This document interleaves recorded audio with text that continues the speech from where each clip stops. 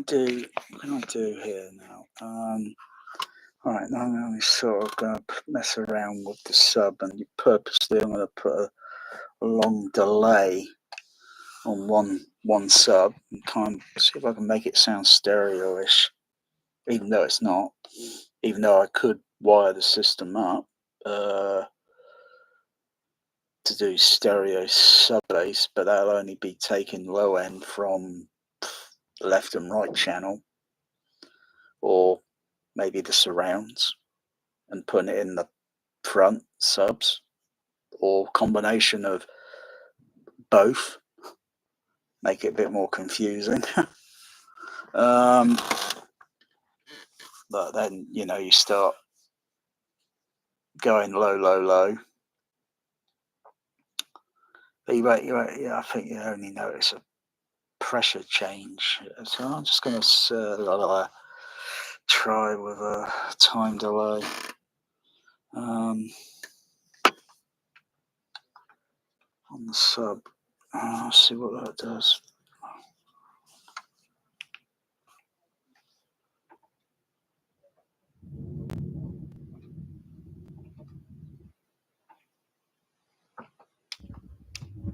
Okay, that's the sub playing over the baby boom, though you can't hear it in the video because it'd be all muffled.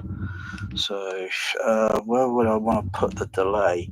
I don't think I want to do it on the THX, because if I use the combination of the left center, right center, because this system is really complicated.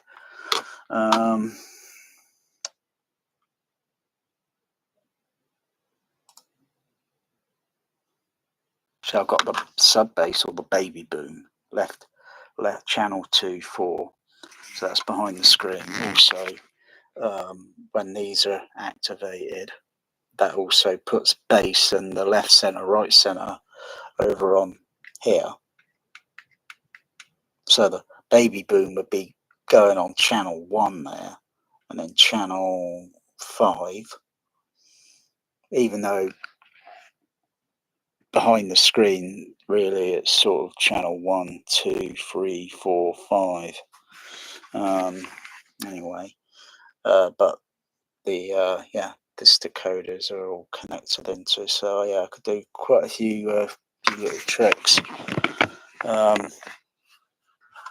think it's just about doable with a Storm Audio processor.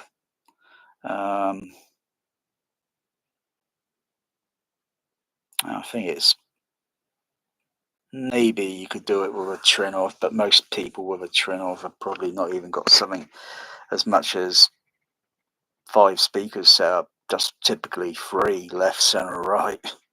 It's like they've not heard of left center, right center, probably not heard of SDDS, probably not even heard of Todd AO 70mm, or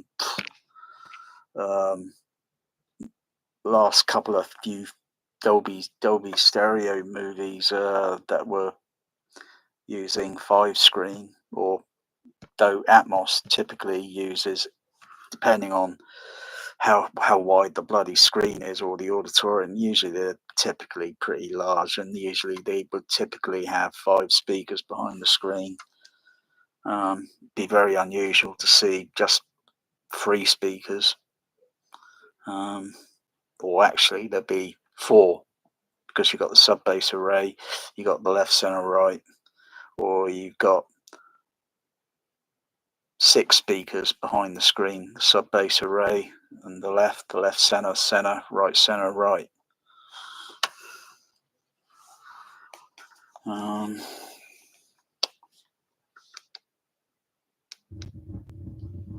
So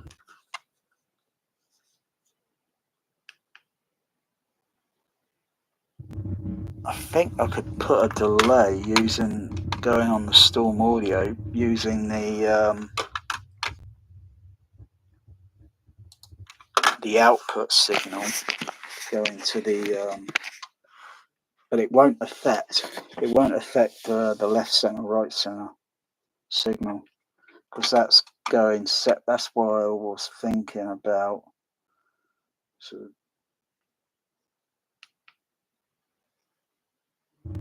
Where's the time to? Oh yeah, millisecond. That's meters. I'll set that to millisecond. Or hang on, I could set it to feet. Yeah, set it to feet. So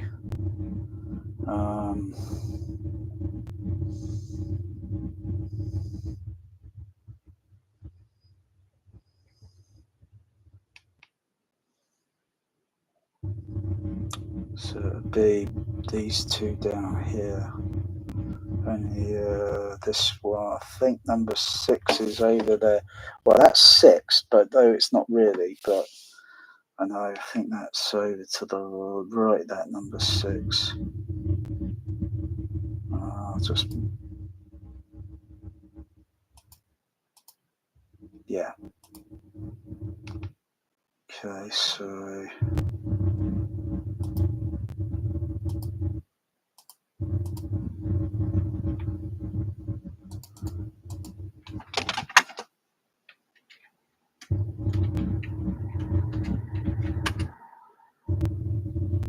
give it, oh yeah, that gives it a sort of stereo-ish effect on the LFE.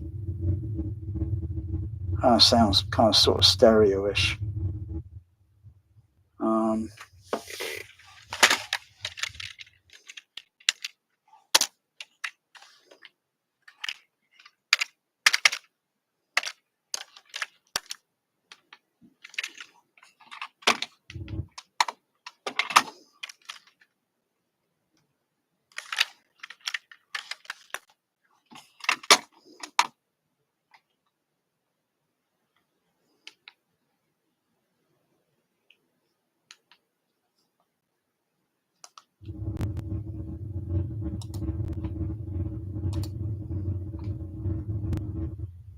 Just reset that, see if that's set. It's put a very bizarre numbers there. So that against 80.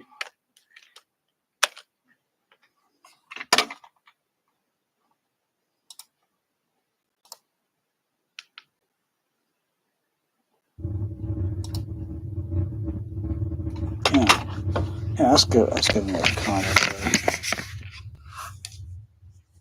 spatial sound on that, on the baby boom. Kind of sounds stereo. And we add the other channel, so then go back to.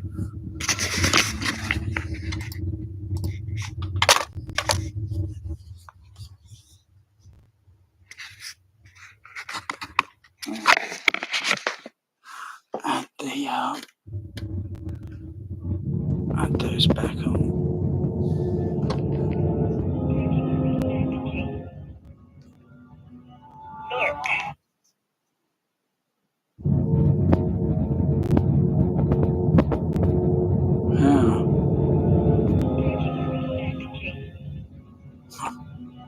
Yeah, I like that. Wow. Equatorial orbit failed. Energized fuel starting to start. Shipment to secondary generator. THX. Wow. DOR is online. How's the status on the lifters? Continue to see pressure. Wow, that's a pretty neat effect. I would be afraid,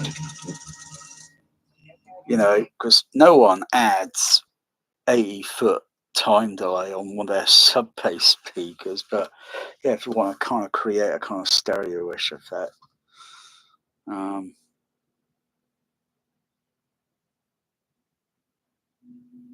So it'd be kind of making the sub, instead of the sub-bass, it's kind of going like that. It's kind of going like that. Or at least I'm simulating with my hands a sort of movement when it's, even though sine wave frequencies would go out in different areas of the room, different sort of randomly, or but it's kind of making it. I wonder what it would sound like with the multi-tone, though. I'm probably a bit, probably might make me sound dizzy. Whoa.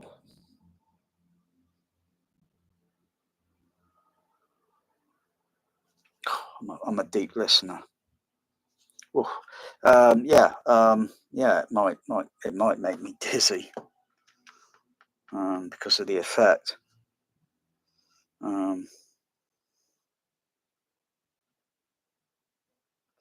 Yeah, maybe I should try.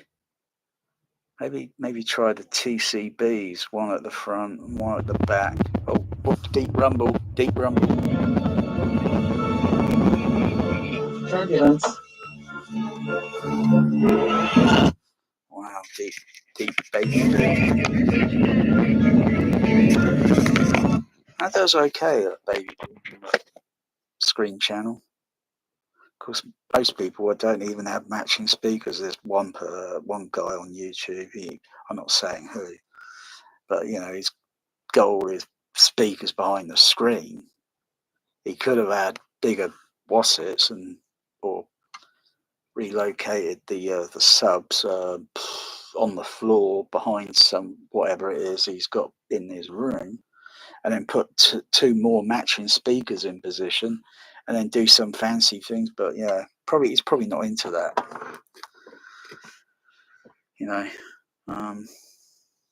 Probably won't be into that sort of thing.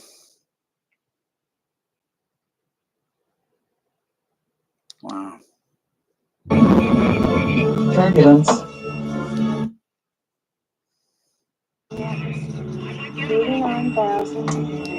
Wow.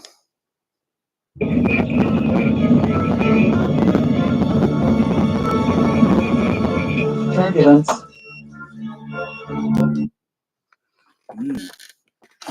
So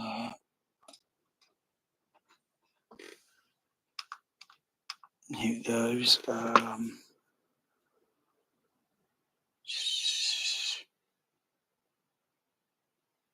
So I'd use it on the DCX. I'll use the time delay on there. So on the other D, because there's many DCX. Get the camera in position. It's drunk.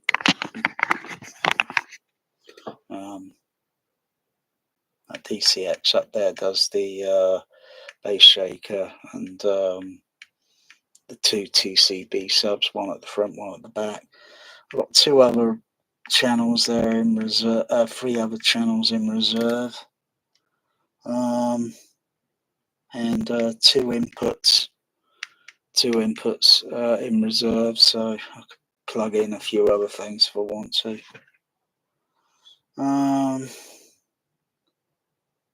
So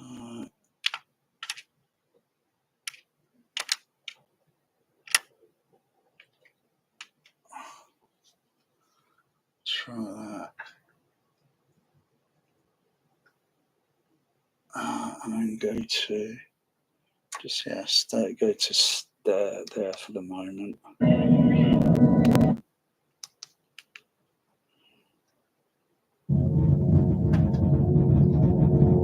Okay, turn it down a bit. Maybe I can hear I can hear it. I feel it, hear it.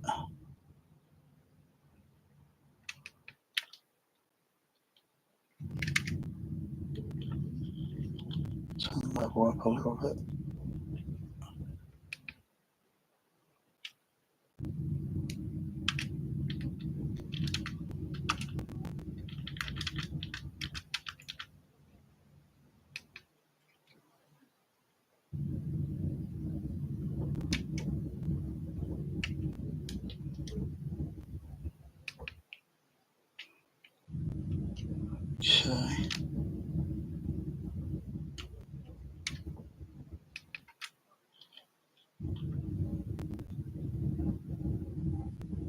Okay. Right, add a time delay. Where do I want the time delay? On the front or on the back? Doesn't matter. So it's just a time delay.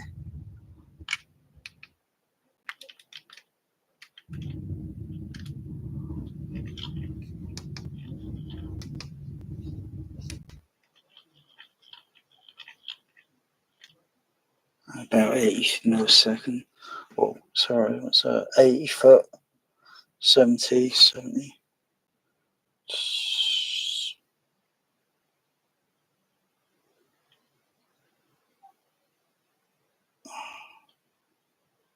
Okay.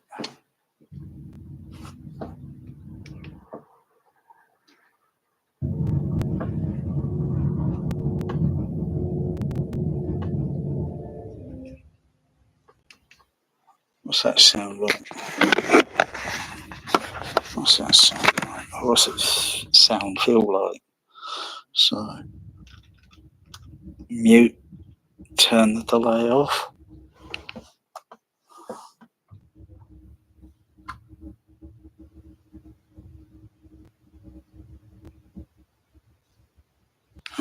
Okay, turn the delay on. Yeah, it's got kind of, it's very, very difficult to notice it. Probably be better if when having something randomly changing pitch or changing the phase. So when I played Pink Noise one time and then adjusting the phase up and down variably, sort of I could sense the sub at the front and the back. I can sense that it's kind of got this movement sort of going, one at the front and the back, and the kind of moving, the sort of movement.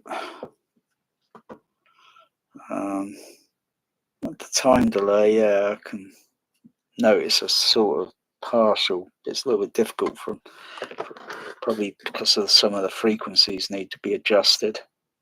Not too many, but just a few.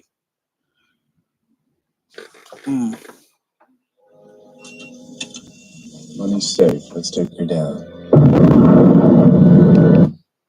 Wow.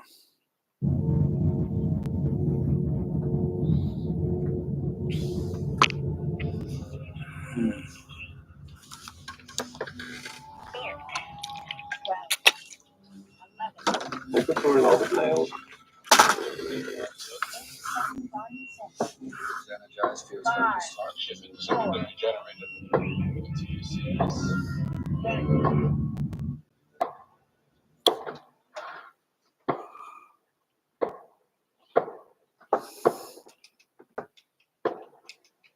Wow.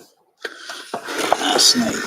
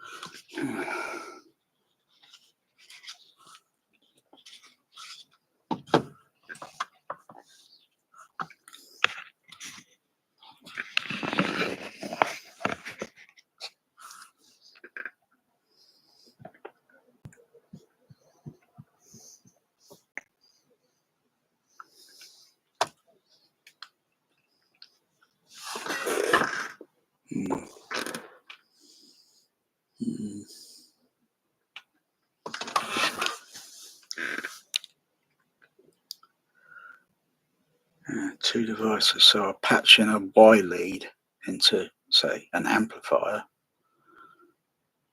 and I could have two other devices connected onto it. And when I'm using, if I use Dolby Atmos, or if I want to use, something a little bit better than Dolby Atmos, because, well, it's like I say, it's only one good, decent movie. That's Gravity. Everything else is just, oh, crikey.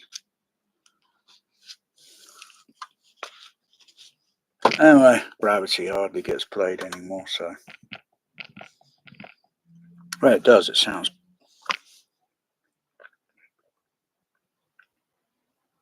Wow. With below surround.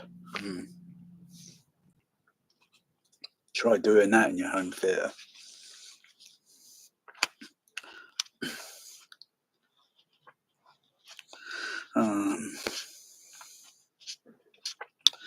I'll take that below surround. I'd really like to have a.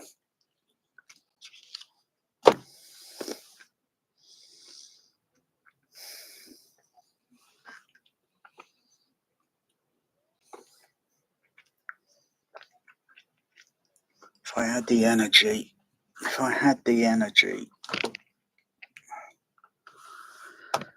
I'd strip out all the seats, strip I'll get it all sort of like so I could put it together within, say, do it myself and just get everything measured, get it designed, and just kind of put it together like a jigsaw puzzle. Though sometimes jigsaw puzzles are, depending on how many pieces, can take many hours. Then you take a pause and you come back at it and then go back at it again. I've gone over this so many times that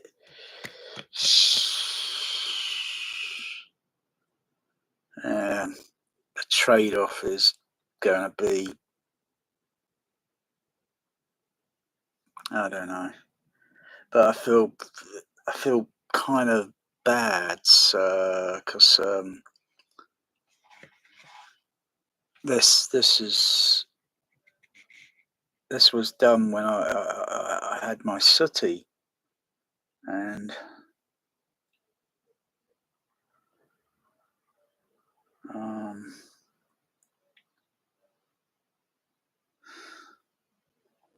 I would feel very sinful. I would think it would be a sin. So people change, and yeah. And besides, I mean, crikey, I'm going to lose at least. Well, I mean, lose. I've lost my cats. Oh, fucking lose. The trade-off in this will be is going to be at least that many inches, which is, yeah. I mean, it won't make me feel like I'm closer to the ceiling, will it? I don't want to feel like claustrophobic. It already feels claustrophobic in this room. That's psychological. Just because you can see it, but if you're blindfold, could you hear it? Could you sense it's claustrophobic?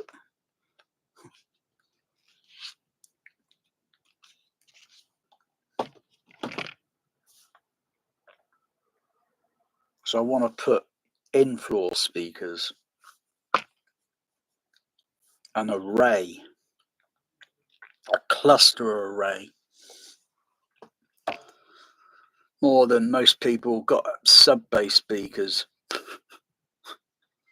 Of course, they would be able to do. It's designing it, because if they're going to be in-floor, they could be, say, like, well, how much volume, depending on how much open there, yeah.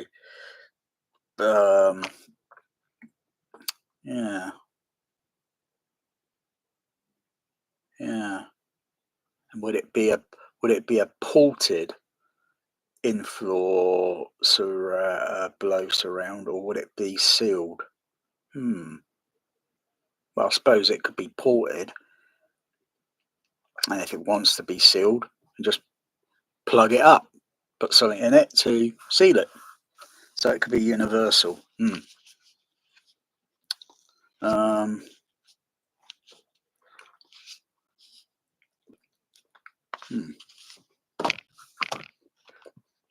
course, the bigger the room, deeper the floor. Probably can't really go with actual floorboard things and such. You probably got to, because you got to take all the floorboards up. You got to look at how it is, and then how the design would work. Otherwise, it's like, well, if your room's big enough and it's got a higher ceiling, and you put something in, it's not going to be too much of a trade-off. Just got to see, it's trial and error, of course, making it work.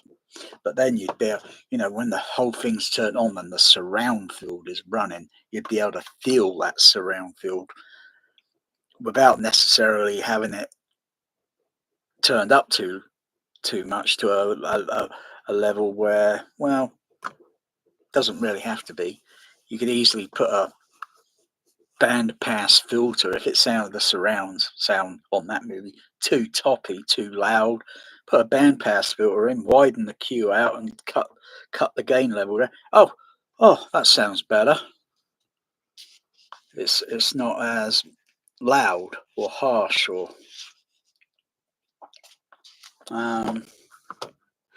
but should give a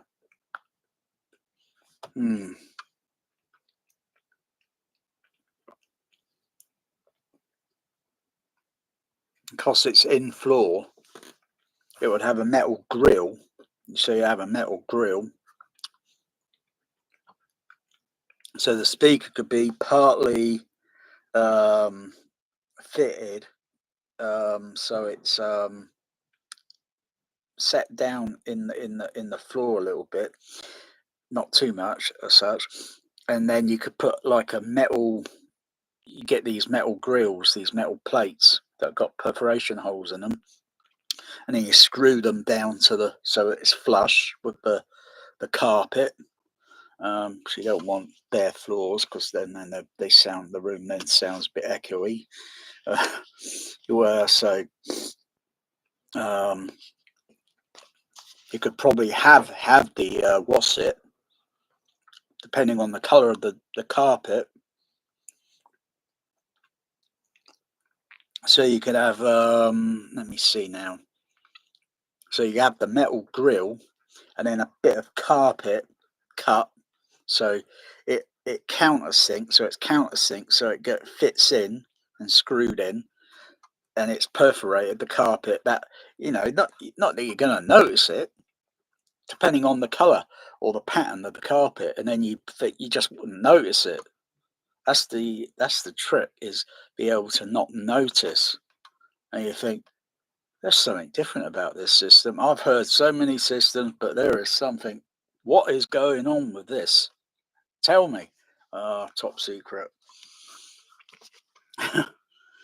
So yeah, it's possible to use a carpet pattern that's got patterns on, and then you just put you look at the design, and then you just drill. You put the carpet glued onto the metal plate, and then drill the holes so it's perforated, so the sound would pass through it. Yeah, you got to use a coaxial speaker, of course. And so yeah, once it's all up and running, you put the pink noise through, and you can see you're getting high frequency coming from it, and so that's not a problem. Yeah, then you've got something that's a little bit different. Of course, I'm only doing it with practical speakers that are just on the floor, but there's not enough of them. It's got to be uniformly spread, more or less, almost uniform. Of course, with the metal grills, that you're not going to.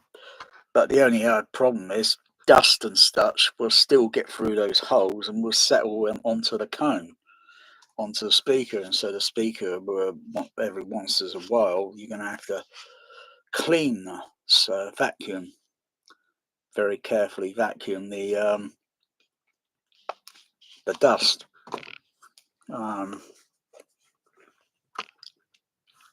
Unless, of course, you can minimize the amount of dust in the room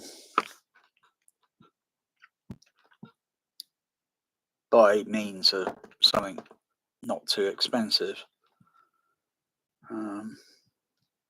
So it's like a clean room. Well, I think clean rooms, white rooms are very, but yeah, it's doable.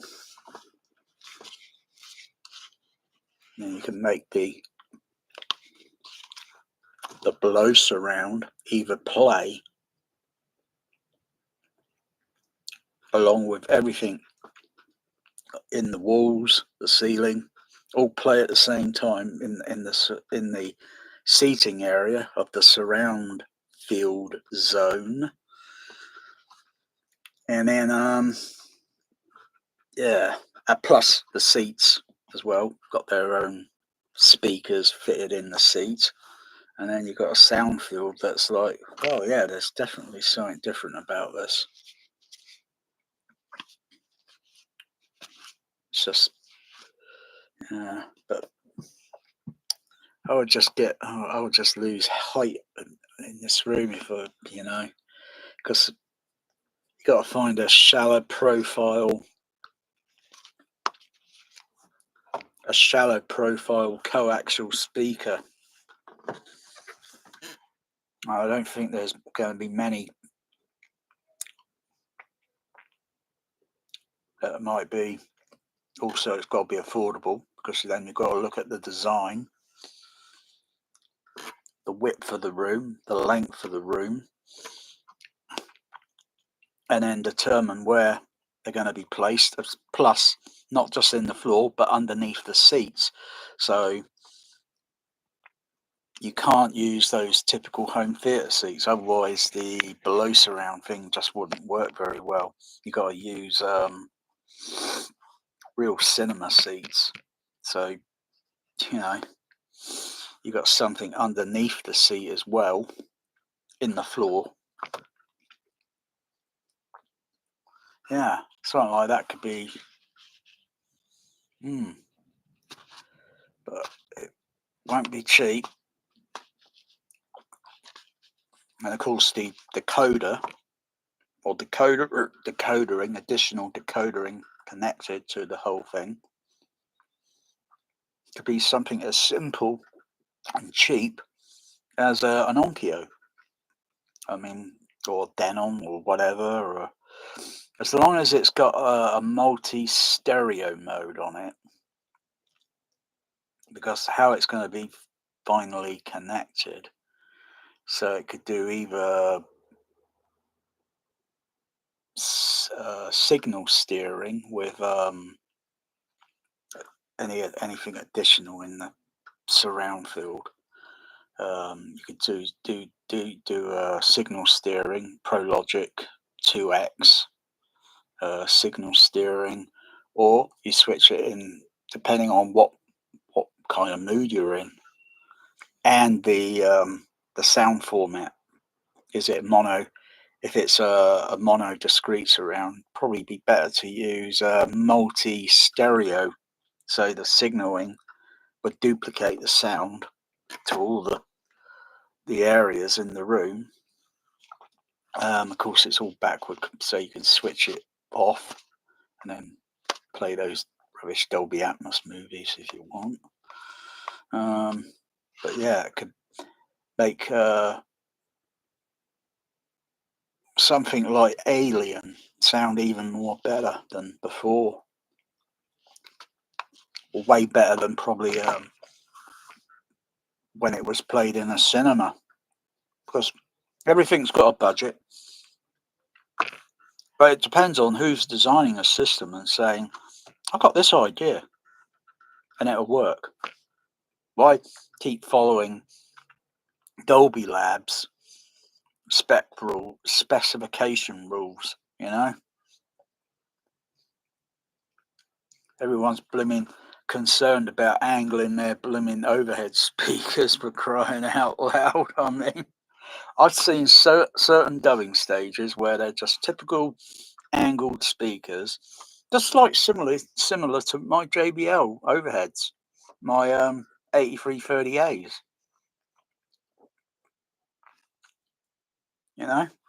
They're wedge shape angle, and yet it work in the room. Just because it's angled in front of me, above me, and they're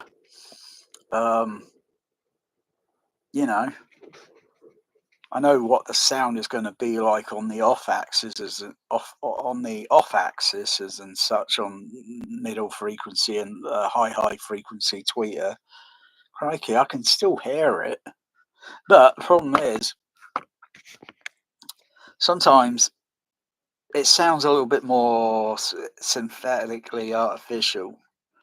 If it's got kind of rain effect, that's kind of like but like I say, rain, you just don't hear it until it lands on random surface objects, and then it makes a sound. Otherwise, it's silent, free falling through the air from the clouds, and then it's free falling silent rain. So when you think of the overheads, and most people are getting, they're so religious about their Atmos overhead. Crikey, it's just a speaker for crying out loud, used as an overhead surround speaker, for gosh, crying out, Pete's sakes. It's not an Atmos speaker.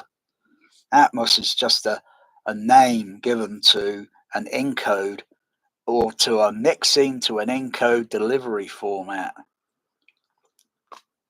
Otherwise, what about the pan-through speakers? Are they Atmos speakers? Probably not. But more tweeters than overhead. More tweeters, because typically, rain effects, depends, sometimes. If you get those real heavy downpours of rain, I'm not sure if it's similar. I don't think I've even come across a movie yet where it's had very hard downpour of a rain sound effect or flash flood. Because I tell you feel a flash flood when you're standing out in it. It's coming. It feels like someone's just poured a bucket of water, literally, boom, hits you on the shoulder, hits you on the head. Oh, flipping out. Yeah. That's one thing you won't get from Atmos. Bass frequencies.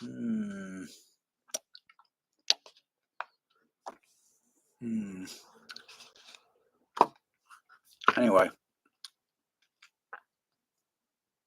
I could put more speakers in the overhead if I want. I like to create the sonic hole overhead effects. I'm partly almost that close to a sonic hole. I just need a bit more, and then it'll be like that. It'll be complete. So I could put how many more overhead speakers, and that's typically more than most people's homes, including millionaires. 1, 2, 3, 4, 5, 6, 7, 8, 9, 10, 11,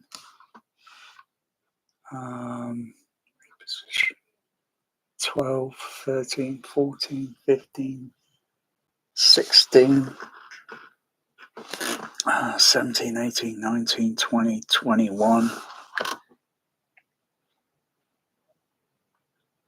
Yeah, I could probably put another 21 speakers on the ceiling for overhead. Plus that'd be 21, 22, 23, 24, 25, 20, hang on. What'll be the total? Oh gosh. More than most people's wet dream. I think almost, yeah. Then it'll sound like a sonic hole overhead. But I think even the sonic hole overhead, the design on that had spacing in the speakers when it was put on the ceiling. And what happened to that auditorium? What happened to that cinema? What cinema was that? I think I might know someone that might know the answer to that. I'll send him a message and see if he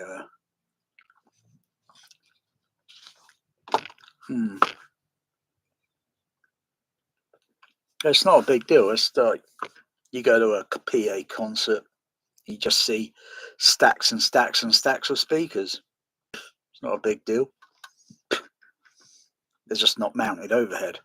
They're just mounted up on the stage or on a truss or such. on the stage. Or you go to, yeah.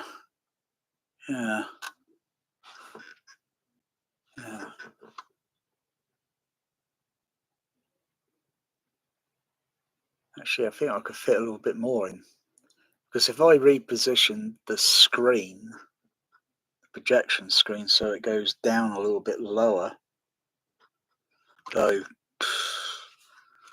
that's not going to be easy on the projector, because where the projector's positioned, the port window is kind of like it's that deep. It's about that deep. The projector the hole should have been made a little bit more larger, so the projector's a little bit more closer to the port window, and the port window a bit wider. Should have been a little bit closer. Otherwise, crikey, it's got to be tilted slightly, and then that just, it bows the image slightly.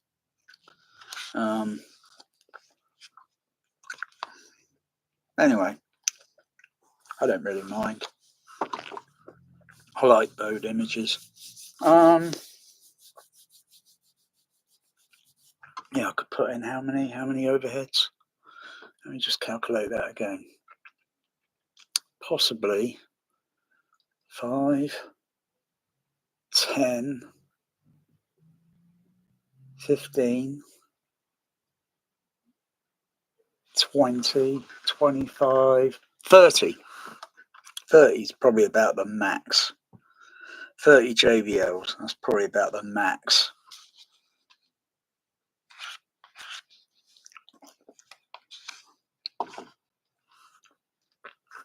If the speakers were slightly smaller, then it could be maximized.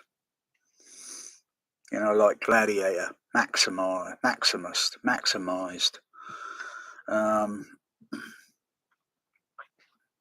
Smaller speaker, and probably go from 30 to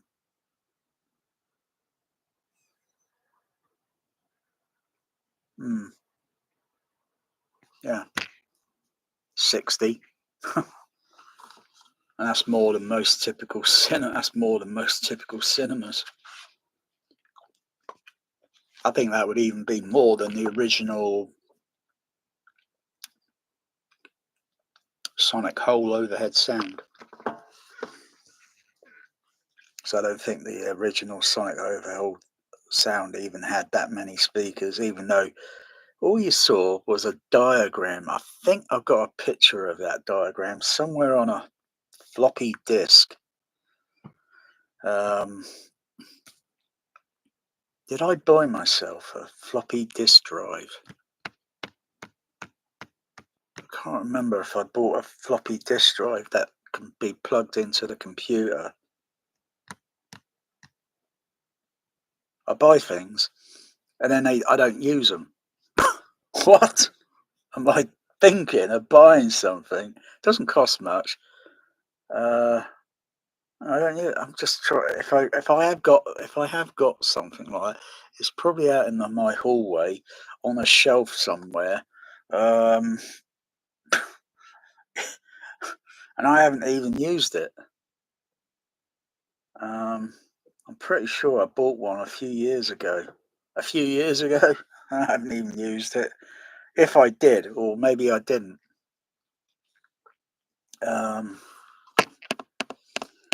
Because these images or this diagram or such, you can't find it anywhere on the internet anymore. It's been taken down. It's like a Dolby conspiracy, because they want to make everyone believe Dolby Atmos is, so it's a conspiracy.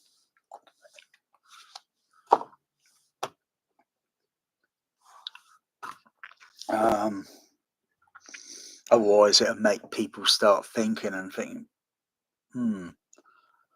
yeah.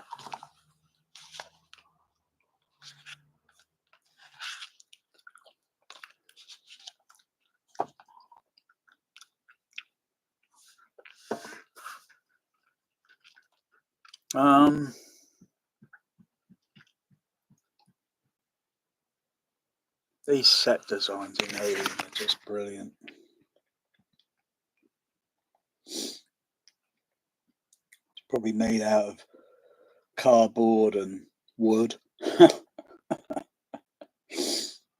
And maybe a laminated floor, but everything else, you know, the fabrication, the design, all these cylindrical shapes, curves, and so, yeah, you look at it and think, huh, yeah.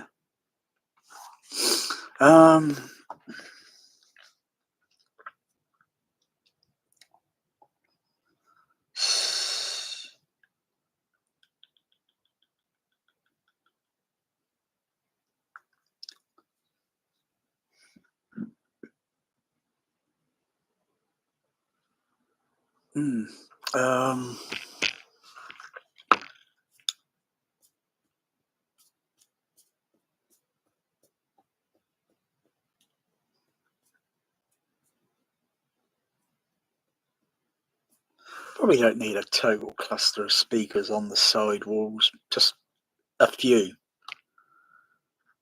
more.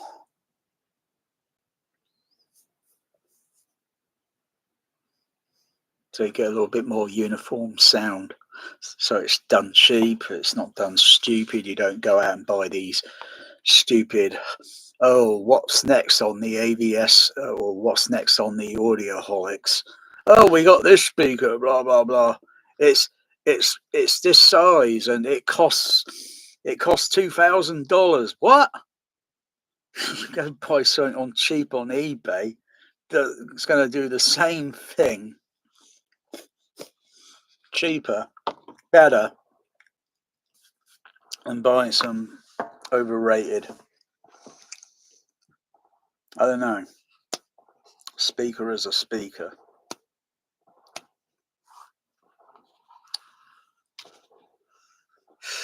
Is it the crossover that makes the speaker, or is it the combination of the crossover or the EQ filters? So if it sounds a bit honky or whatever, you just use a filter and just take out the honk.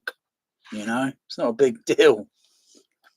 Any speaker, doesn't matter how bloody good it is, you turn it up, crank it up, eventually you're going to hear something that sounds, whoa, that sounds like it's honking, or it's like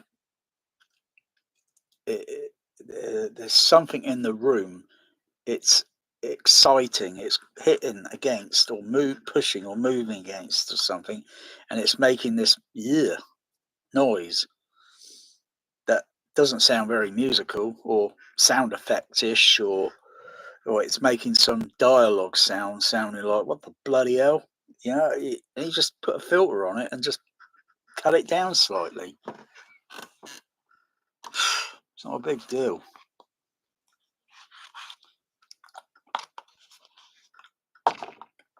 You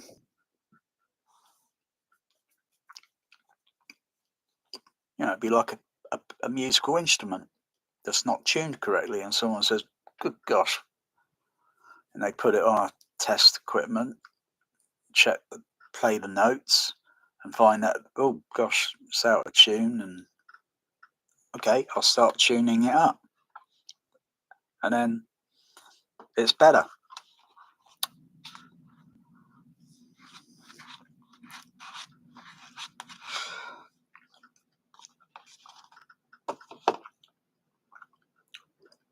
PA speakers at the end of the day are probably better used for than buying all that, you know, because you can get them cheaper, secondhand, and we sound like, well, that's what you heard in the cinema, depending on what size the auditorium was, of course.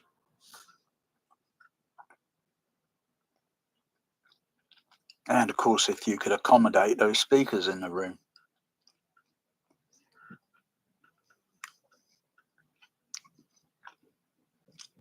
I think speakers behind a typical cinema screen today should literally go from the floor, but individually have sound moving through that speaker. So you got like HF horns near the floor, HF horns up near and well, make a cluster behind the screen. You wouldn't need a baffle wall because flipping that, the speakers will become a baffle. There'd be that many. But then you've got to have a mix to spread sound and move sounds around and have sounds playing in certain positions, like these so-called Atmos objecting things. This is how we hear sound in the reality world, isn't it? People are objects and they're moving around you go down the street in a town or such, and you've got people walking that way, this way, behind you, two people standing behind you talking, and you walk in and you go past them, or suddenly you pause, but you don't face their direct, you just listen. You just want to listen to their conversation, those sort of things, so you do random things, unpredictable random things. And then you got the pigeons, mostly sometimes they're walking around on the ground, and then they suddenly they flap their wings and they go airborne.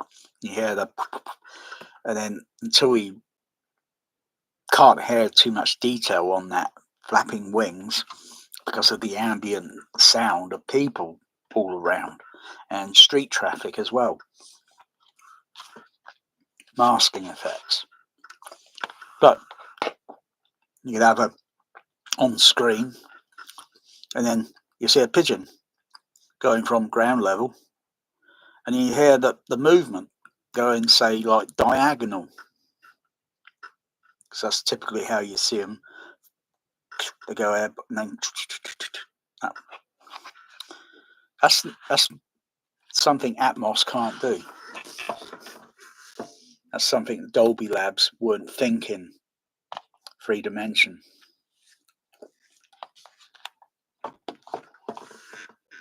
And of course, putting speakers in the seats. So like you got, there's a special prize draw, or special, like when you watch this movie, when you hear the whispering sound coming from your seat, and then you come down and win your prize money or whatever, because you'd be able to put specific sounds in, but that sort of thing would be, depending on the size of that would be pretty expensive on how many amplifiers and speaker, sort of special speaker thing fitted in the cinema seats.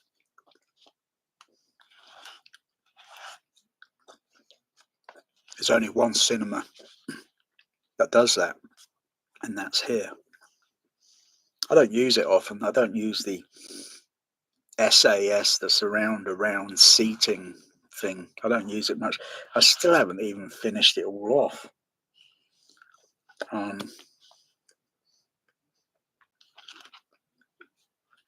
Those little Dayton exciters are pretty nifty little things.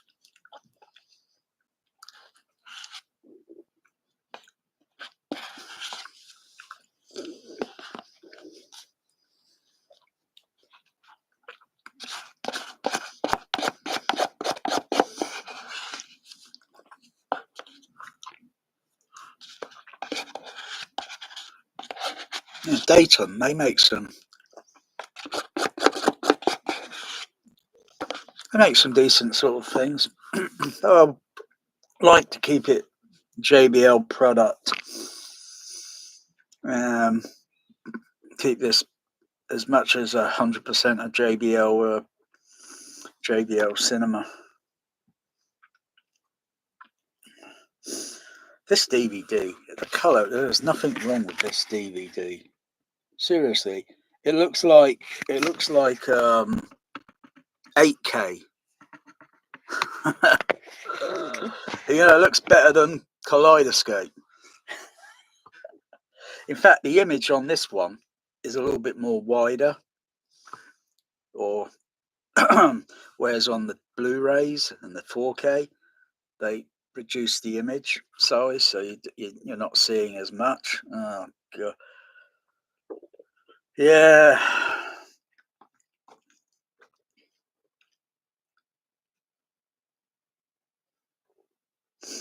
I got the Blu-ray of Alien, but I don't watch it. It's rubbish. The image is cropped.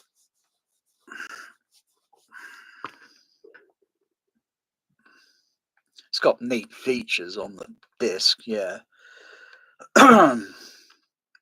Isolated music score.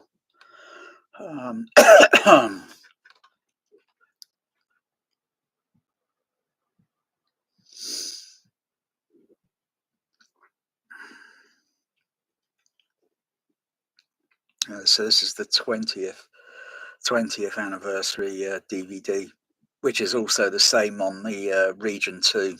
This is the NTSC Region 1, because I got fed up with the Region 2. I want the pitch speed to be at the international frame rate, not speeded up.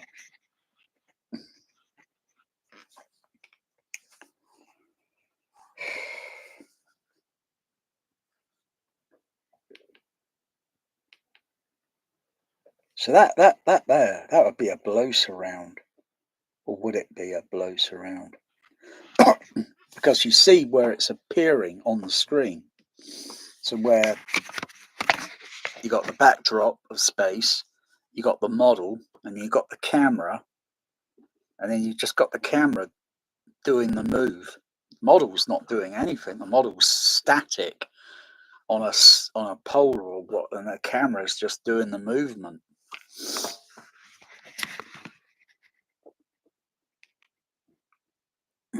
But you could have the blow surround of the spaceship because it's in outer space. It's artistic license. You could have it rumble sound that's coming from below, from behind. You'd be doing this. Whoa. Looking down. And then you see it going up on, and then you see it as it appears on screen. So it'd be, yeah. That's 3-dimension sound. That's what Dolby Labs have not got. And now they've got a cock up of a system. How could they put a blow surround into there and make it so that it's affordable, it's cheap, and it can fit in on most other systems without having to sell, because all this future backward compatibility bullshit, it fags me to the teeth. It does. Oh.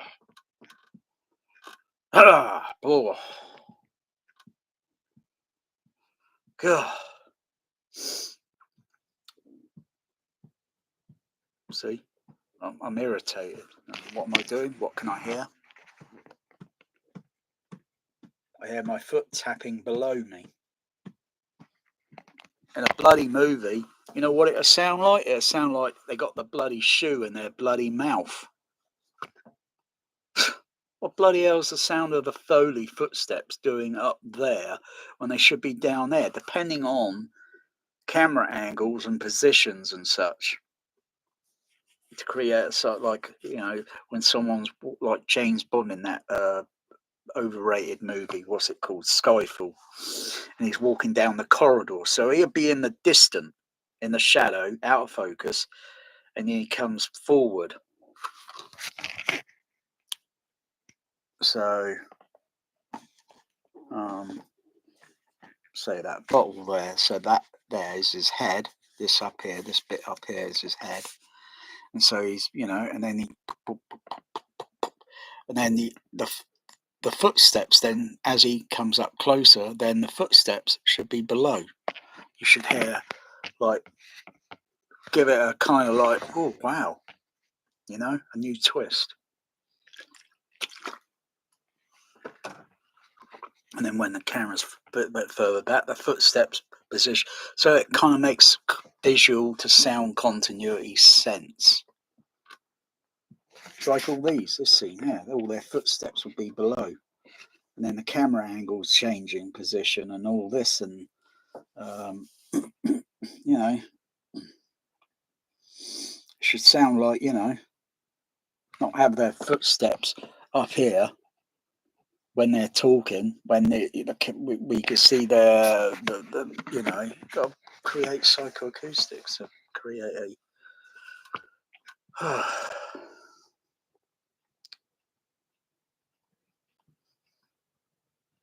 otherwise I might as well just buy one of those children's storybooks where turn the page and then you get a three-dimensional thing where it just these things pop up.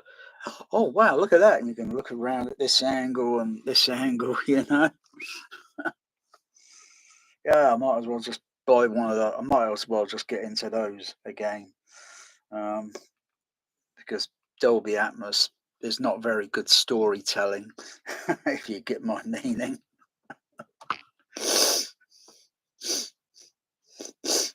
Oh, 15 years of Atmos. What a waste of what a waste of money on that lemon.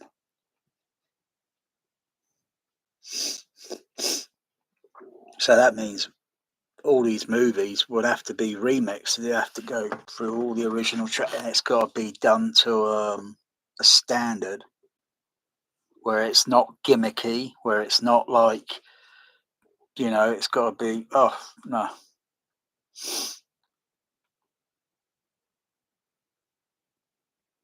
But that's what they do with old movies now.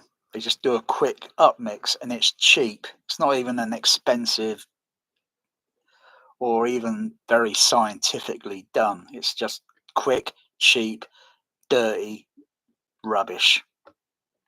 Just so they can sell an old movie, because it's like, oh, I've already got that movie. Oh, unless it has Atmos. But most people don't understand what Atmos is. Like, again, go and listen to that Twister Blu-ray 4K, whatever it is.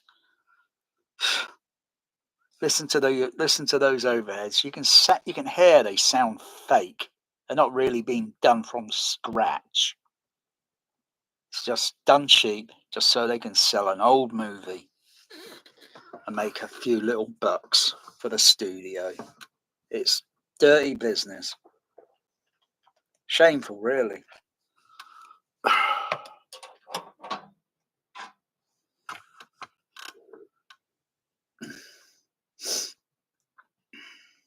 I think more people like me should be blowing the bloody whistle on Atmos, because it is such BS. And looking at all these dub stages on the Warner Brothers, why have they got 7.14, 7.16, 9.1? What the bloody hell?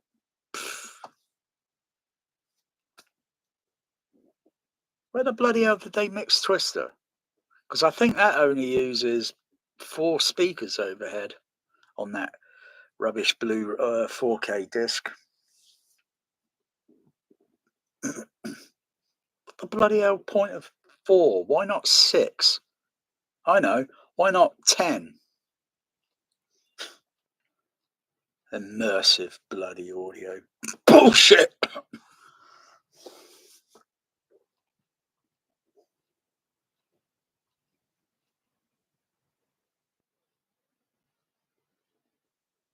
Yeah, what the? I wouldn't be even picking that fucking thing up. What the fuck? I wouldn't be picking that up. You don't know what that is. Oh.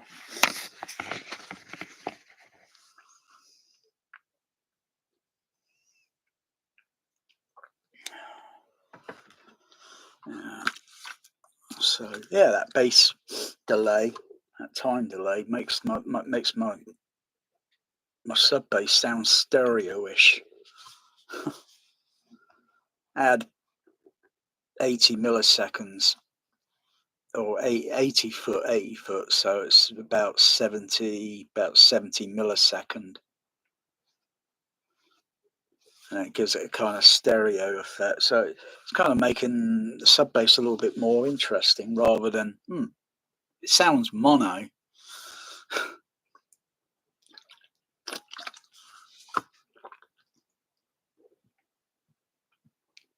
But as to why it's changing in the actual, frequency sweep, I don't really give a toss. It's probably shuffled the frequencies up and down sort of thing, and then you probably get a little dip, or maybe it's added on, and so it multiplies and pushes a certain frequency upward. That's what the time delay does. It just shuffles and moves the frequencies.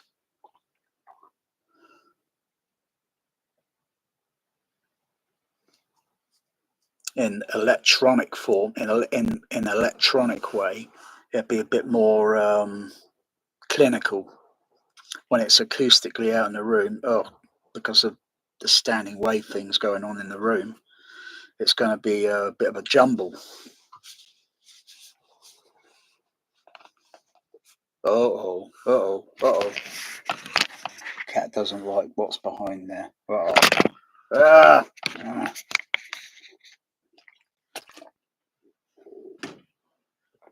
Ooh. So they got have they got subtitle for the cat?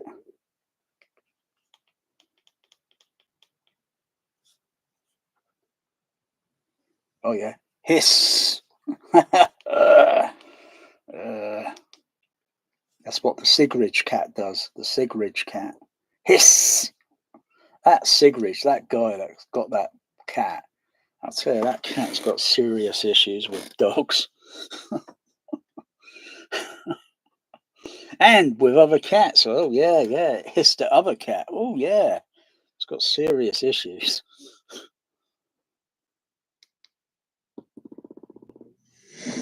Oh.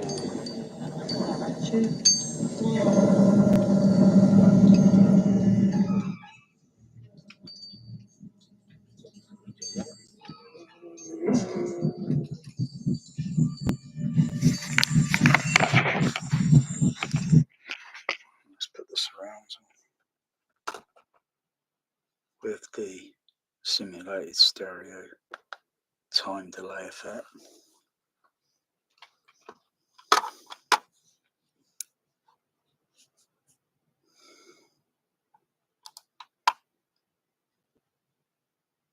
Yeah, they're turned on there. I turned them off. I muted them on the. It's probably timed out. Oh no, it's not timed out.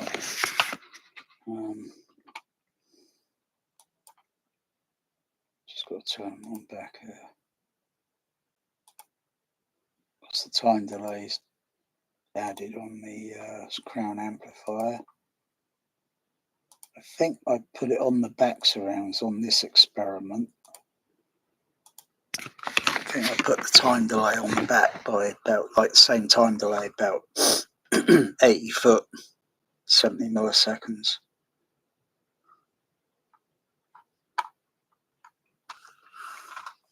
Wow.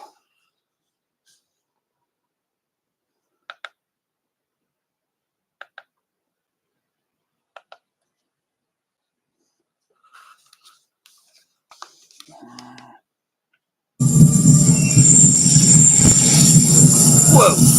There's an alien above me.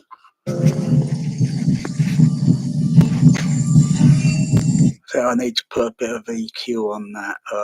That alien was a little bit in my bloody ear too much. So I put an EQ filter on that.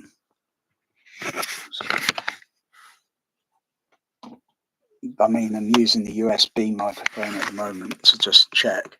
So there was a bit of a harsh sound at 6 kilohertz when the alien gets blown out the airlock on the space shuttle. and the you got this kind of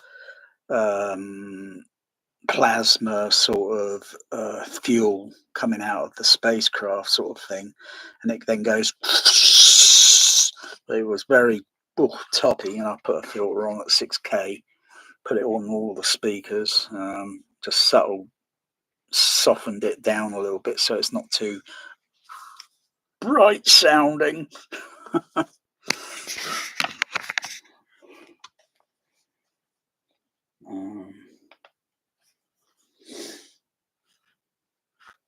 I just turn the screen channel level down. Oh yeah, there it is, that beast.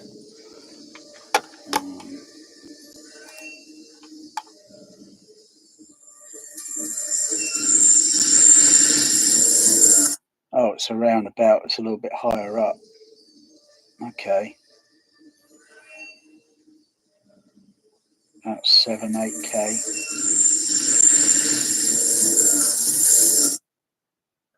Okay, that's easy. I'll put a few filters in there.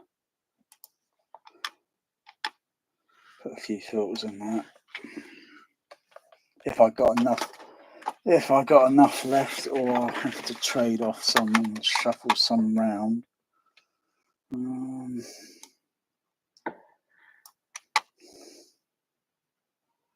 So that's a little bit toppy, that. I don't think, how many have I got here? 1, 2, 3, 7. I've got one filter left. Plus additional filters, plus other additional filters on me. So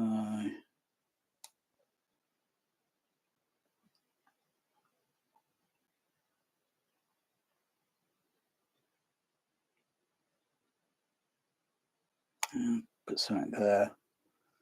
Okay.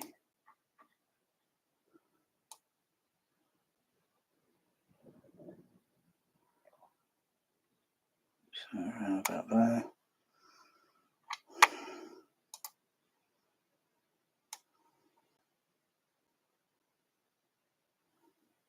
Maybe the alien makes that sound very toppy. Yeah. Unless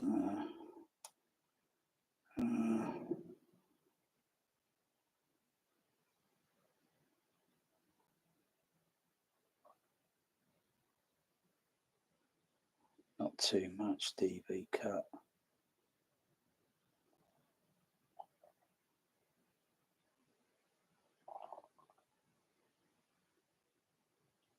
About there. One.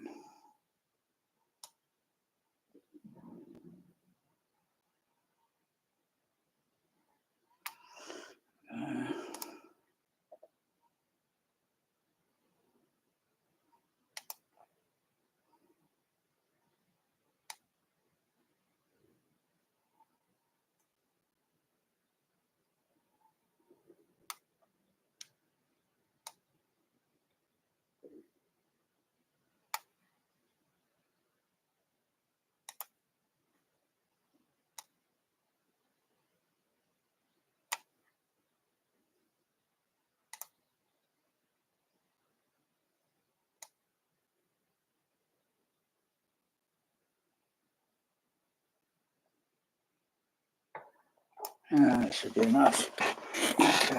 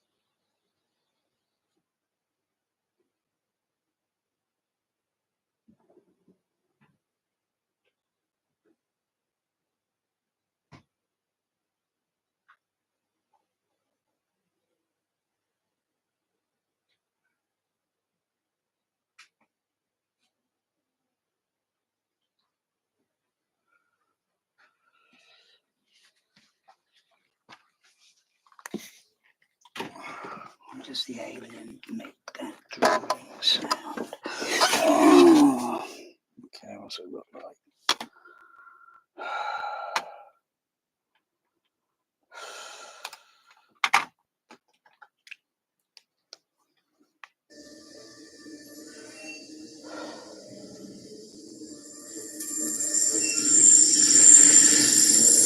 Oh, that's a bit relaxing. That's okay. See, I don't have to drag it out into a bloody 200 page on a bloody forum. Just get cracking, get to it. What's it like on the screen front? What's it like on the screen front? Oh, I don't want to do too much because there's specifics. Oof, bloody hell, that sounds like the aliens around me.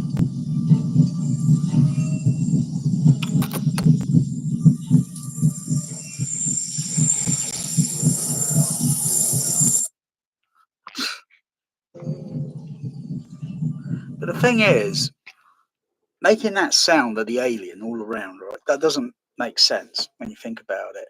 Because it would be just, unless it's that is coming from a little point here, and it's radiating out and echoing. Because don't forget where he is walking around in the spacecraft, clap your hand, it would echo. But probably maybe on the movie set it'll probably have a sort of different echo. But anyway, yeah. So you really want that alien sounding from, if it's overhead, coming from, say, maybe one of the middle overheads, because that's where I think it is looking. If it were, but then don't forget the alien is on the ground, or is he above and then he comes down below? Is he above, somewhere above on those chains, and then he drops downward?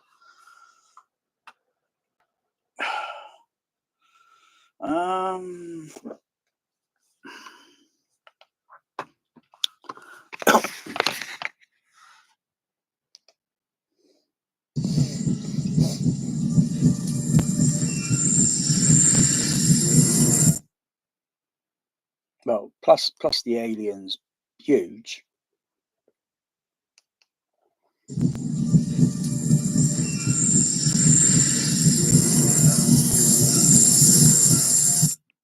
But even when it goes to the front, it's still making that freaking sound on the flipping surrounds. That's like,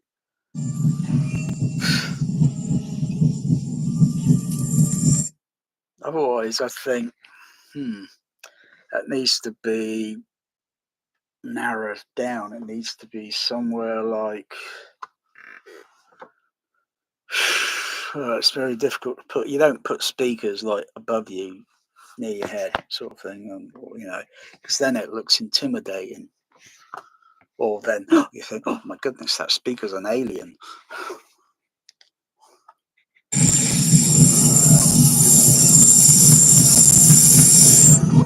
Bloody hell.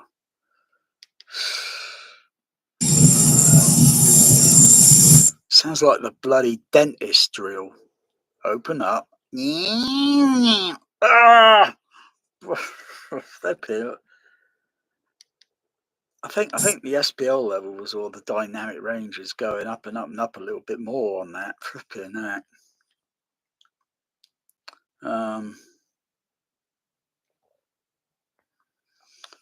Just try to, because I've seen a 35mm print of Alien years ago, but it was only a mono print. It was only a mono sound mix print. Because they had Dolby stereo ones, and of course back then, they probably send out mono print ones to cinemas that have got mono, even though Dolby stereo is, you can with a processor you can switch it to mono or whatever. Blah blah blah.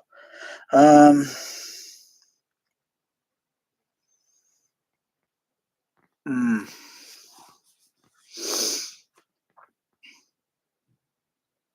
Gosh.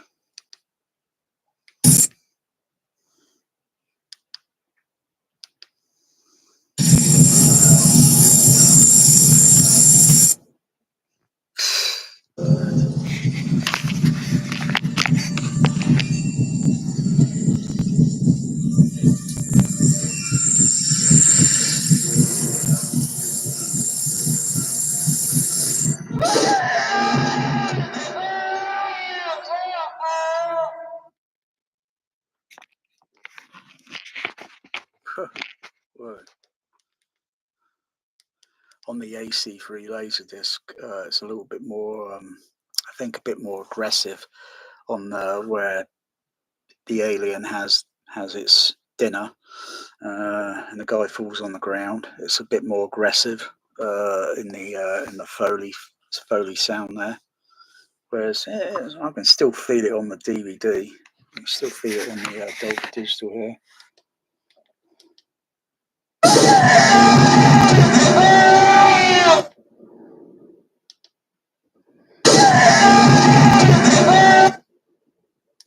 Sounds like I can hear it. I can feel a sound on screen somewhere, and then I can feel a second sound that is. I can feel it in the in this small seat riser sort of thing. I sort of feel it there. So I feel two sort of sound vibrations.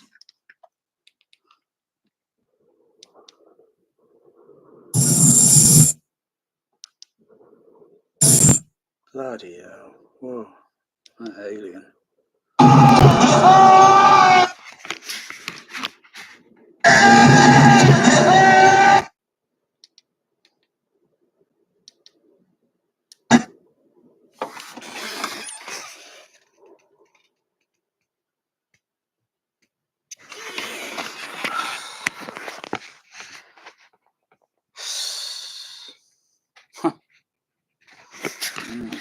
Wow.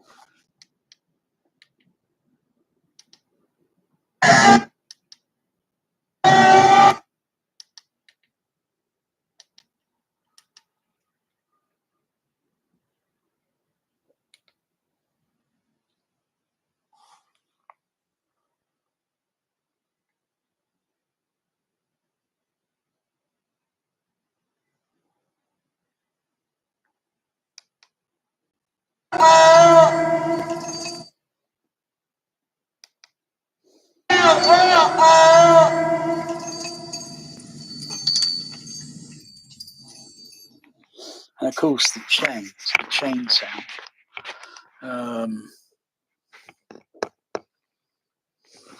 You'd have, I suppose, if you was going to mix but chains overhead, I suppose it's got to be done so that it's oh gosh.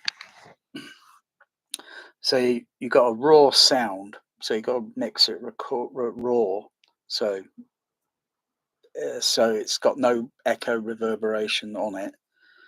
It's just the chains tapping, and then you got to add in the echo reverberation to so like it's echoing down to the floor, up onto the ceiling, or out onto the sidewalls, out through a corridor, and then whatever. Because you can see how everything is designed, and you got to think where those echoes are going to, and create a sort of like, oh gosh, it sounds like being there, sort of thing. But acoustically, sort of, I think even with that sort of layout, which would be way better than Atmos. And then when you got all the other sounds like the water dripping down the vapor, and that would be landing on the floor, and that'd be making sounds below in puddles or such, and depending on where you're looking, you still hear it below you because you're walking around, and so it's create that, and then you get the reflections of that going out into, because that room would be very echoey.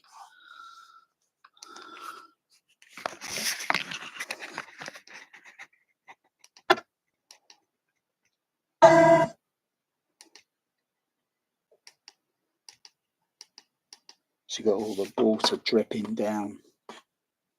Got all the water dripping down here.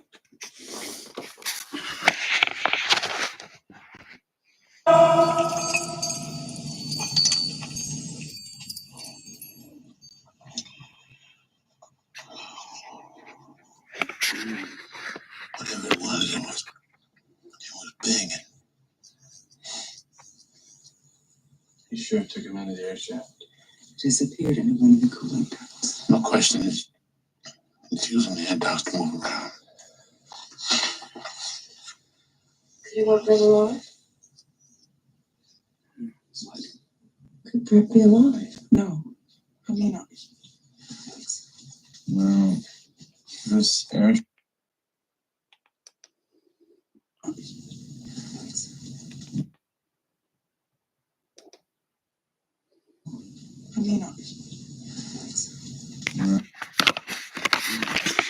Got nice dynamic ranges, like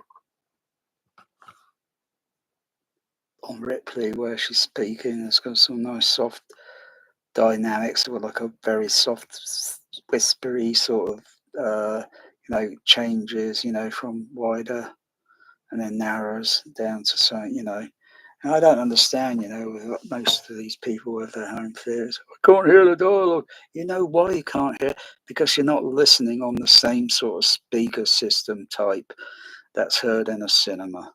That's why you can't hear the dialogue. That's why it doesn't sound as brilliant on your center channel. Your center channel is supposed to reproduce the sound effects, the music, and the dialogue, or dialogue going over any of the identical speakers behind the screen.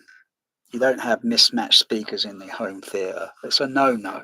You don't win any prizes. There are no prizes given out for mismatched home theatre speakers. And their positionings have got to be, well, they got to be all at the same level behind the screen. Even if you don't use the projection screen. I'm not using the projection at the moment. I'm just watching the OLED. I know where the speakers are, almost.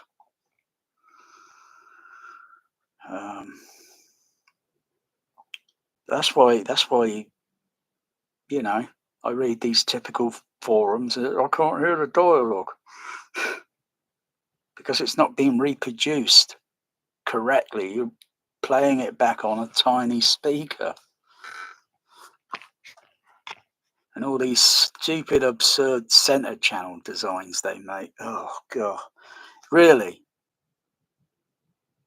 If they were that great, don't you think they'd be using that Skywalker sound in George Lucas's?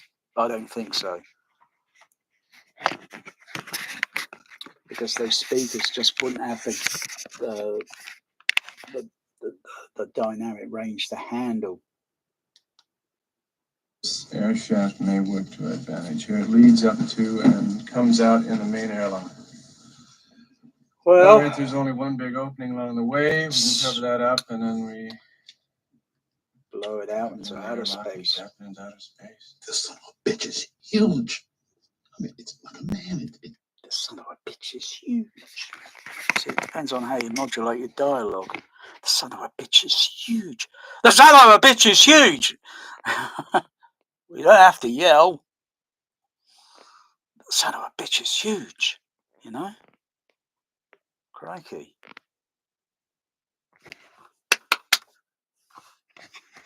No echo in this room.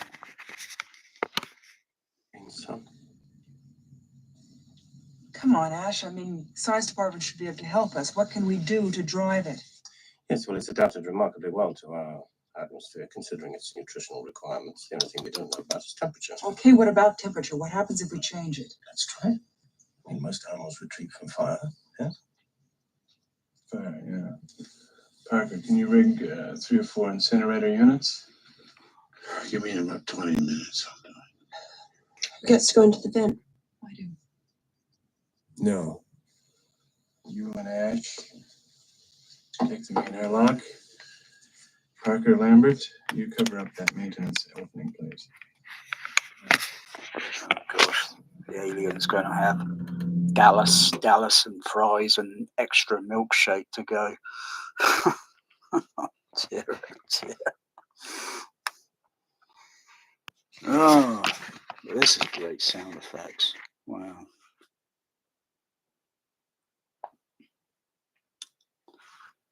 It's getting the balance, it's getting the levels all right. So, you know, that iris that opens up and makes a very scrapey, oily sound.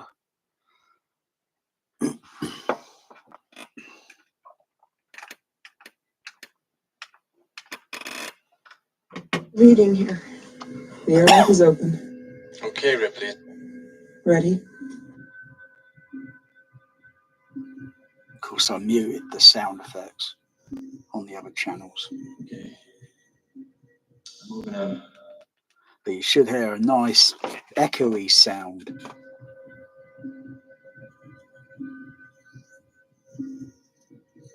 Okay. Moving on. You can hear all that like moving on with an echo.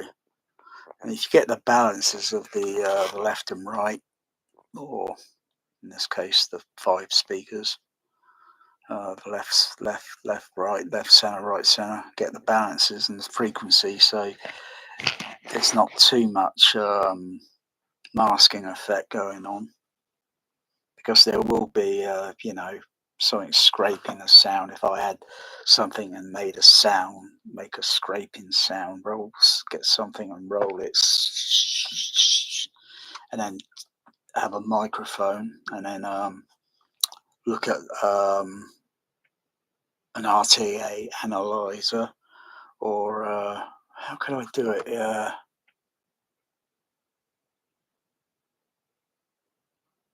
I can modulate my voice and do something, and to a point where the scraping sound masks my hearing, and I can't. Well, I'd still be able to, depending on how I modulate my voice or modulate the sound, because even if I'm talking and I put my fingers in my ears, I'll still be able to hear myself think, so to speak, because it's in head cavity sound. And then when it's do that, and you get this other sound going in, and you get a mask, and you hear something that sounds like a masking effect. And here then is the lesson from psychoacoustics and psychology of hearing. Maybe I should get a PhD in this sort of nonsense. I'll get a free PhD. I'm not going to pay stupid money for a PhD. That's absurd. Just for a bit of paper. It's absurd.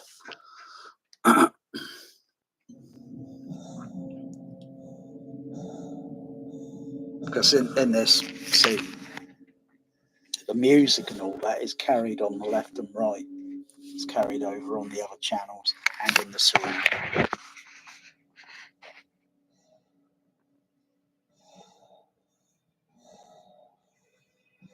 It's very ambient level in the surround.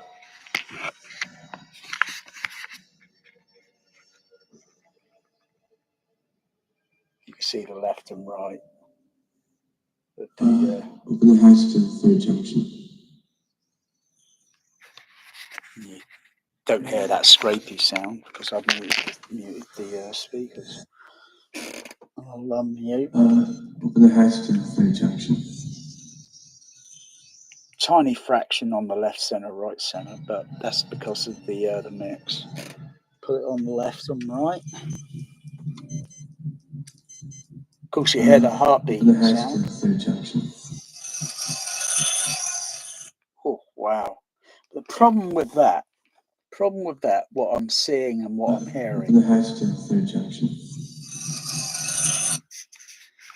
The problem with that. Okay, if it's on a bigger image, it'd be projected. It'd be a larger image, but still, I think that could have been mixed down or such, so it goes a little bit more stereo-ish, kind of sort of thing, like in the left center, right center. So it's a little bit more in the middle rather than set wide. But then I suppose if you're in a tunnel but then still have it in a, you know, bit more down in the middle, and then the rest of the echo reverberating sound could be, you know, but it just yeah. But that's what they had to mix with back then. Today, you know, it could be done differently. Or I could probably get some part of that sound to be partly in the center, but then I don't want to do too much because I want to hear that dialogue. I want to hear that dialogue with the echo as well. And as that echo decays and gets from that size and then gets smaller until it fades out, I want to still be able to hear that. That's listening.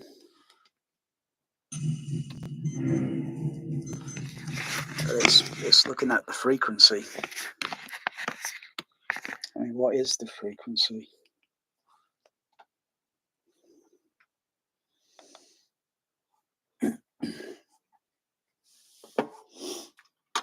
I'll switch from microphone over to the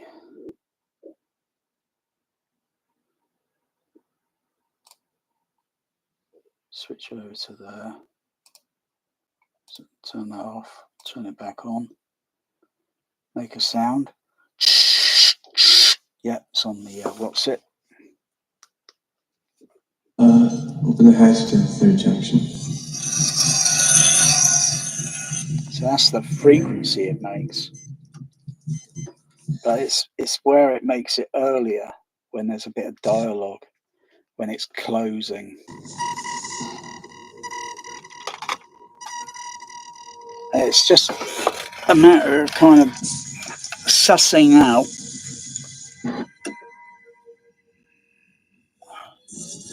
and maybe doing something specific, customized. That's why I think there should be something like a because if I fold this sound totally down and monitor it through I could even monitor it through an audio mixer or monitor it through the could I get it going through the Sony? Because the Sony's got a headphone monitor on it. Anyway, I need to fold it down, and then I can gradually listen on headphones, to monitor, and then start subtracting some of the other channels until oh yeah, I can hear that. But it's also other complex things because Alien is a complex mix.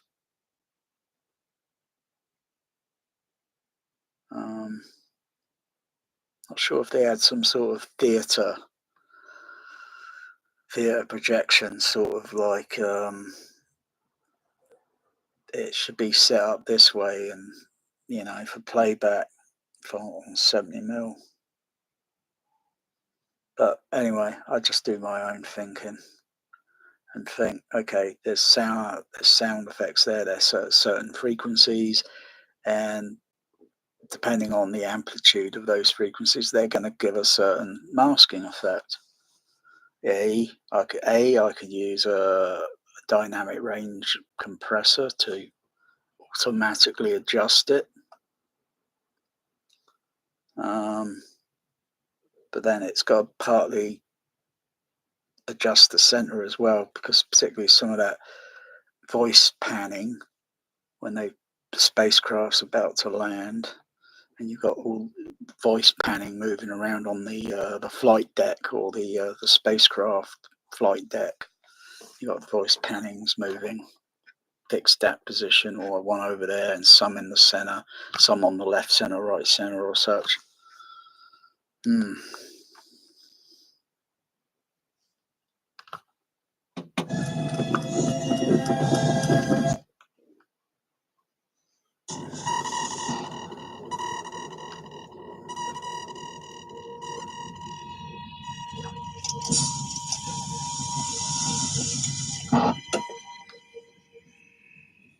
I'm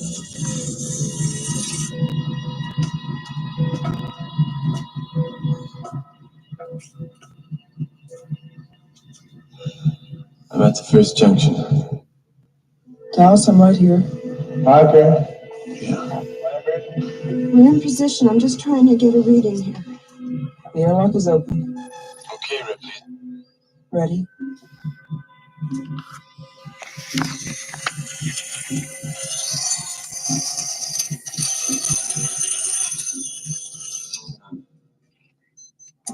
Yeah, so certain parts are. I've had it modified before, where it, you know.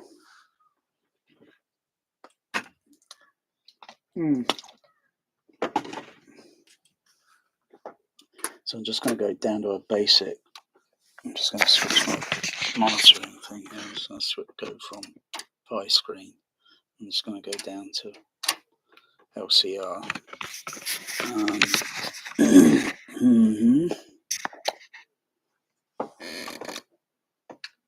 Mute one of the stage channels. Actually, well, mute one of the HF horns. So if I mute the HF horns on the left, right. Got a reading on you now.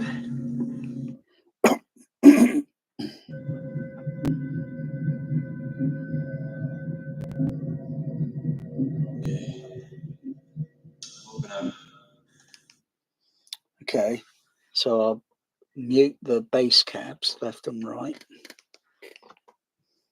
Play the scene again. I think it'd be better if I mute the surrounds so I can stay focused. I think I'll just mute it on the storm audio here.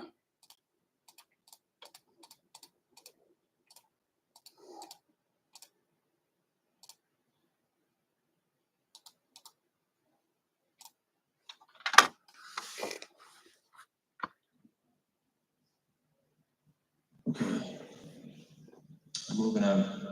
Okay, I'll mute the left and right. Ready? So I've got the heartbeat and that kind of spaceship reverberant sound.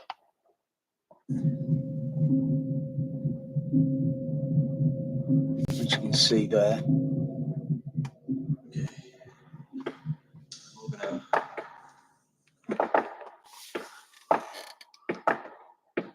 Trying to get a reading here. Oh, fireworks. I hate fireworks.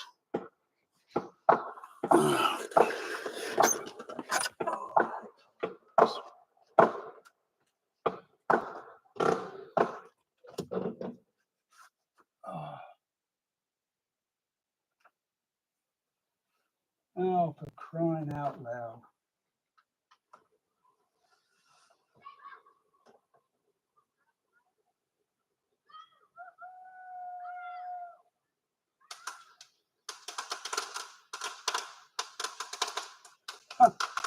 Got idiots across the road with their fireworks.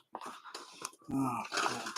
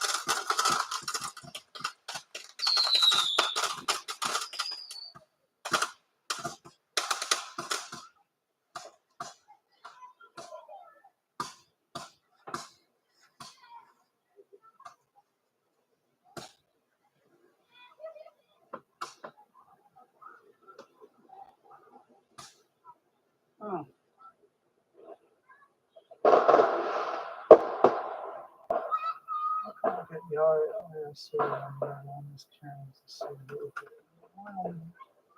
Come on, line. That's really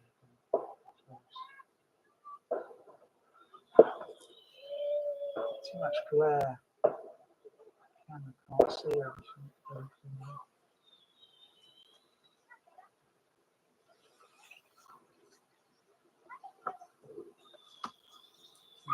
Reflection in the window.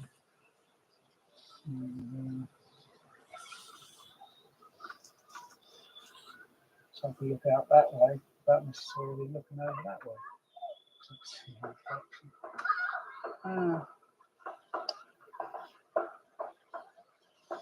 Oh, I can smell that pyrotechnic.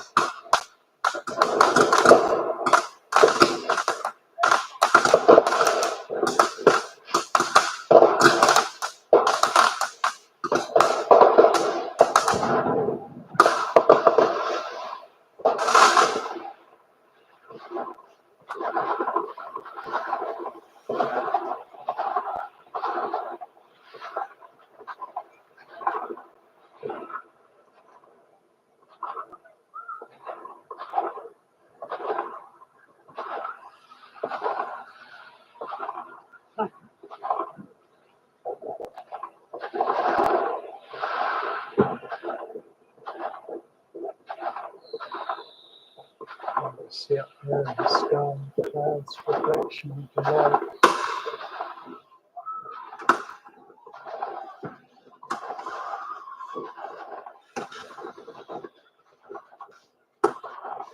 Whoa, lasers.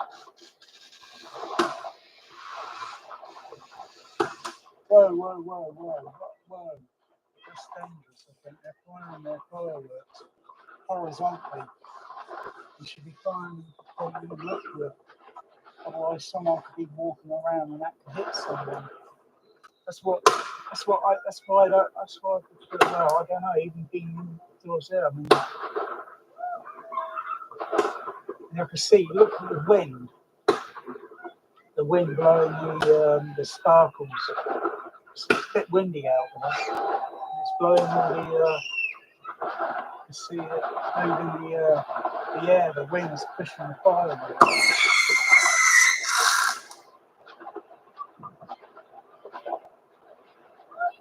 I don't know. Looks a bit, see, it's just randomly setting fireworks off. It's not under a sort of controlled way. I don't like fireworks. I mean, one comes straight in. Well, just put my hand on it, just in case one starts to come flying in this direction.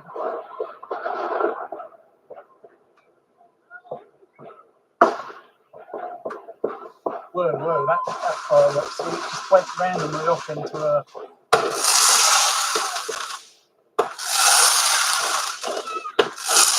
Whoa, that one's got a bit of sparkle.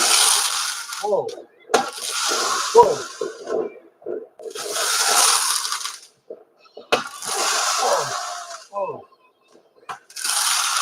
Yeah, might as well watch their fireworks. I don't really care much.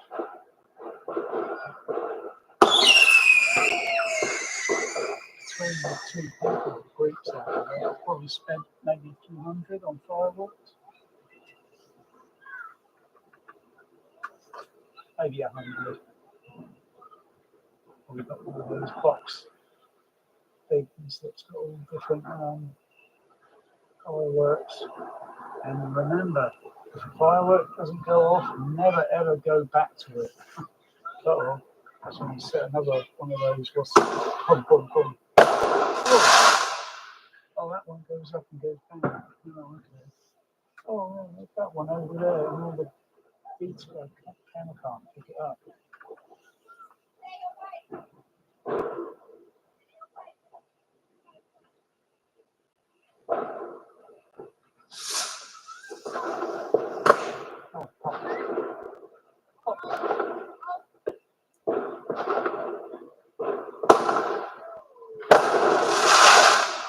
I hate doing things. Oh.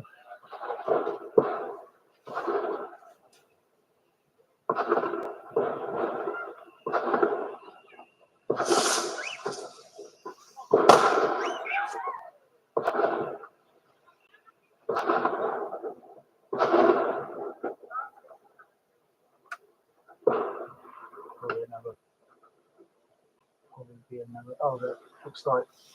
Oh yeah, over there they ran out of fireworks now. So.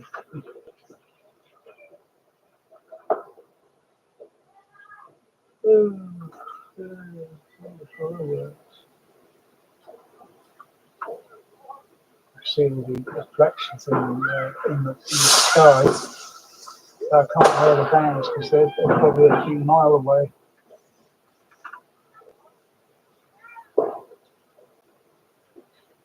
Huh.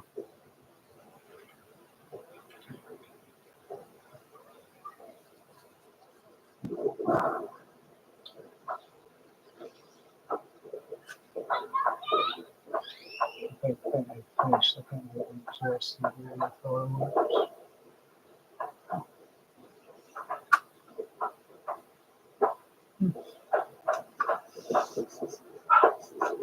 Oh.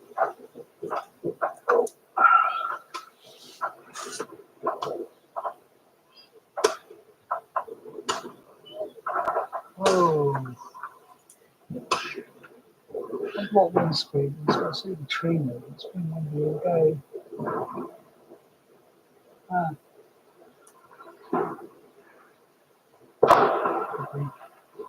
Probably 15-mile wind speed.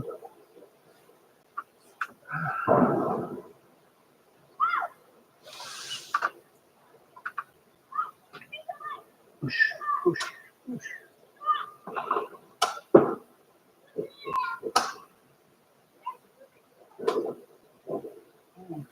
Interesting. And then wind pushes through there.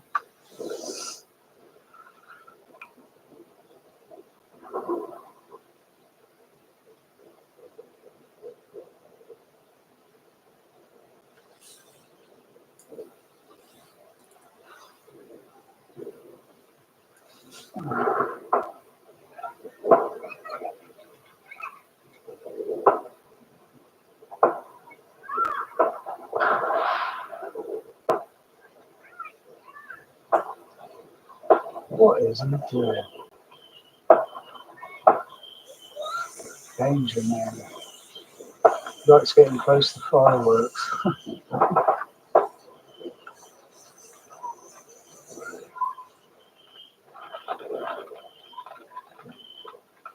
Probably get some arc welding, do some arc welding onto certain homes to get all those sparkle effects. Probably be cheaper. Or, I don't know, some drones.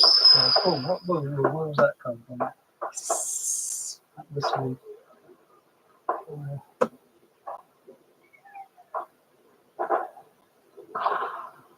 is it safe to do fireworks on the road? Especially when there are vehicles all around. You know, I'm just saying, you know, kaboom.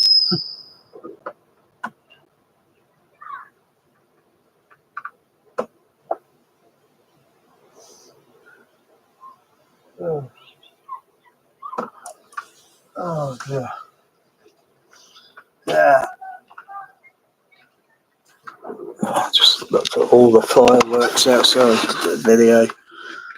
I mean, it doesn't look safe, some of the fireworks that I've seen being fired off, some being fired across horizontal, across the road and such. That's dangerous.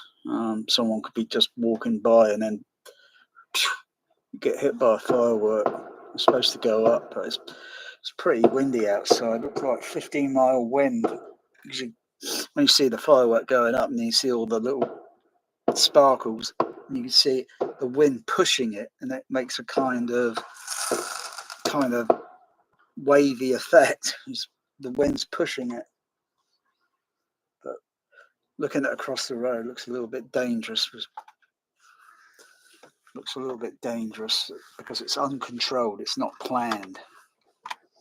It's when you go to events, everything's, you know, participants are usually a certain distance away from where all the fireworks are going off, and but yeah, so far I think they've been lucky. But I just don't like, you know, a firework could come through my window, you know, because it's not very controlled.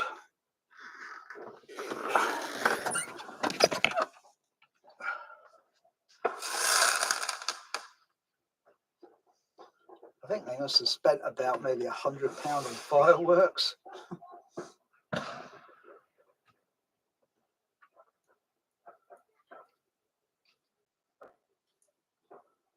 It's almost finished. I think that display over there. It's fading out.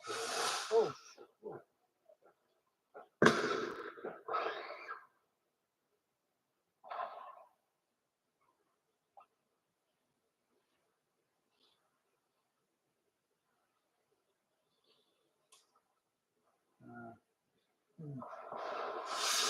Whoa, whoa, whoa, whoa.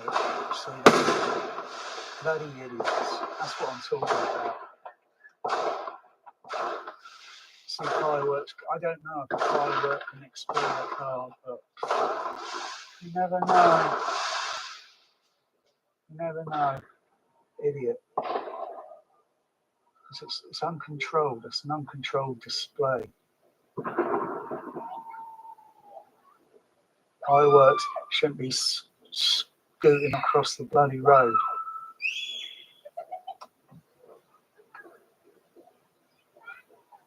I mean, a firework could hit something and rebound back and injure one of those children over there.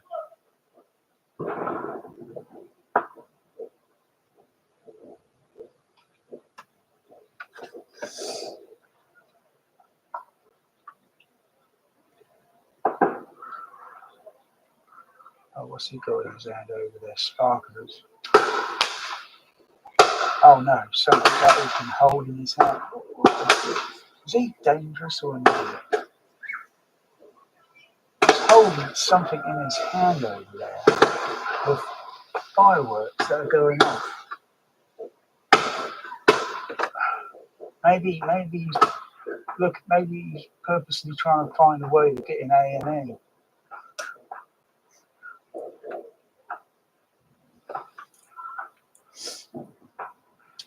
Oh dear.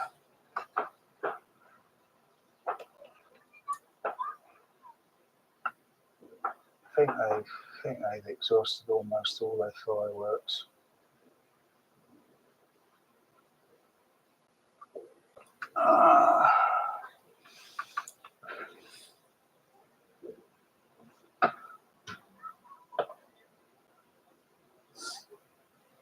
Last bus for the night. I didn't know the bus service was on tonight. The bus service is not running.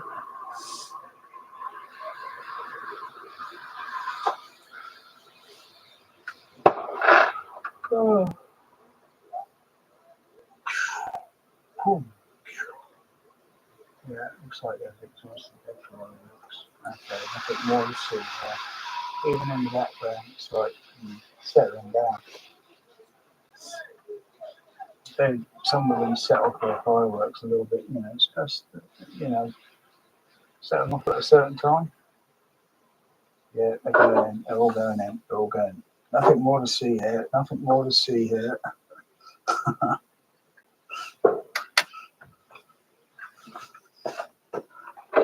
Well, at least I've got to see a free firework display, but I don't like fireworks. My cat doesn't like fireworks.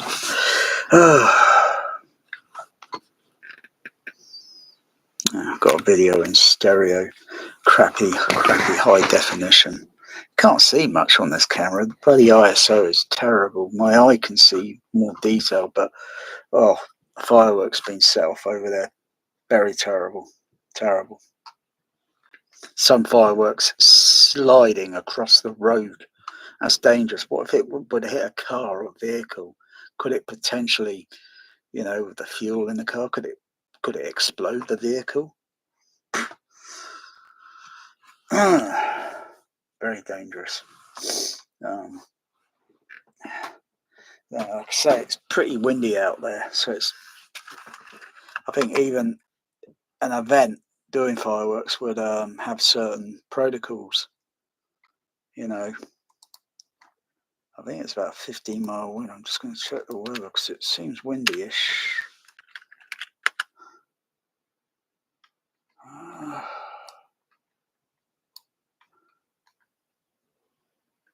Wind speed. Oh no, it's a bit more than 15. 24 mile an hour. Looks like high wind speeds for the next few days. Yeah, there were high wind speeds only a few days ago. All those pyrotechnics just to celebrate something called I don't know, something like a no year or something. Year doesn't have any relativity to me anymore. This number has got no logic.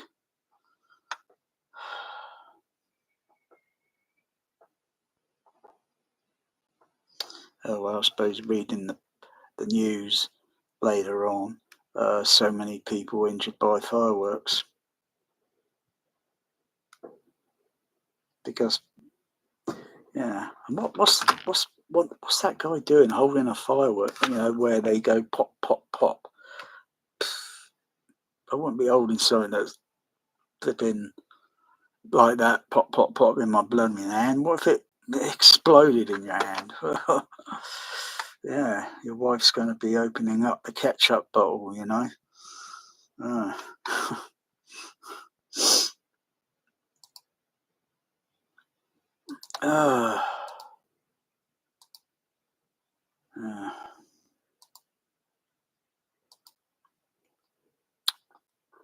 I got distracted from me. Oh yeah, let's start that up again. Crikey, I got distracted by all that.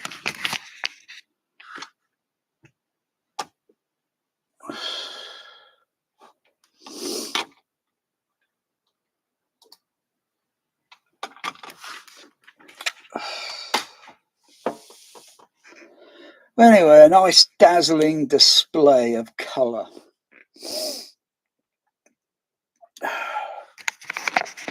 They probably didn't even video it. Huh. Airlock is open. Okay, Ripley. Yeah, imagine that. You got your firework display and you don't video it, so you could play it back in high definition and very good, you know. So you got the contrast levels, the brightness levels, the iris levels all set nicely. So what we see with our eye, you know, the detail. So you get that detail, and you can play it back and with stereo sound.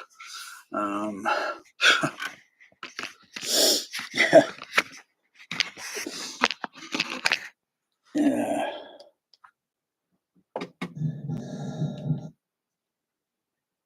So yeah, that reverberant sound in that frequency range. Okay, Ripley. Ready? Let me try some audio compression. So I'll go to the Okay, Ripley. DEQ. I'm at the first junction. Dallas, I'm right here. Put some dynamic range control on it.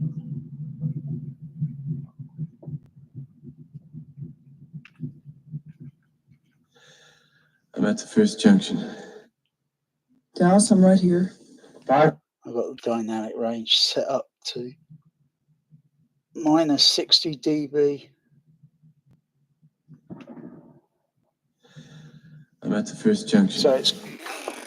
Dallas, I'm right here. Parker. But yeah, I've got to look at the frequency modulation. But it's not just the peaks in the frequency. It's also in the dialogue, such with that echo effect. It's also the decay time. So when it settles down, and then there's other sounds there, frequencies. So you got where he's talking. You got the large peaks, and then you got that settling, and then you got some smaller sounds down, where it's slightly echoing, and then it's partly some of that sound where you got that reverberation spacecraft sound, and you got the heartbeat sound, and you got that vent thing closing and opening where it's scraping, sort of making a scraping sound.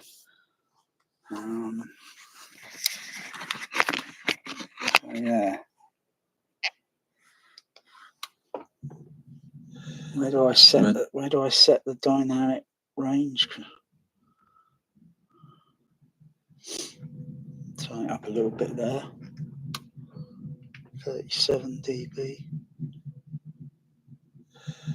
I'm at the first junction. Dallas, I'm right here. Parker. Yeah. We're in position. I'm just trying to get a reading here. The airlock is open. 36. Okay, Ripley. Ready? 36.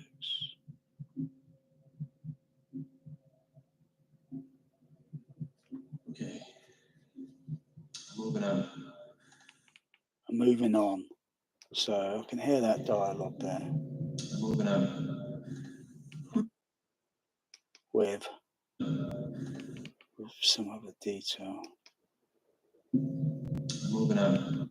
With a kind of on the lips. You can hear that sound as well. Moving on.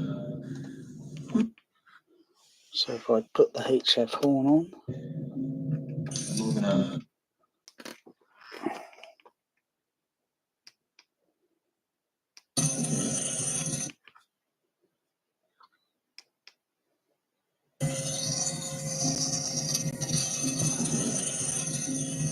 Moving on. Yeah, that seems right. So if I go back, mute the left and right, and put this. Okay. I'm moving on. All right, I've got a reading on you now. I think there's a softer sound down here in the HF. Okay. I'm moving on. All right. Somewhere around 5K. So.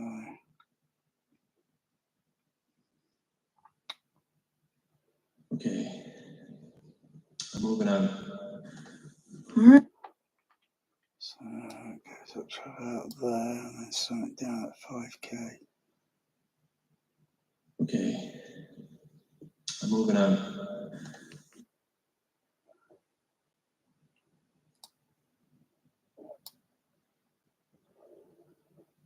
Okay.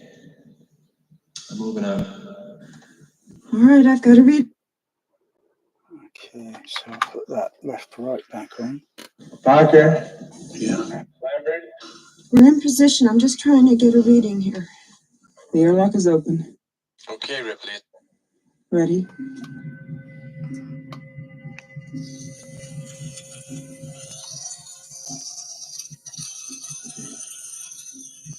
Moving on.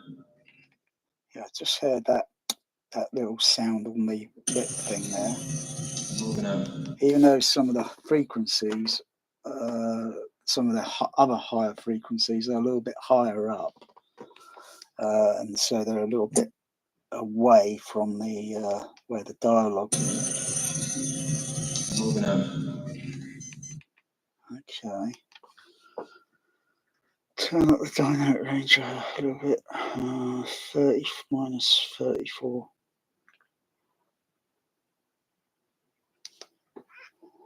Moving on. That's still okay there. Back to about minus 30.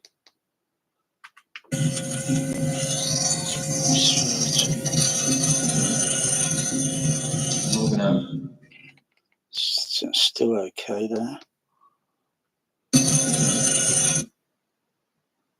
Minus 27.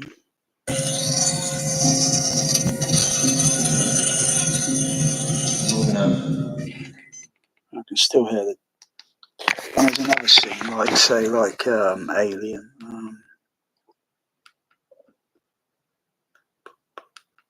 think it might be that chapter there. No, next one. And then back it up. And there'd be another one as well.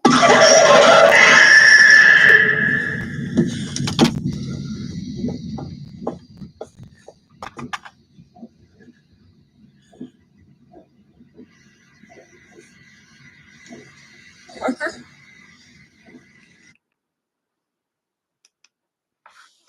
So hit the left and right. Parker? Parker, with a slight echo in the center. Yeah. Parker? So I can see where that frequency range is there. So I'm going to mute the bass cab, play the HF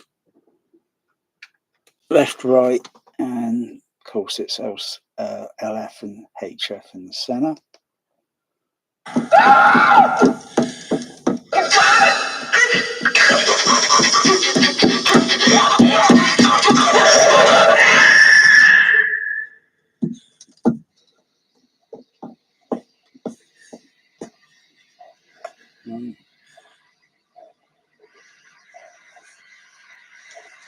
Parker? Oh yeah, Parker with a Kirker, with a slight echo, Kirker, a slight echo there. That's a bit low down. I think the other frequencies on the mix are, yeah, they're going to be, yeah, going to get masked. Parker? Okay. Parker? Just vaguely hear it a little bit, just with bass cab on the left. Mute it. Bass cab on the right. Parker? Different kind of rumble sound. Parker? Yeah, a bit. I can hear that. Yeah, with the echo there.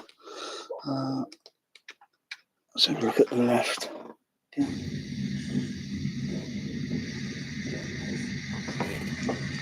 Parker? Yeah. Parker? Maybe it's just frequency here.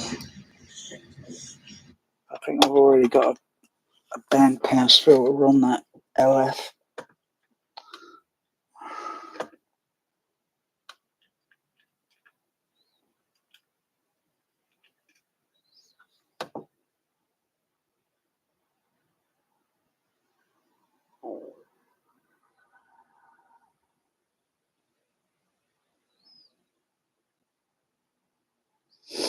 Nope, I haven't got a filter on that.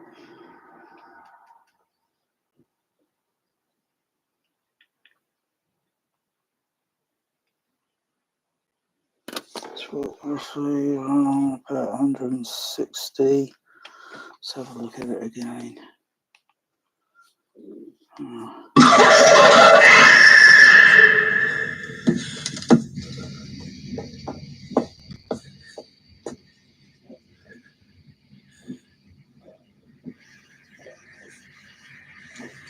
Parker?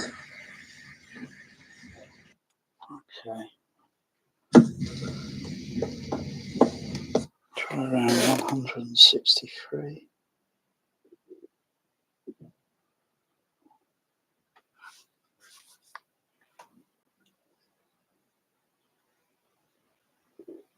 I'm 65. Cut it down a few dB.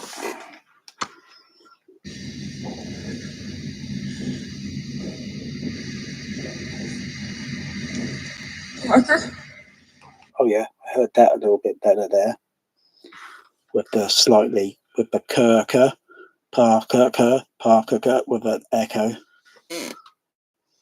I'll turn that back up a bit, back to 0. 4.3.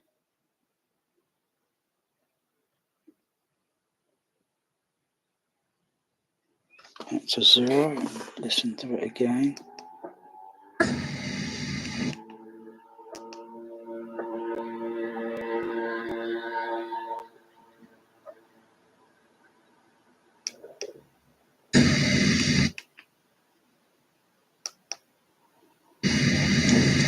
Parker?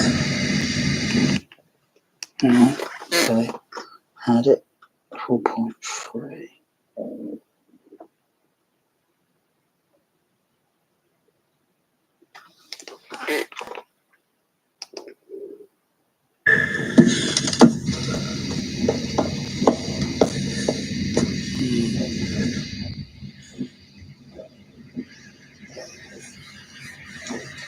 Parker?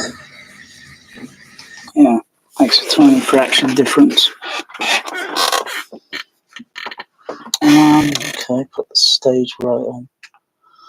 Stage right.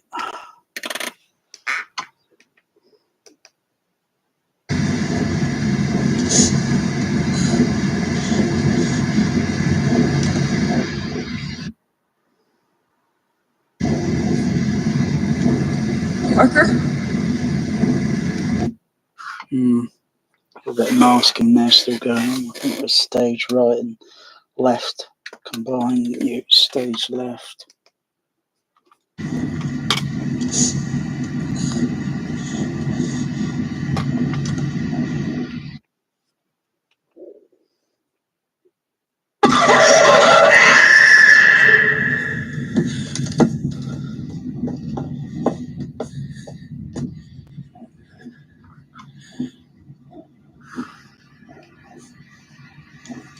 Parker?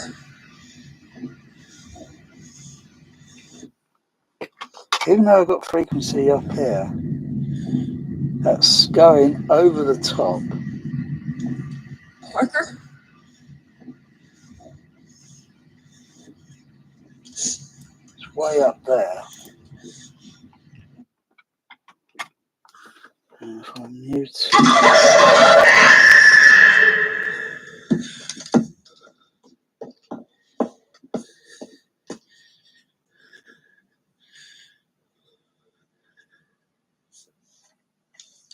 Parker? yeah.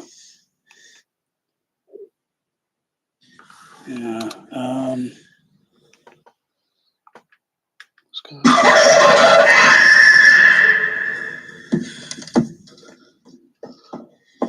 Filter over on right stage. Let's have a look at that. Parker?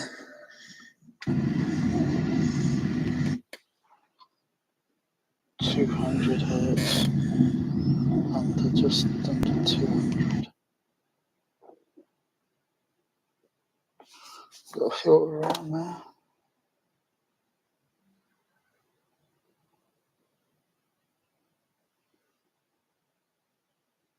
No. Okay, so I'll put something in there.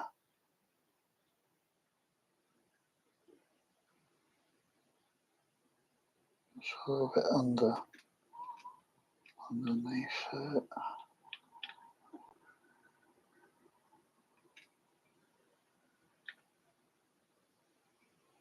Go down a few dB. Parker?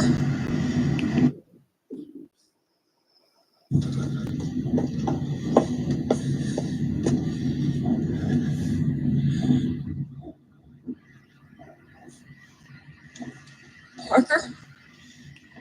I hear that better now. Put stage left.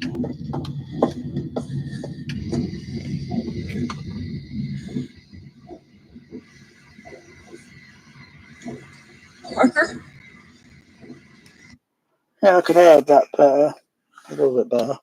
But the dynamic range on the dynamic range has been reduced down a bit on the TEQ. Minus 27, so if I take it up, minus 26. Minus 26. Give it another listen.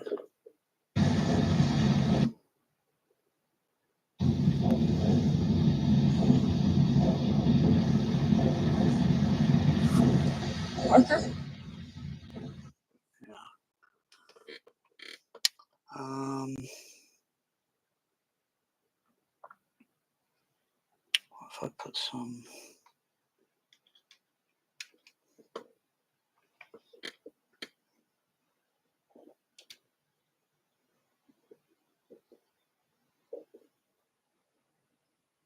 Just that over there.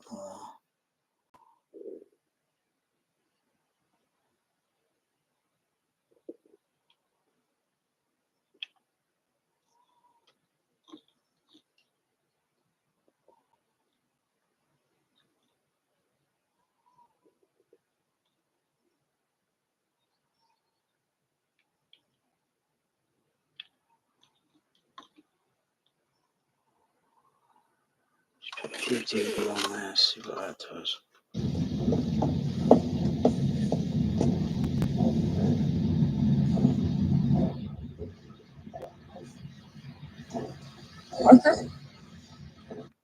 Oh yeah, oh yeah. Okay. So that up a notch.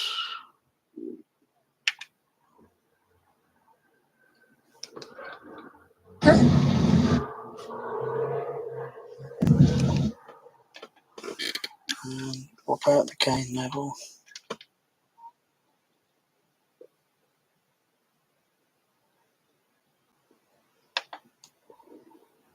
Just the gain level on the bass. So I'm juggling up and down.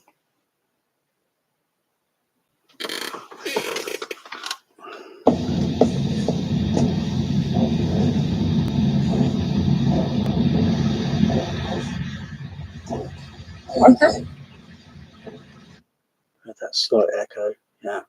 With the reverberating sound and with the echo in mono, sounds like it's got a kind of wide sound. But it's probably really narrow, but it sounds like it's got wide sound, wide dispersion.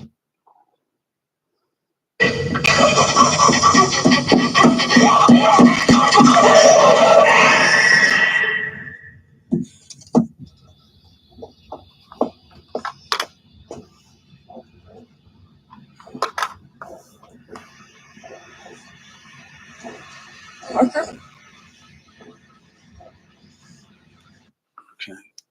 take up the dynamic range 1 dB at a time, and then adjusting until I got a balance. See if I can find the way.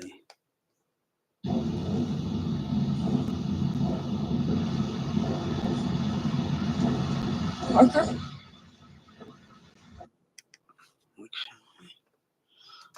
What about the bass on there? Yeah, I got that plus 3 dB. Bass cab left right minus 3. So about minus 3.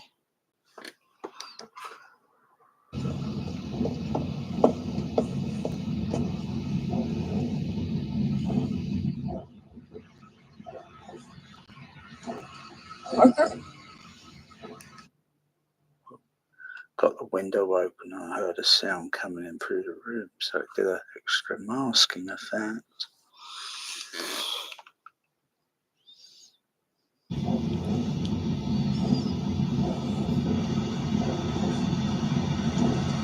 Okay. Of course, you got that air compression sort of thing that's on left and right. It's making that sound, but I've got that softened down a bit.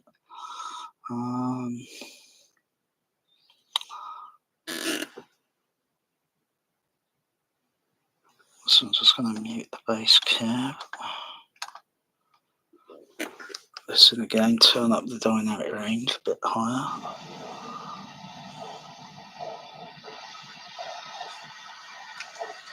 Okay. So just 12. Okay. So Turn the bass cab back on.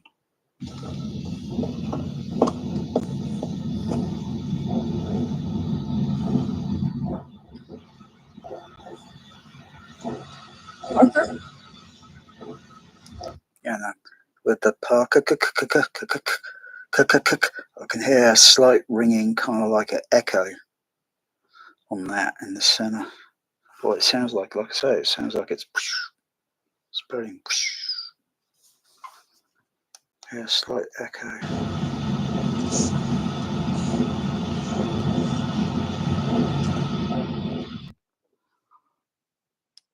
Oh, okay. Arthur? There's another scene in the movie. I think it's chapter. I'm sure it's chapter 5.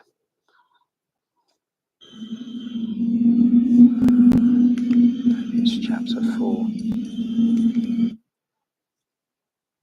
Oh yeah.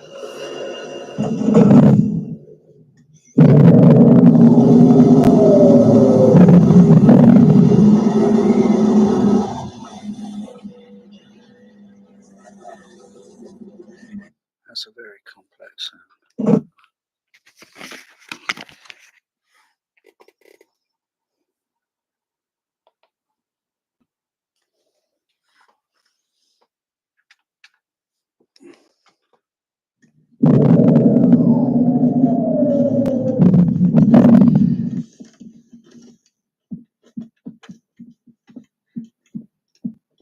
You got all the footsteps.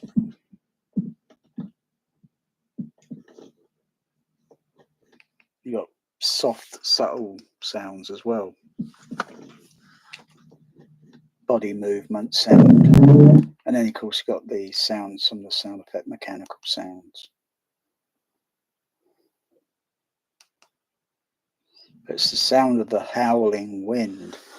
If I mute the bass cab on the other channels, leave the HF ones on.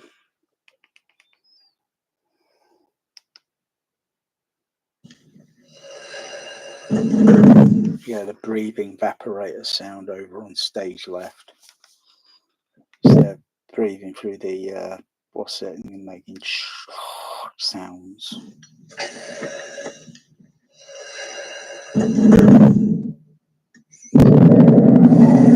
It's got a very big, bold sound when those bolt locks unlock and then the door opens. Of course, it's probably made of bolster wood. You know, or maybe it's made of cardboard and spray paint to make it look like it's, you know, looks pretty neat. And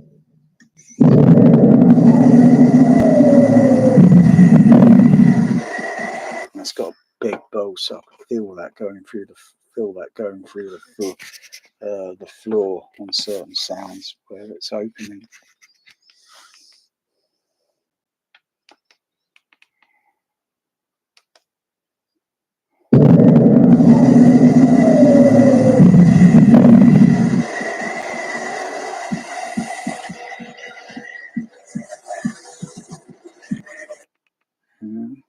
Okay, turn up the bypass the compressor.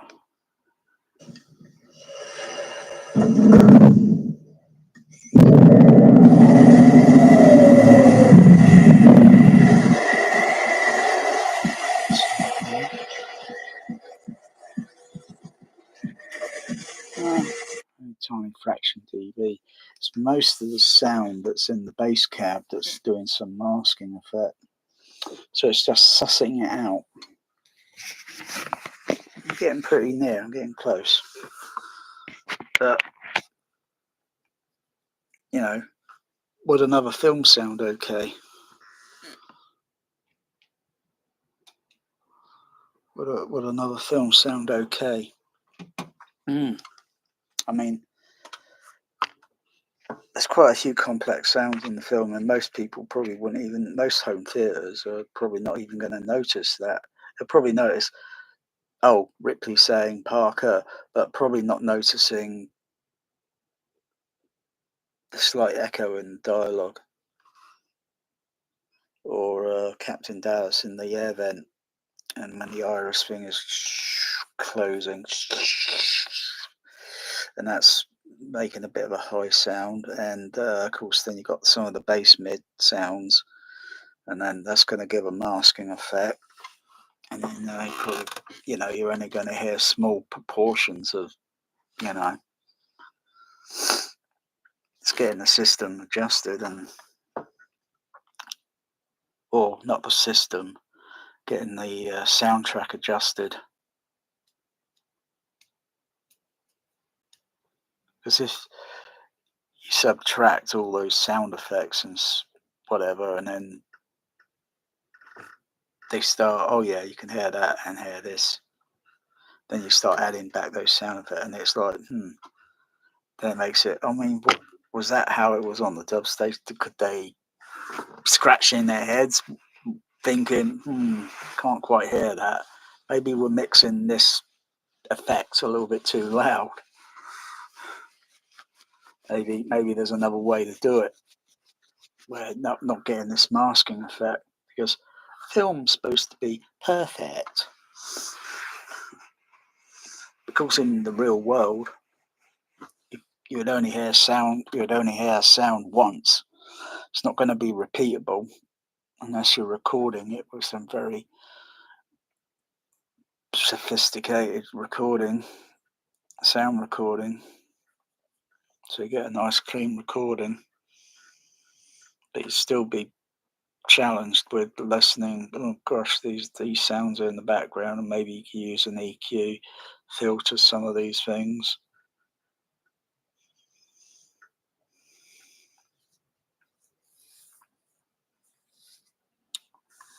Of course, if I turn the crossover on the bass cabs, left, right, turn the crossovers down, then yeah, because those frequencies that are up here, and then I'll turn the crossover filter down, and then those frequencies they drop down a little bit, and then you turn the crossover down a bit lower, and those frequencies that were up here, now they're way down here. It's crossed off.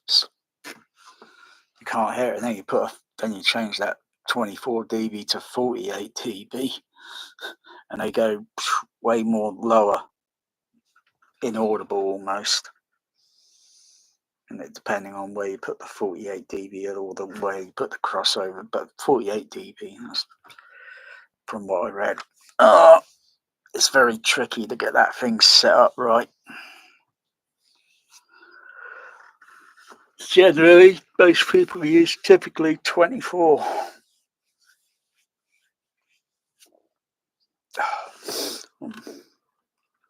But if you have 48 on the lows and 48 on the highs, and then they're close together, but if you separate them, of course you're going to have a gap in the middle, but those frequencies are going to be down here, or some part of the sound.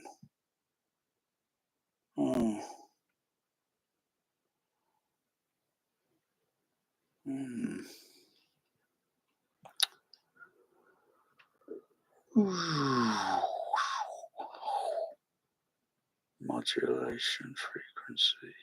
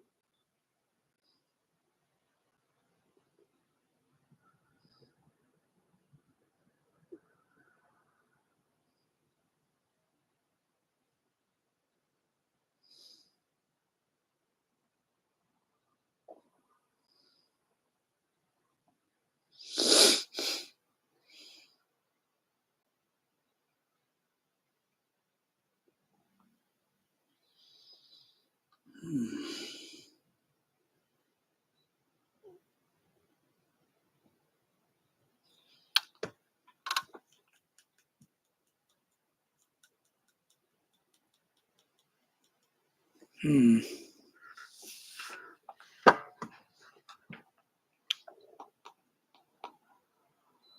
Hmm.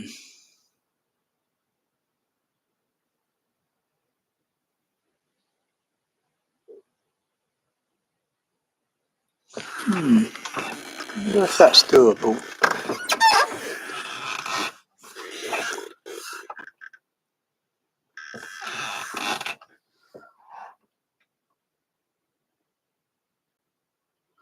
Oh, it'd be so great.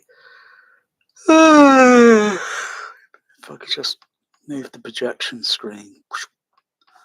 I mean, I see some pretty neat projection screens where you just flip it up. Wow, that's a neat idea. And I can just, but I can't. It's too small. If the room was just a little wider or such, I could, yeah, probably have that screen so I could flip it up. Just like a hatchback on a car. Boof, flip it up. Oh, I can get behind the screen. Take out the bass cabs. Take the bass drivers out. Some of the bass cabs boxes, and then put some extra dampening material inside. Of course, I'd need to do a frequency sweep before, after. I need to do multitude sweeps. I need to have a microphone on the inside of the cab box, a microphone on the outside, and do multitudes, and then add extra dampening material inside, do another repeat the frequency sweeps and see what they look like. See if it reduces certain, and think, and what else it might change out here in the room. Add some sort of dampening filter effect. It probably won't do too much because of where the microphones will be placed inside the cab box. I will place multitude microphones inside the cab so I can take readings, see what, in the corners, middle of the box. It's very difficult. Not impossible, but it's doable. And then sort of see if it's anything there that's any useful data that I could use, and then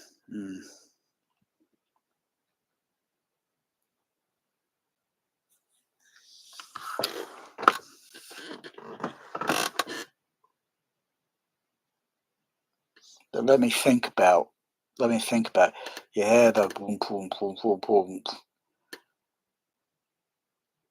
That could be a little bit less acoustically, and could be a little bit less, in acoustic, and then the rest of it is done through I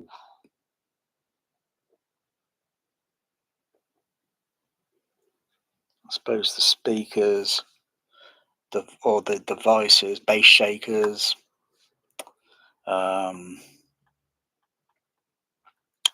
maybe. So you got the speakers up there behind the screen, typical, and then you got something maybe in the floor or something in the floor to give the other, to give a kind of mechanical vibration effect. So you feel, so if muting the speakers behind the screen and then monitoring the other ones, there should be a different sound pressure level, but more it should be mechanical, because you think the spacecraft, where the engine or whatever propulsion system is located, and it's all connected to the spacecraft, and it's mostly reverberating, so you'd feel it. So if you're walking around or you put your hands on walls or such, you feel this reverberation sound, mechanical, something that, and then that might work, that might do something, but that's got to be mixed, and it's got to be like Atmos Deluxe special edition. which doesn't exist yet. So you, otherwise, got to be very careful how you do it. So you still hear dialogue, voice pans, timbre matching.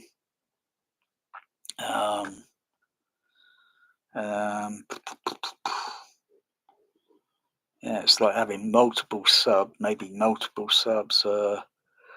in-floor sub, in-floor subs, and then have the crossover tuned differently and all the other subs tuned differently. So you don't end up with this too much masking. Otherwise, you're not going to hear the soundtrack.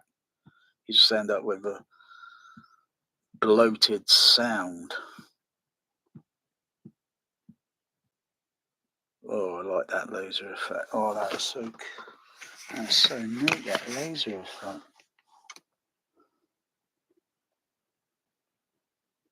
I need a blue laser.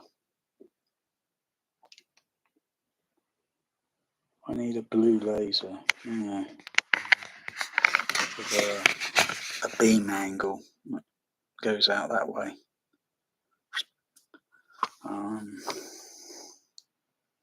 I'll just put some smoke in the room, put it down near the floor, but I need what are they using? Smoke, or are they using dry ice? Because you need the smoke to sort of be a bit lower level. So if it's warmer, it's going to go up. If it's colder, it'll stay down lower. And then put a laser, and I could put a beam of laser in the room, beam it around so it looks like the egg chamber, or maybe have it up at this height level. It depends, or maybe this height level. So then you can see the liquid, like a liquid sort of effect, like just what you see in the movie, and then one down on the floor. So you get this kind of like, ooh, wow. And then you need make a paper mache alien egg.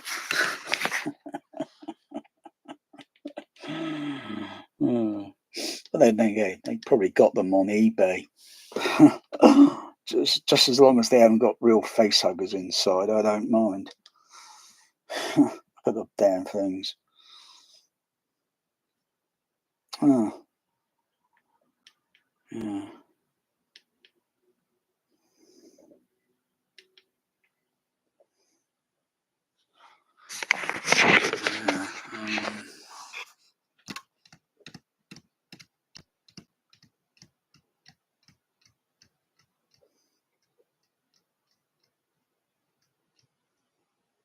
Look it up. Oh, what else? No, I can't. Can I do that?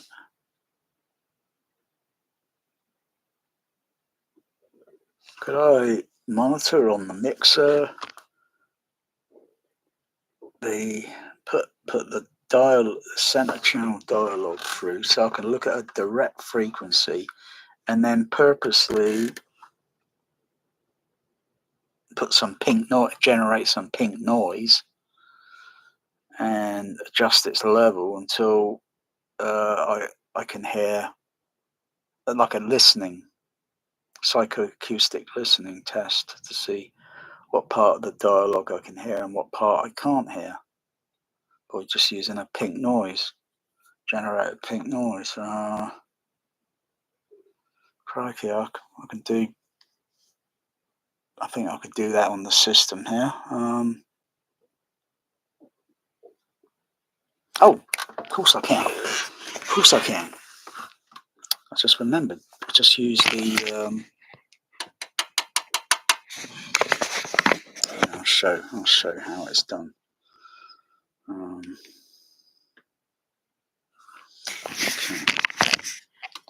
Yeah, it's tricky. You can't do this on a Trin-off, and you certainly can't do it on a Storm Audio. It's tricky.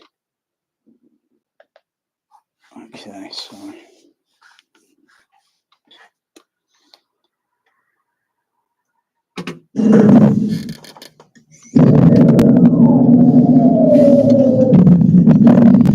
All right, that's the center channel. You got all that walking around. But I think I'll just go to some of that Dallas, not the TV show.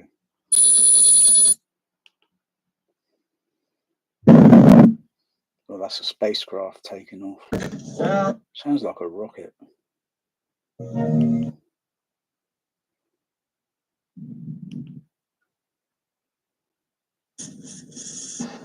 All right, that bit there. Okay. Right, so I'll generate some pink noise on this here. I can't do it on this one because this has got the center channel on there. So flip that on. It's blinking.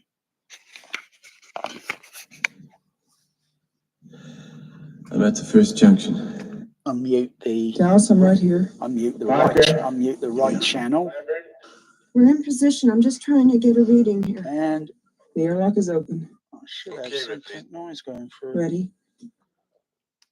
No, I should have some pink noise going through. Oh,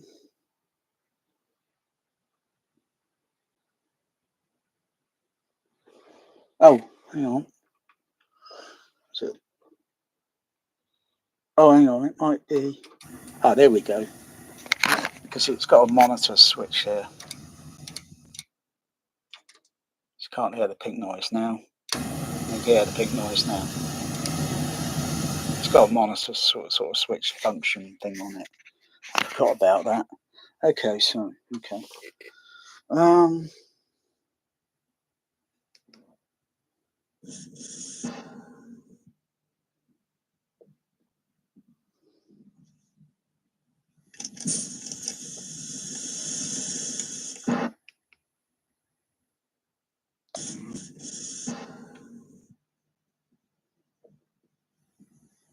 It's just other subtle sounds in the center channel.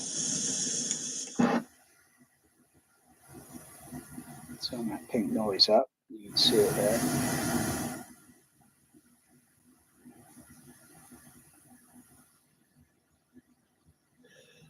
I'm at the first junction.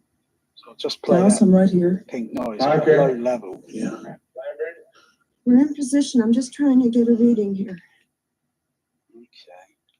So I could go back to this monitor or this SDU. I can turn that down on the dialogue or the center channel. I can turn that down. Play that. And just get that pink noise back there. Okay.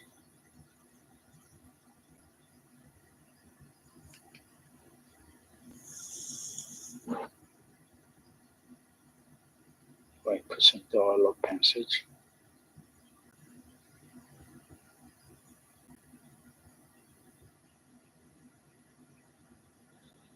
I'm at the first junction.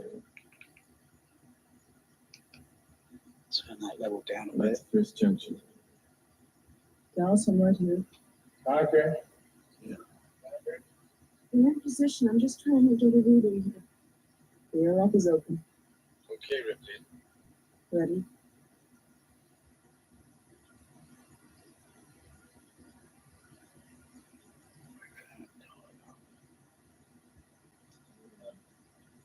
That's a bit faint. It's a bit faint to hear that passage of dialogue with the echo on it. So I'll turn the center up a little, turn the level up a bit. Moving on. All right, I've got a reading. Turn it up a little bit more. Turn the pink noise up a fraction. Moving on. All right, I've got a reading on you now. Okay. Though, where the pink noise is, it's got this curvature. A little bit of a curve on the there, so I can hear some high frequencies. That's just the filter thing I've got purposely on the system, so I can hear the high frequencies a little bit clearer.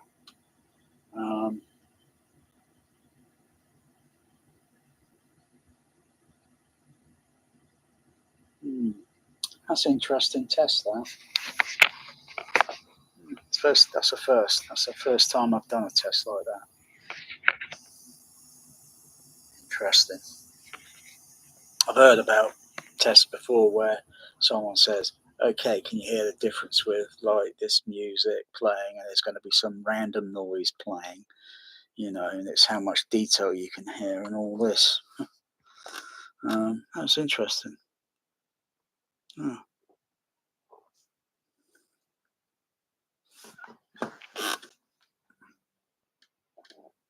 Of course, I don't think I could do that with the Storm audio while the film soundtrack's playing, because if you turn the sound generator on, it completely overrides everything.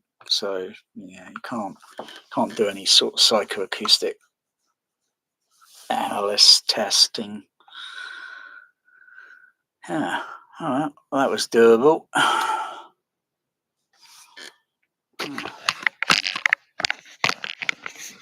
Yeah, interesting.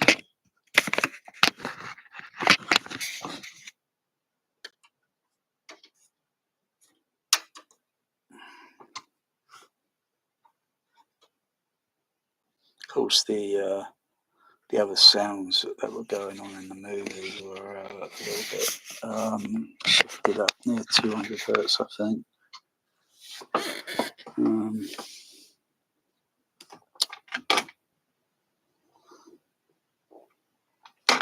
Yeah.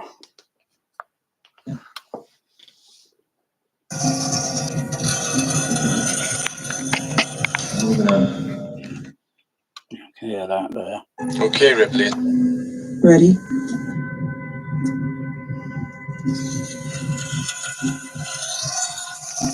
We go back to chapter 4.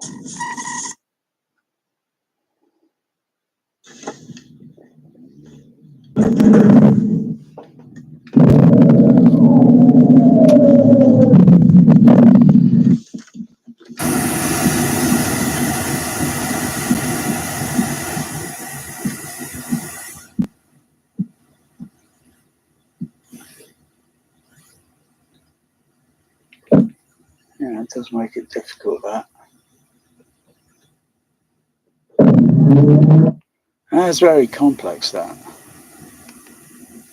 I think that is a very complex bit of mixing engineering there. Sussing it out.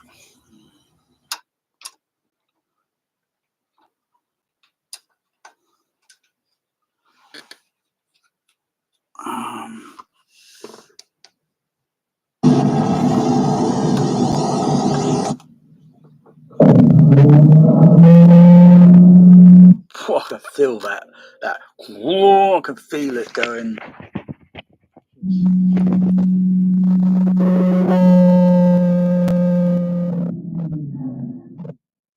It's got that very large mechanical sound. And you got the storm.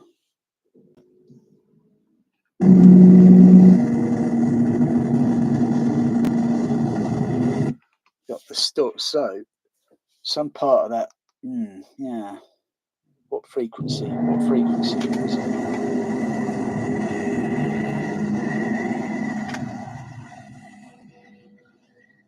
Okay. Pump up to center.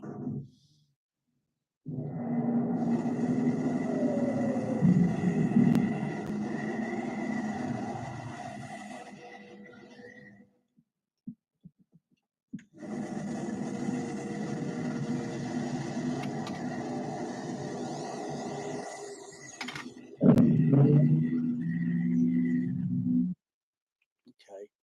I'll turn the level down slightly. So I'm going to put the level up at normal in the center.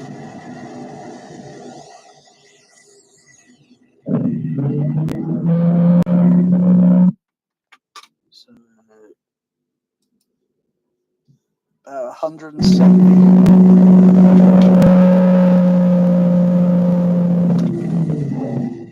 About 170 hertz on the peak on that frequency. It felt good, but if I subtract that frequency down and reduce the gain level on that frequency, then it's not so eventful. You know what I mean? You know, maybe that's what it probably does on that spaceship. I don't know. I wasn't there. Of course, the ramp that's moving.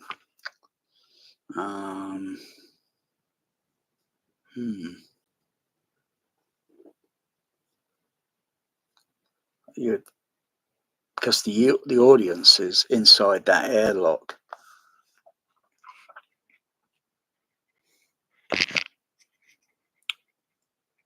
So you would probably hear it and feel mechanical vibration because of the ramp moving, because it's attached to the spacecraft.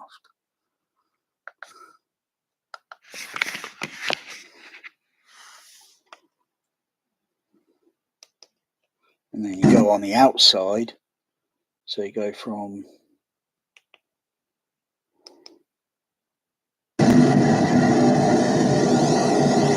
inside the air vent, inside the airlock.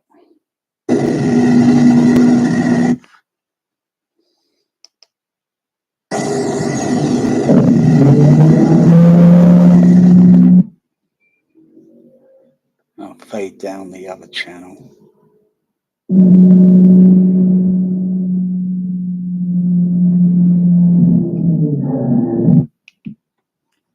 It's a very high frequency on that. I could put a filter in there and play with it, see what it does.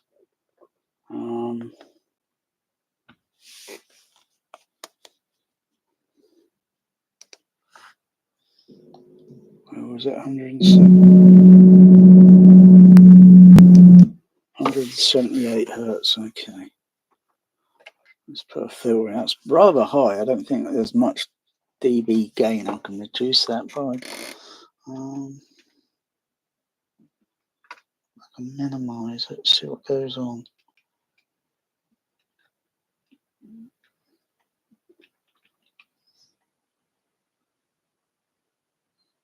It's a very narrow frequency, so I don't need a wide Q band width. I haven't got anything on that frequency there. Okay, 178.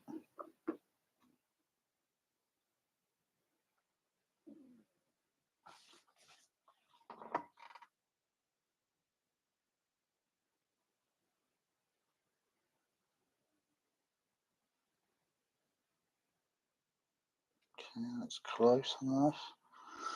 Okay.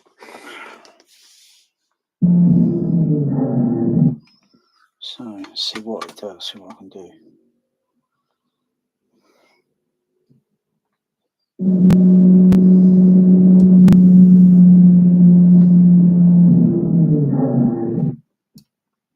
Okay, got to plot things first.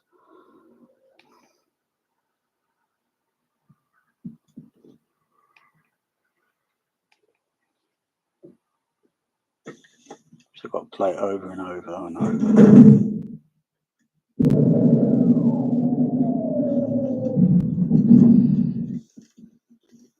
So I want a level there. And I'll put the little russet up here, I'll put it where it's peaking at. Just give me something to look at.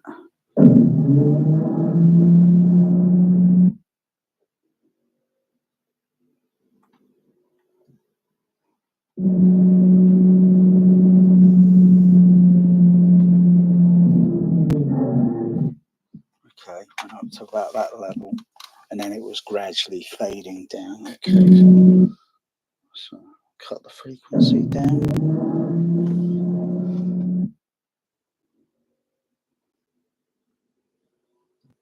Cut the frequency down. Yeah, I've reduced it somewhat. Reduced it there.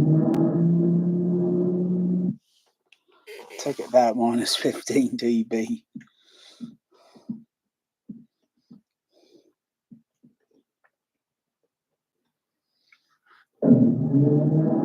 Right, turn the level up on the center again, and then turn the level up on the right channel.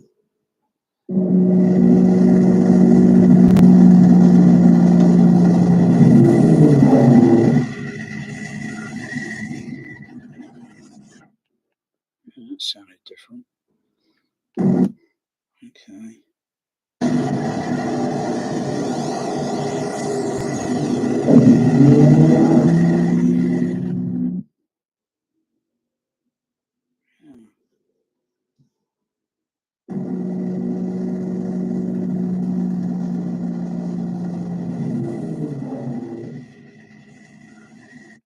Put the left channel on.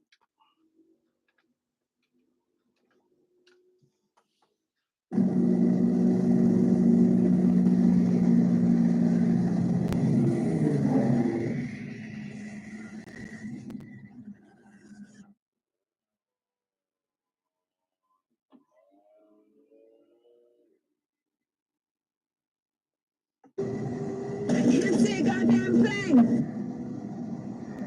I see you receiving.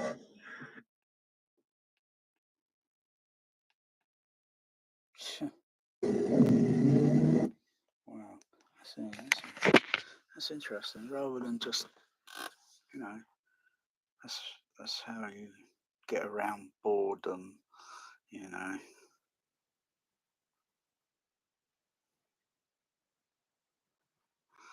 Interesting results. Of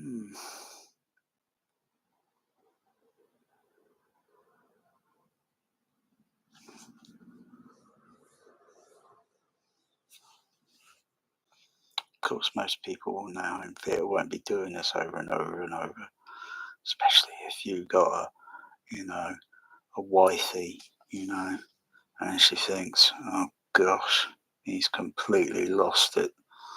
I'm getting a divorce.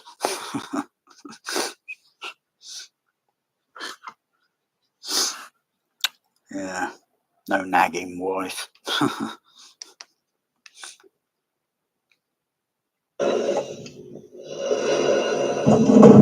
But by subtracting some of the frequency there just because of something mechanical, and I think it's like doing maybe a little bit too much, I don't know, acoustical masking or whatever.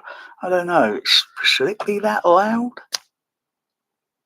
Man, it's not really as if it's loud. It's just the fabrication of the soundtrack and the frequency, and it's like, and of course on a large dubbing stage, because mixing console is going to be way back here in this projection screen, so it's going to be meters, many meters away. It depends on what size dubbing stage.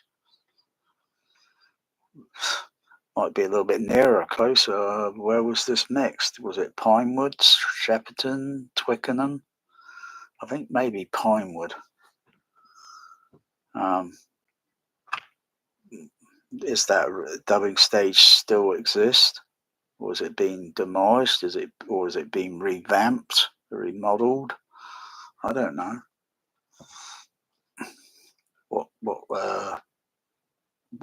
was the mixing console like? What were the amplifiers? Were there any active crossovers on the system, or was it passive crossovers on the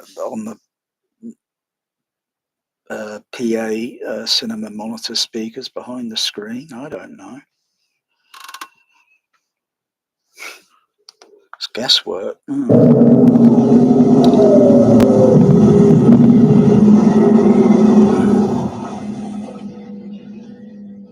yeah, and there's that other little sound where you got the wind howling and everything. You got the I think there's some. I can hear some sounds there. I'm pretty, you know, you hear all the foley where they get off the platform off the ramp platform. Yeah, some foley sounds.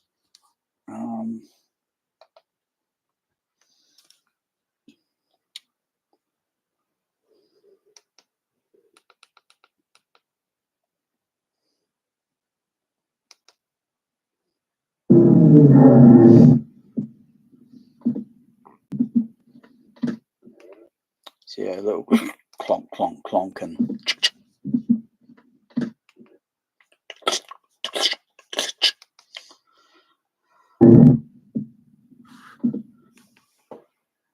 the stage right on.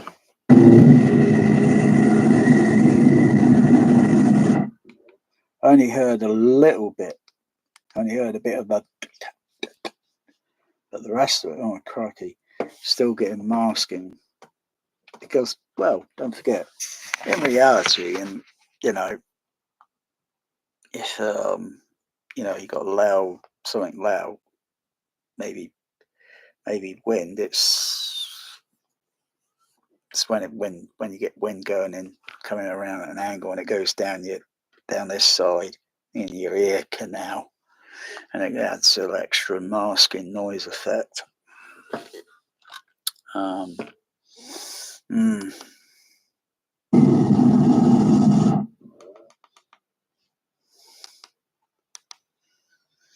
Otherwise,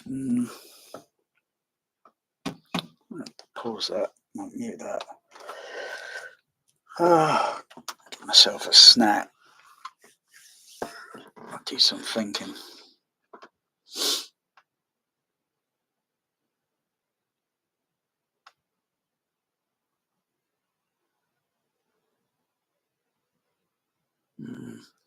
Maybe if the system was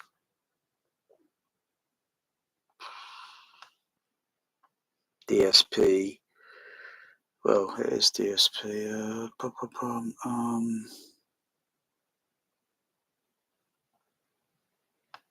Four-way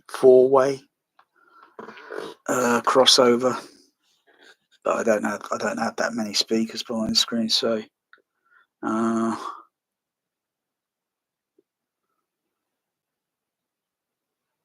actually it's not impossible to use, say, a three-way crossover DSP and use it on a two-way speaker, bass cab and HF horn. It's not impossible.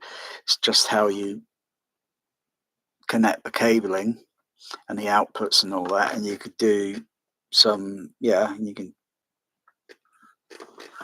blend. You can so to speak. You can blend because use some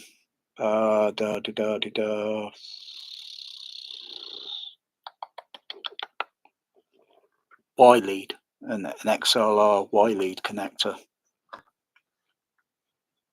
and then you could do certain tricks. I think it was a trick I did years ago with I improved the sound on a JBL Control 5 monitor and using a two-way active crossover it was, and I had it specifically just for the center channel and made an improvement by doing some frequency crossover which was only set prefixed 500 hertz, so it wasn't adjustable like the Behringer DCX, even though I think I had a DCX at the time. But I did some other improvement where it was a kind of center channel enhancement sort of thing, and I actually improved the bass range on that Control 5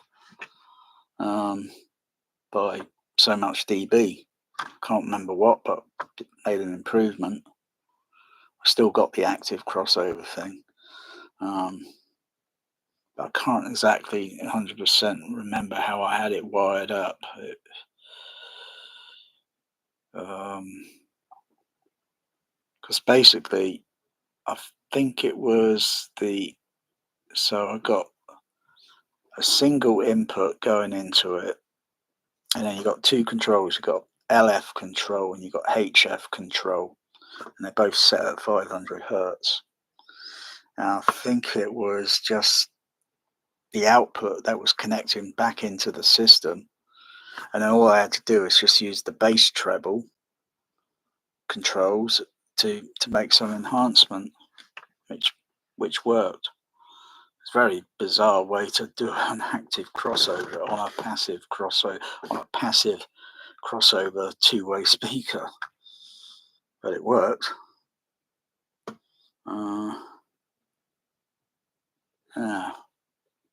do something like that. And it's just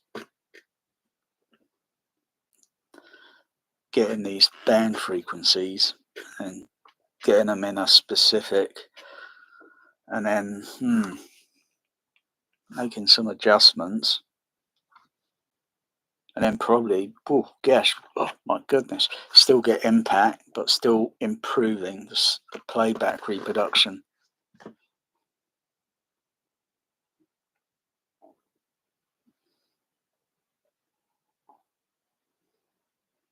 So it's not just about understanding hearing dialogue, it's anything that's going on in that mix. And even though something in the center channel is happening, and there's no real control to adjust Foley sounds, sound effects, music. That's all mixed and blended together. There's no way to control that level unless all this metadata bullshit that people keep babbling on about.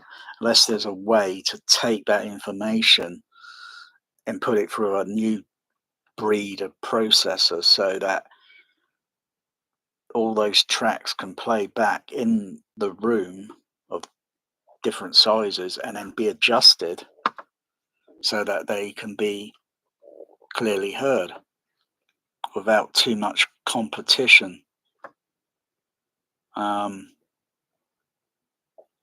They could be played back through a single speaker, or better, played back through separate speakers, but then it depends on how big the speaker is, Preferably, it'd be better off if they're the same size. And then you could play back sound effects, a bit more impact. You play music back, but a little bit of impact, but adjusting the level frequency in that, so it plays back with, and the sound effects and and then the dialogue, it's totally bloody loud or totally exaggerated. You can play all that back with impact, though it won't do that. That's just me punching my hand and having a fit. So yeah, you could do it. It's doable to do that, but I don't know why they're not. You just keep babbling on about metadata. What the bloody hell's metadata?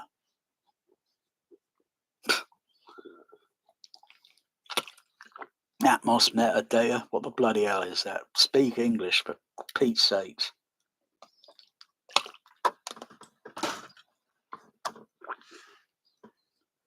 Oh dear. And then there probably won't be no need to deliver a movie on a disc in a so-called Dolby True file. All this nonsense, I mean, they could release it then without messing around with compression on it, because if you want to add compression, you can add it on the system on this end, not have it being molested with. And you think, crikey, how can you undo that?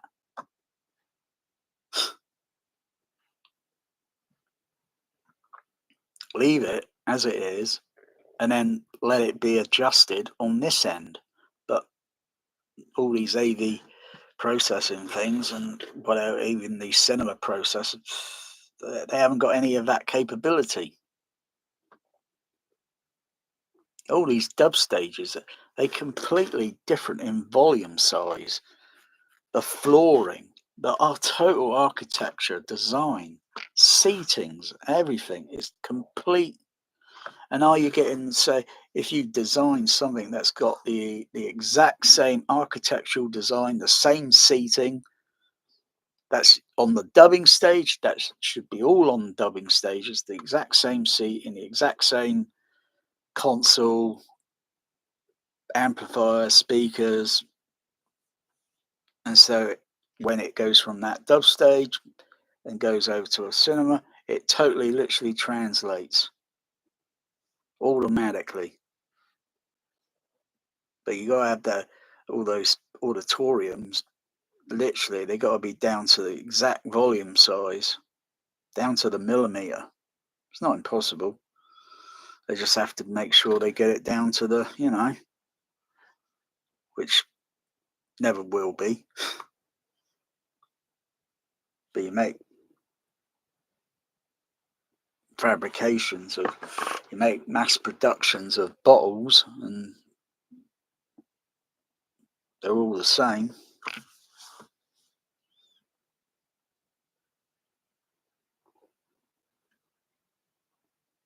Hmm.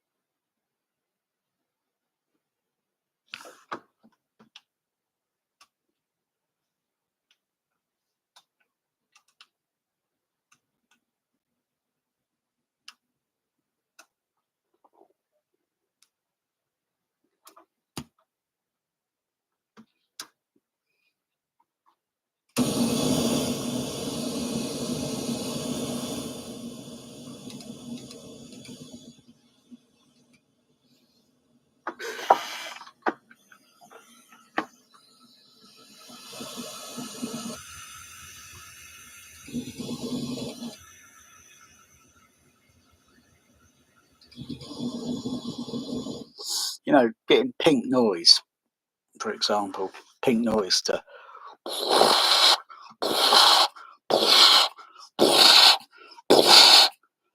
not going, and you think, whoa, what's going on there? Got to get that pink noise to go identically. That's one step. That's not easy to achieve. It's very difficult. You've got matching speakers. They're in different positions around the room. Like I say, if you've got a team and you know you've got a sound leader and you train the team, of course they got to be into it. If they're not into it, then you don't have a team, because you've got to have someone that's into it. And not just get like, oh, I'm bored with this now, and then you do a sloppy job. So you get the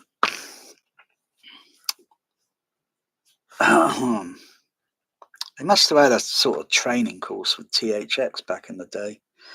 Not a training course for consumer. I mean, back when it was cinema, before it went consumer market, years later.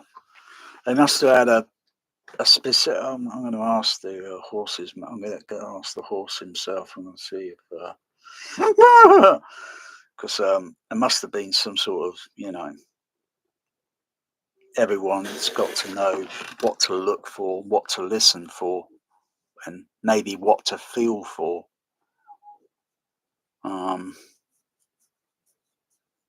And you got to, you know, otherwise it's like, well, I might as well clone myself and then have duplicates of my clone, and then I've got a team. You know what I mean? You got to be on the same, you know, otherwise, you know, it's like people do electrical assemblies or in factories or such, and you know, they're all trained, and so they making sure, and they test, and then everything goes from down to the assembly line until it goes through QC or such, quality control. Make sure everything is where it should be, all the parameters, everything. And once it's passed, it's packed and it's out for sale. If it's got defects, then it gets pushed over, and then the next one comes along. Then that one that's kind of got not right goes back to, and then gets checked to see what's, and then corrected, and then it'll probably come along the assembly line again. Oh yeah, it's checked, passed, out it goes. sometimes people get drunk, and you got to have a team that's kind of pure. No smokers, no drinkers, no drugs, no free religion. You got to have a team, otherwise your team doesn't work.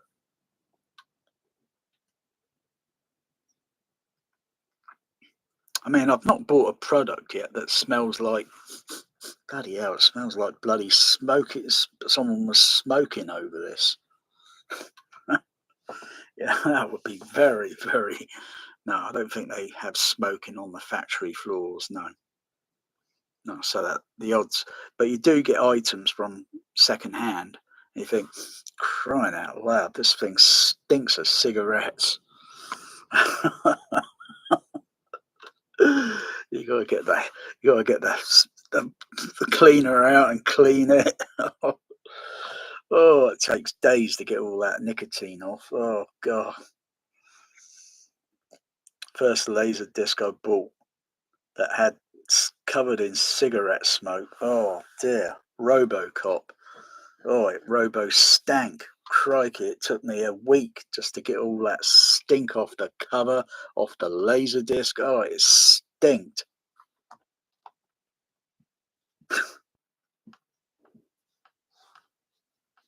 Must have been a real heavy smoker. Chain smoker. Gotta have another one. Bloody hell.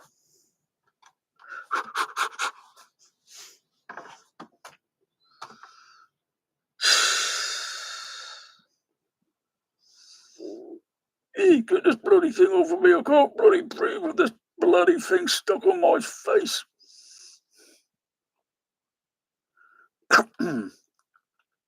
Oh yeah, look at those bloody speakers they got there. Bloody Jane, what was it? Bloody Ridley Scott was talking about bloody bass bins, wasn't he? I think that's some other scene in the movie. Yeah, all the set design up there.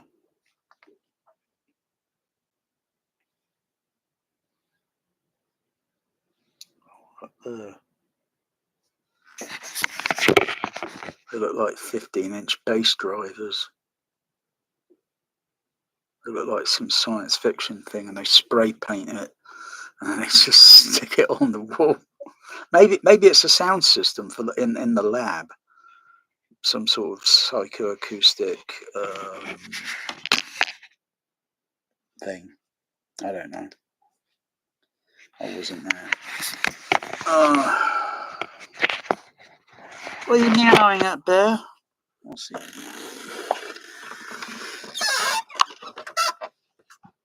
Something's bothering him. You can come in here, Bear.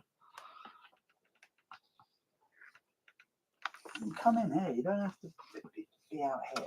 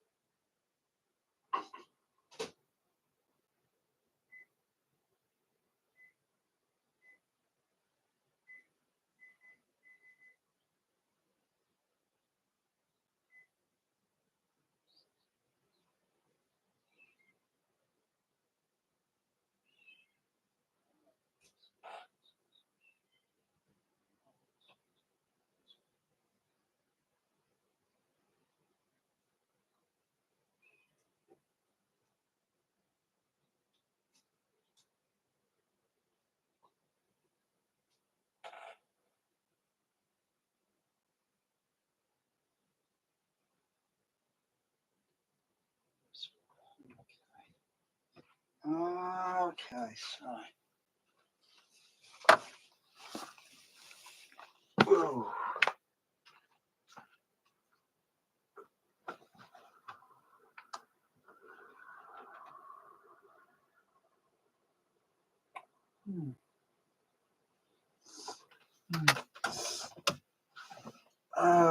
Okay.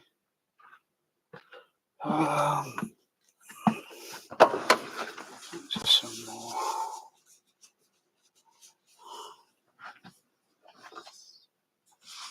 testing.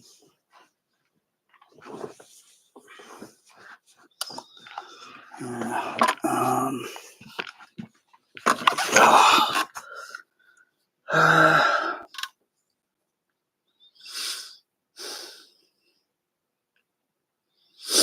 hmm.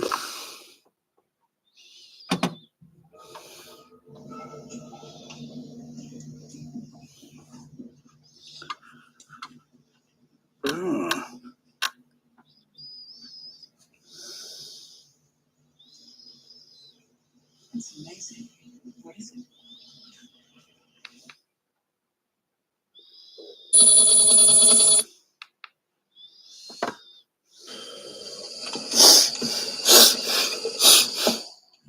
Hmm.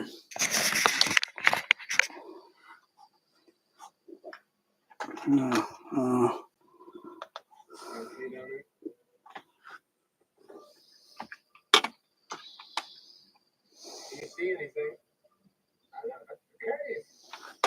Okay, but something.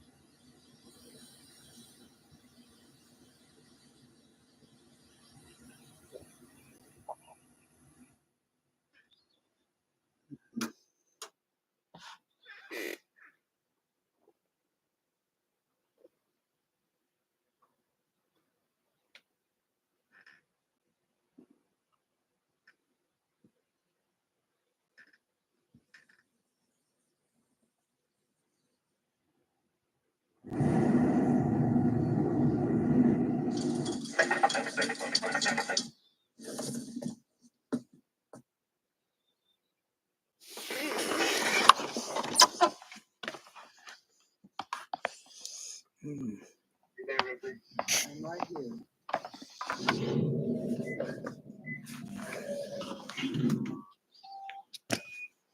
Okay, Ripley, I will go to the punch now.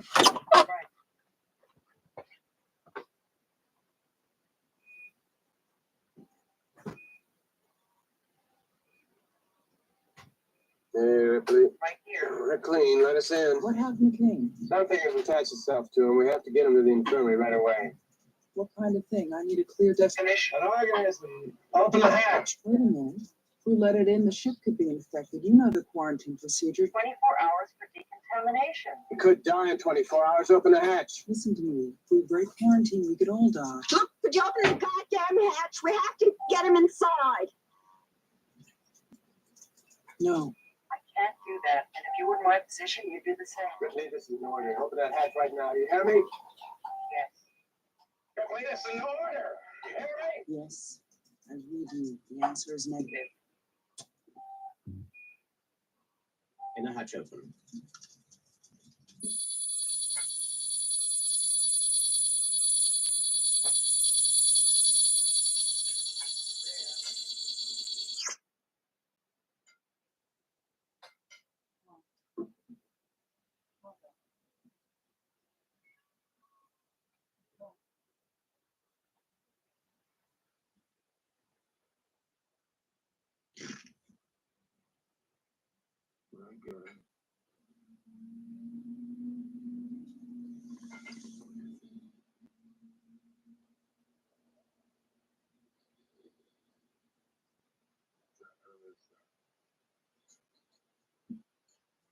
Where is he?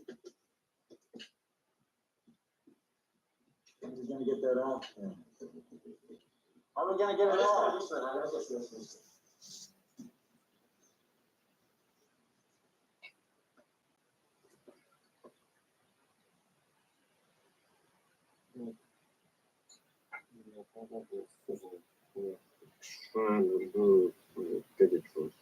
You're gonna do what?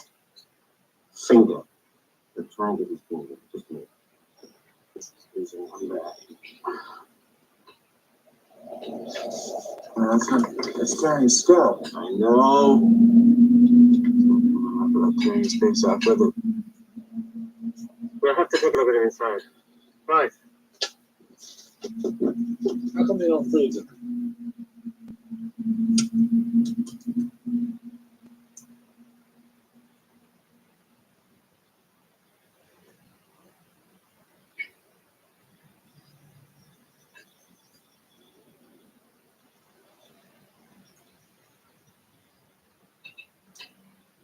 Take the raw stuff.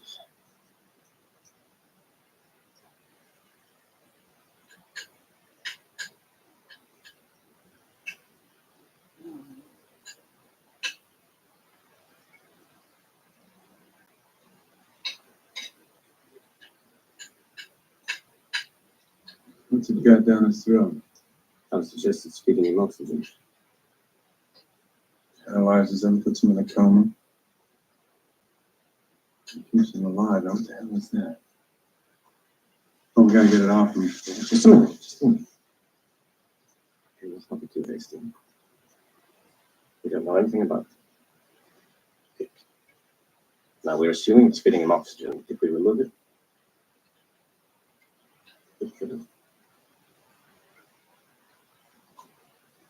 I won't even take that chance. Let's cut it off. You take responsibility. Yes, I'll take the responsibility. Cut him out of it. What do you want to do then? This isn't just a little bit knuckle.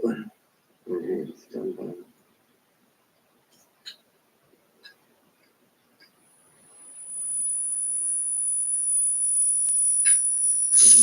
Oh.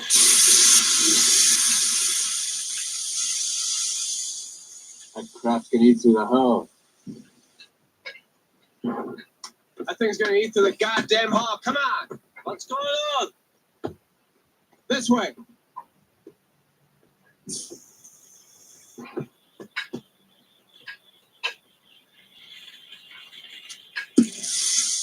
Next deck.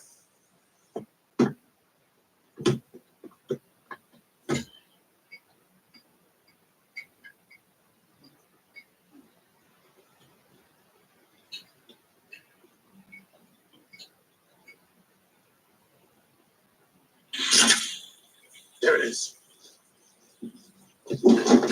Don't get under it. Don't get under it.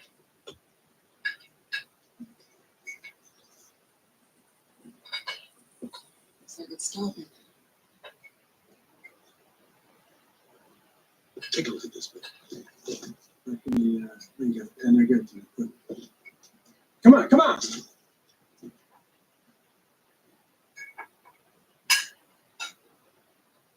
Get anything on your arm?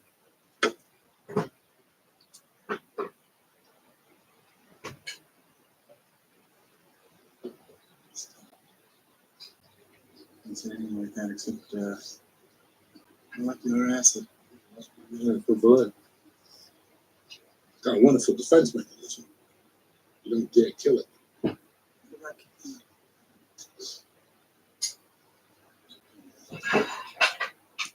What do you know? Cane to Ash. You get back to it. Oh.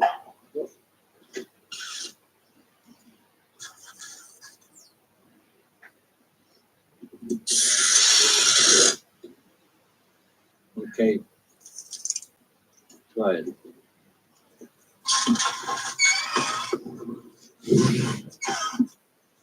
Yeah, I'm not sure that was it. Try it. I feel like I've been in this place a month.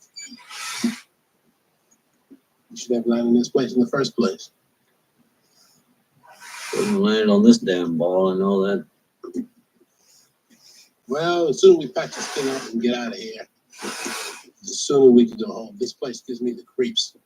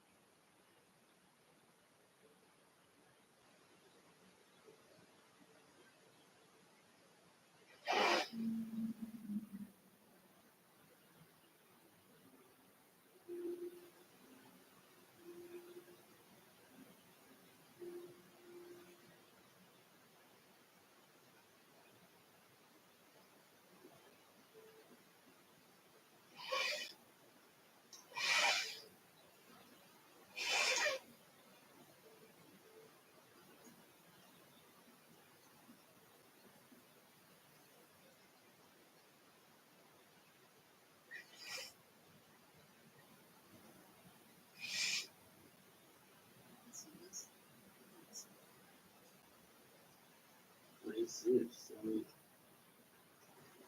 Don't know.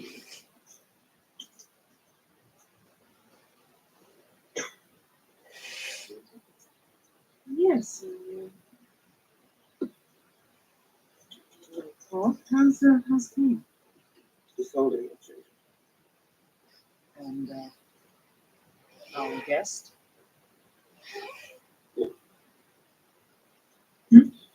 Well, as I said, I'm still hallucination, but I have confirmed that he's got a nice layer of protein called backwards. I have it shedding his cells and replacing them with polarized silicon, which gives him a prolonged resistance to adverse environmental conditions.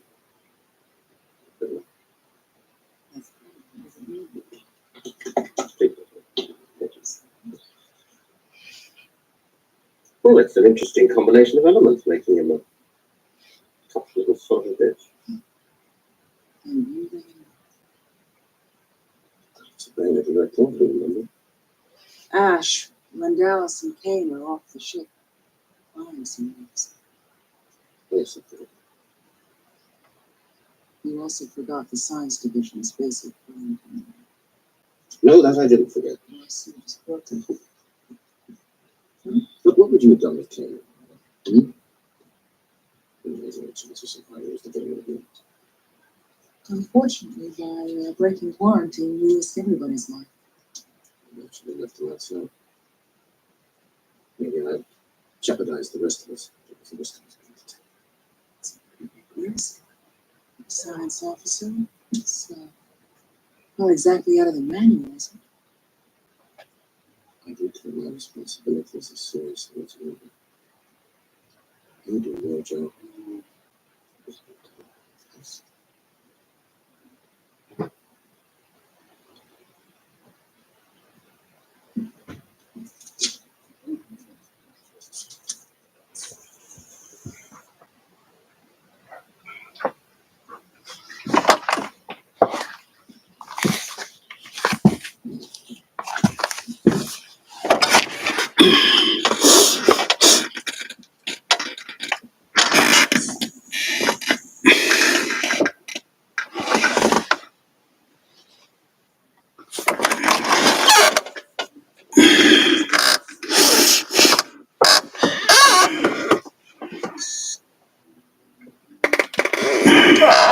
Dallas.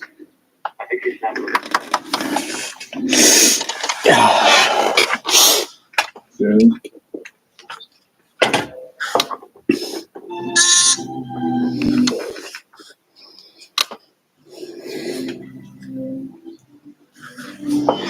Where's Dallas? In the shuttle.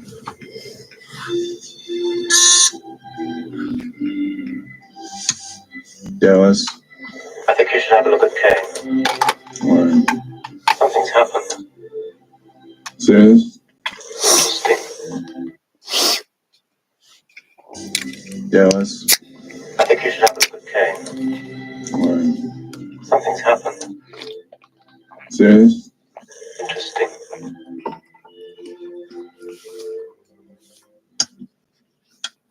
Ripley, meet me in the infirmary right away.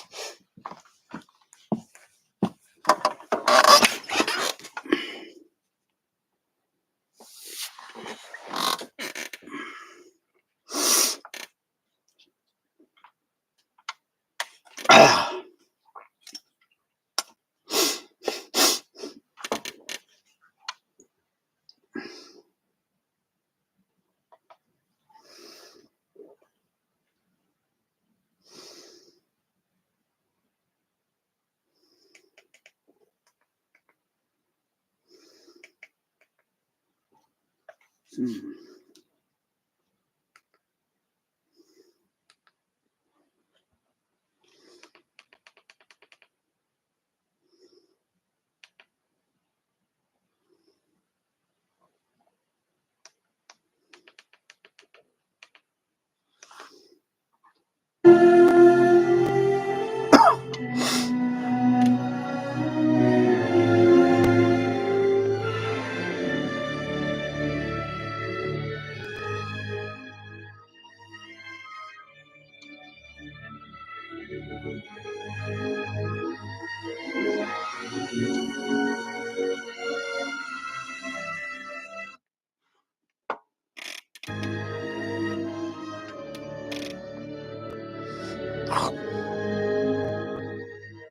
Wow.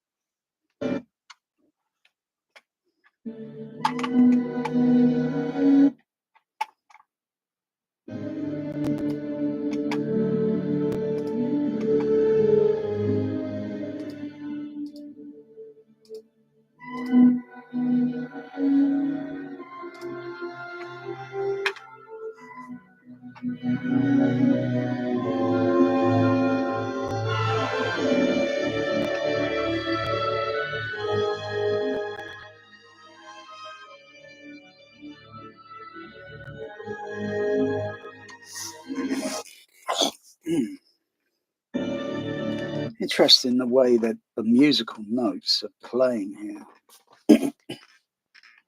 Or the mix.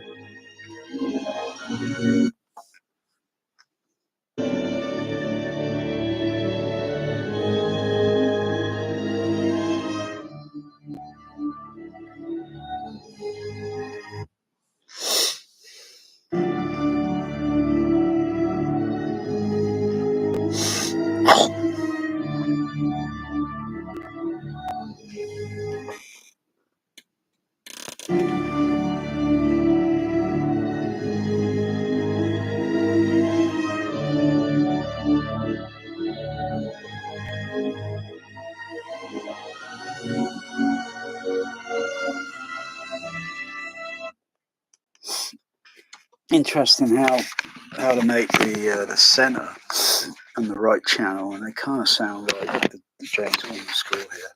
They kind of sound stereo-ish.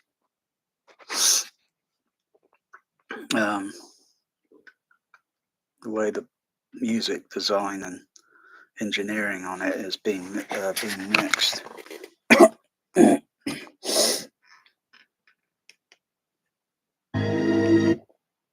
Mm.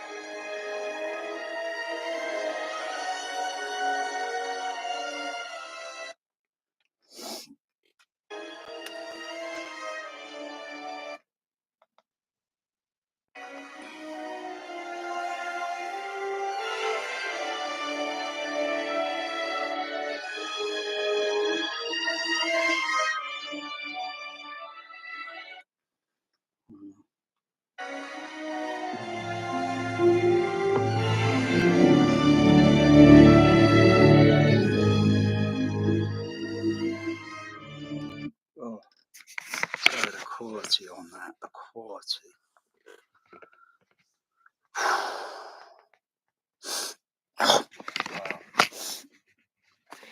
Empire Leicester Square, 70mm THX tap, 6-track Dolby, uncompressed audio. Oh gosh. This video brought to you by cream soda.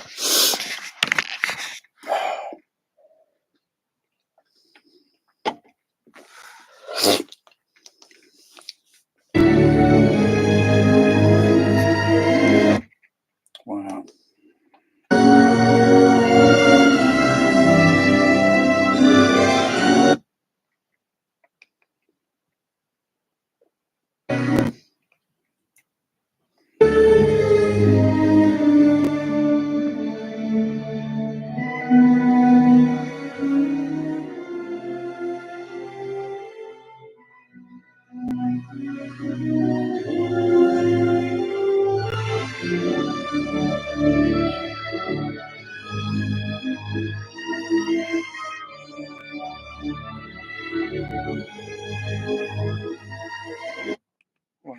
It's got such a sweeping score. Such a sweeping score. It sounds kind of like Lawrence of Arabia, kind of through the stars instead of the desert. Wow. Ocean of stars. A desert of stars in the starry field of the deserts. Play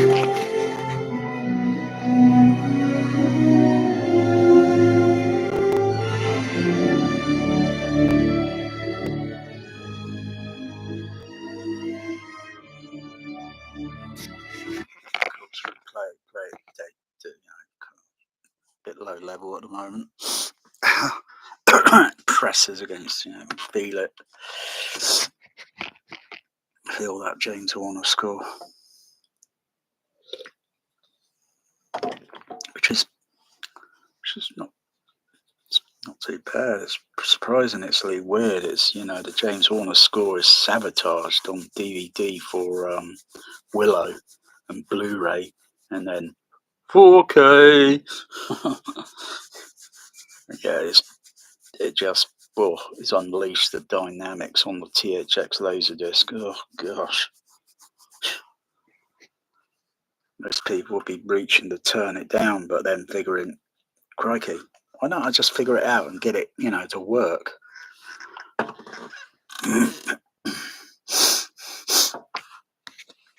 Oh, wow.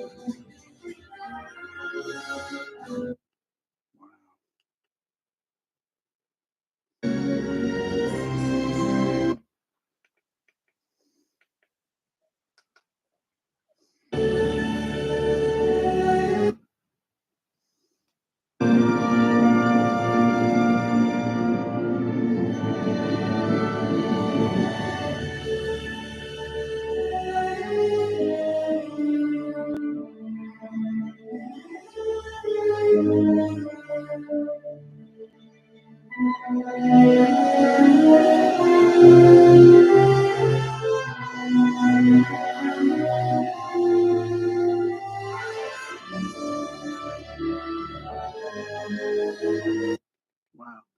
That's similar to the opening credits. On some of that, oh yeah, the sprocket system. Sprockets. I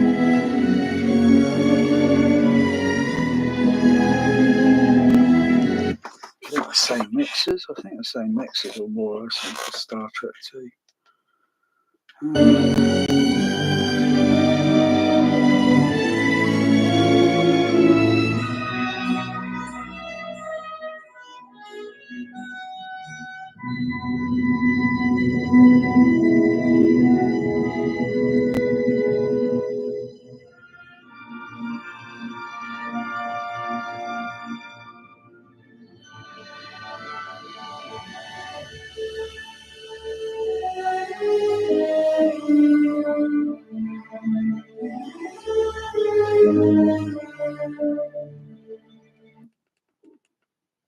Wow.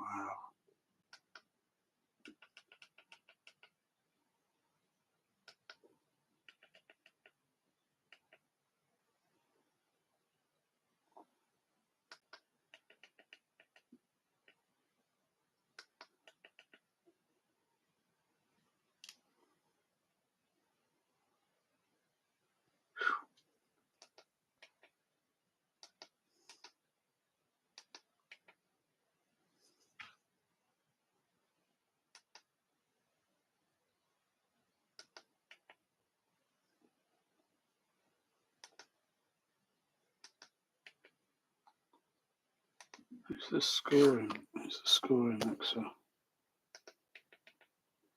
Probably Sean Murphy.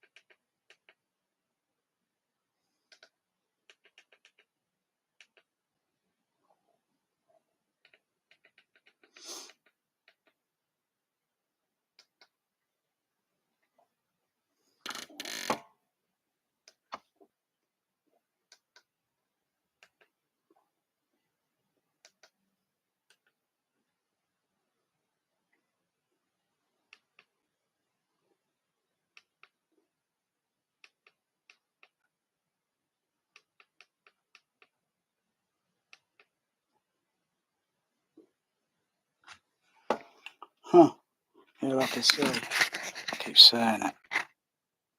You juggle around, you jump around on the chapters and all that, and the visual search on that.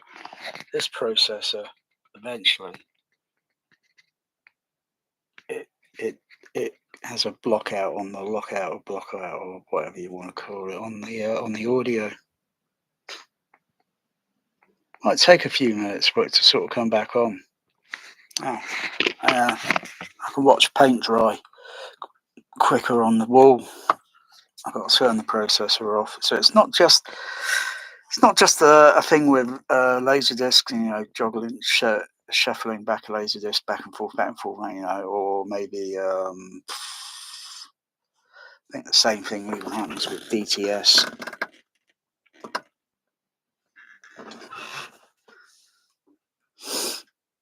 And then most people don't do that. But then I never noticed the sound drop out on the Denon or on Marantz or an Onkyo, you know, shuffling back and forth. Never noticed the sound drop out, or even on the DTS CAD 5, never noticed the sound drop out. But yeah, they say it works, you know, but they're bullshitting. You got to turn that off and then turn it back on again.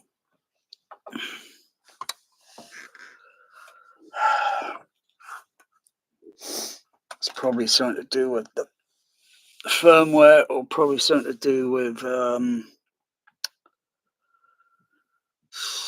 maybe the how the pink noise or how the sound generator is functioning on that processor, because when you activate the sound generator and then you play a film and then you reverse it back or repeat the chapter, you get an interruption in the sound generated sound generated sound.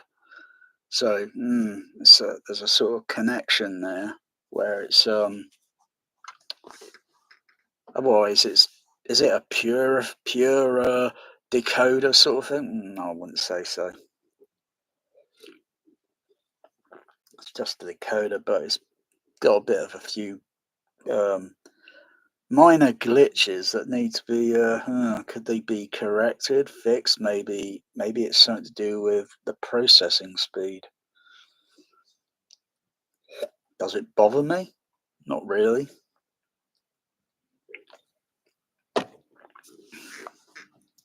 Would anyone else notice it? Probably not, because they're not really into their home theatre like I am.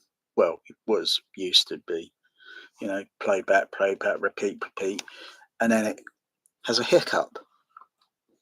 You've got to give it a little tap on the processor to sort of it's that sort of thing.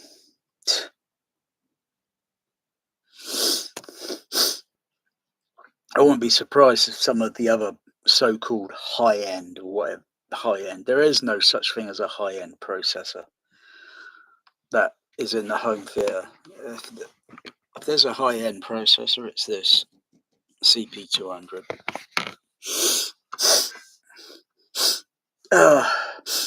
You don't see CP200s being sold at Kmart or Circle K.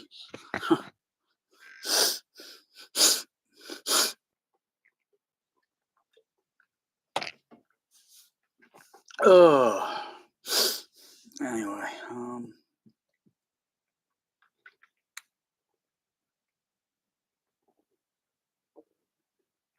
what else was I going to look at? I was going to analyse something.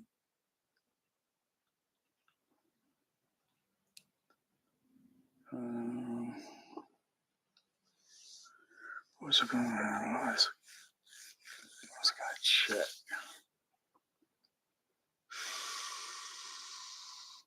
Something to do with this or something to do with something else? What was it? Gosh.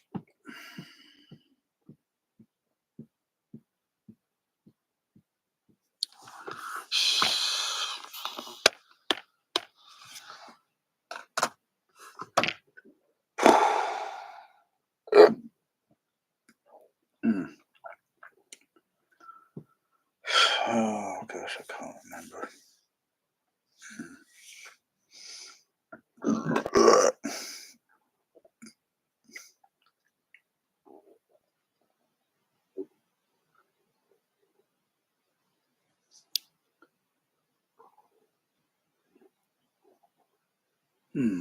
Possible. I have to analyse it a little bit. It's possible. Oh.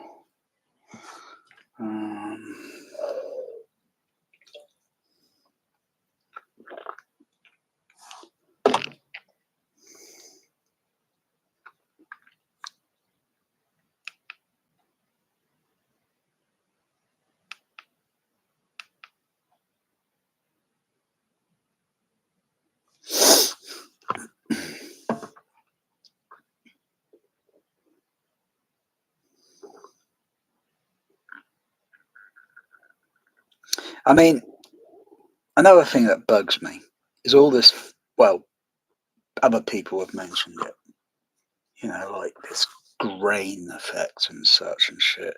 You know, like those 4K Star Treks. Oh, they look absolutely terrible. They still look, they are totally unwatchable. Because you think you're looking at grain. That's not. That's digitally being superimposed onto the image. Because when you look at them all, they all look the same. It's like, what the bloody hell? What's going on? Why are they doing this BS? I don't understand it.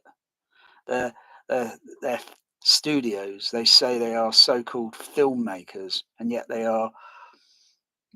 sabotage their own work, or they sabotage their own product because it's not their work, because they weren't originally involved with the production.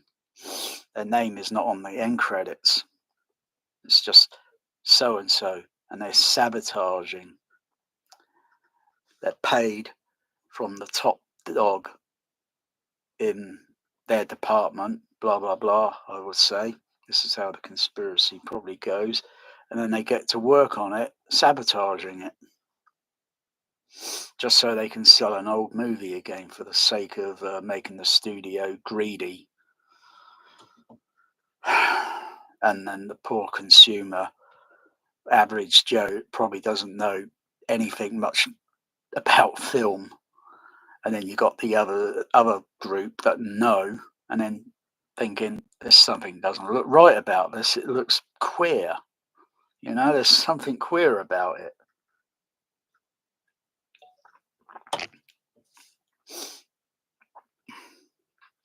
Because it's funny, you know, the image is still the same size on the OLED or on the projector. It's still the same size. All this, it's just enhanced. It's high definition or what, but you'd still be able to see grain. You could you could see grain on, like, you get some of those off-air TV broadcast, say movies or some TV shows that were filmed on film. And you could probably, depending on the film stock, depending on how fine the grain is, but you'd be able to see it.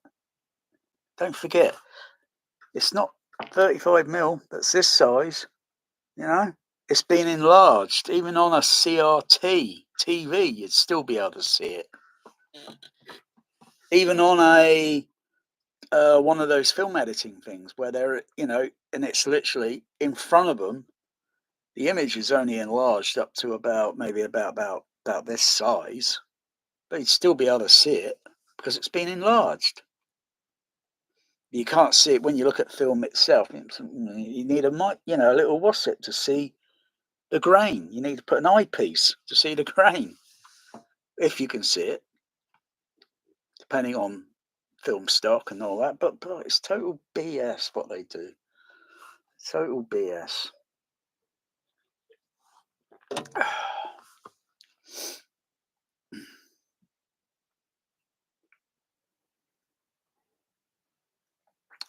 They should just leave it as it is and don't tamper.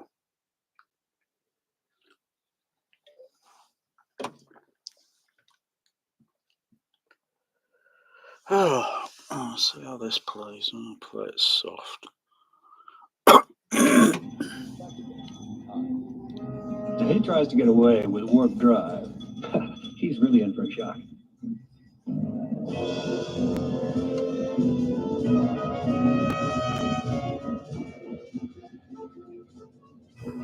Oh, I like that. He's really in for a shock. I like that. Oh yeah, could feel that. Could feel that. James Horner. Boom, boom, boom, boom, boom, boom. If he tries to get away with warp drive, he's really in for a shock. I think I just made some slight improvement, but not generally looking at the pink noise. Just listen to it. With the gain level, turn up a little bit more high. It's only about 7. So the volume controls on the Behringer LF amplifiers are about 7 o'clock position. So there are only 7 notches, 7 little more turns, and then they'll be at maximum level. So they're about that level there. So max levels down here. So I thought I'll leave it there. And then check the input level going to the amplifier, the input level and the output level, making sure I'm not near clip because I don't want to clip the amplifier, and then just listen to it, how it sounds, and think some of that bass notes there, they seem a bit honky or something. Look at it on the THX monitor, look at the direct frequency, and I think, yeah, it's that frequency note there in the music. Okay, cut it down a little bit. But I've only got so many filters on that DCX. There's only so many, so you know, I don't need to cut a whole lot down. Otherwise, then guess what? Where's all the bass gone? You know, I've still got plenty of ample bass playing here. Everyone's going around in circles, messing with the Odyssey, and messing around with the Dirac. You know, it looks like a creature from that Enemy Mine movie. And then messing around with the Genesis. Oh yeah, this is about the Genesis. Give me Genesis. And then bloody hell, I think that's just about the only EQs out there. Auto home EQs, Odyssey, Genesis, Arc, and then Arc at it. Bloody hell, where's all the bass gone? Because if I did it, I'm going to thinking, oh crikey, I've just sabotaged all the bass. I listen to certain notes and I think that's honking. Okay, cut it because it's honking a little bit. And then oh yeah, that note's there. That's playing. Oh yeah, oh kick, bass, boom, slam. Still got it. Well, it's still there. I haven't got it. It's the system that's got it.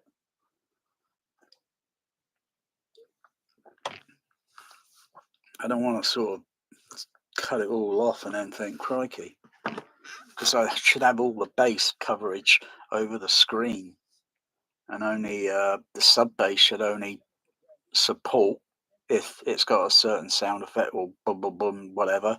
It should only complement and support, not overwhelm it too much. And then like, oh crikey, you've got sub bass that's way up here, and then you've got your screen channel bass all down here. Crikey, you're not even going to notice it.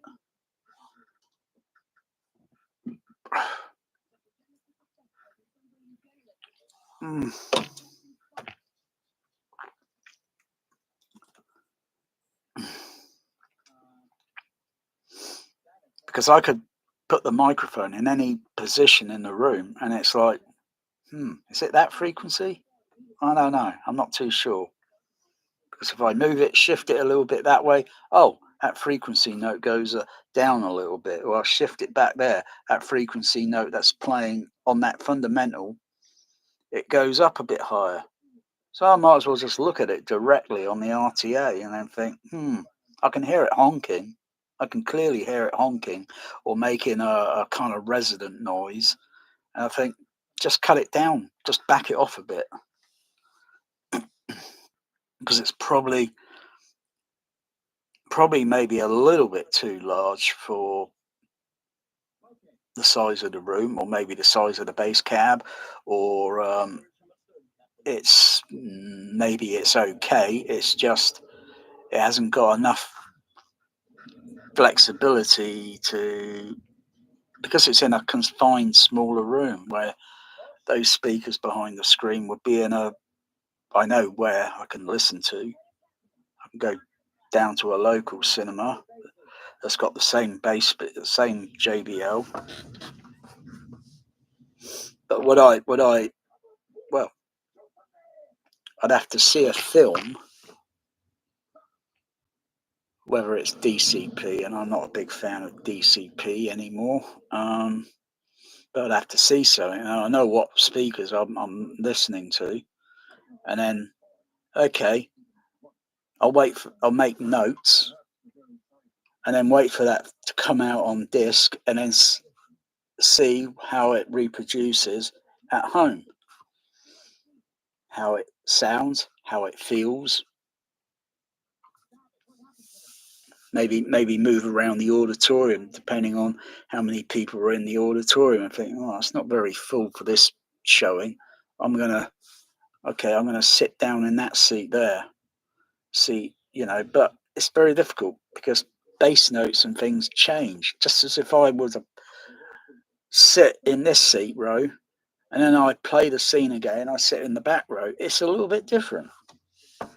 So it's going to be the same in the cinema. It'll be the same on a dub stage.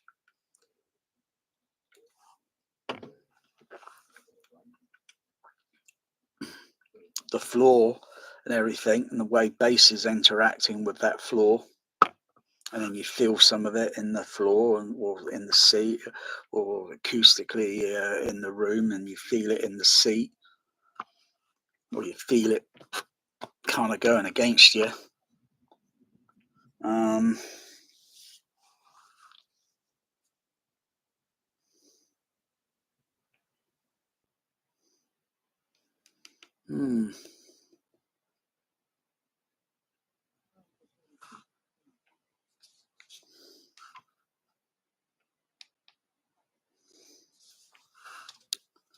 Yeah.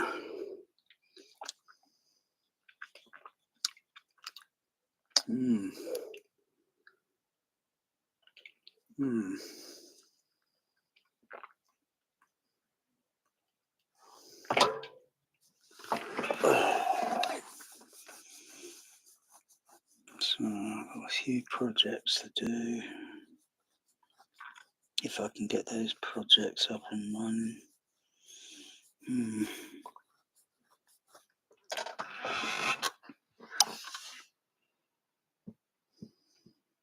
So many snakes in the B chain. My goodness.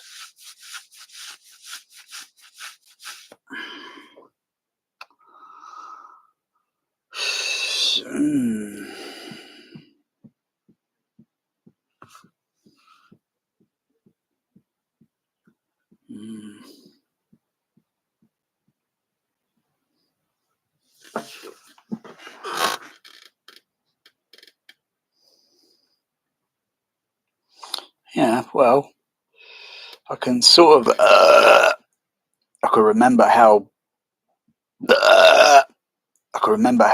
what was it?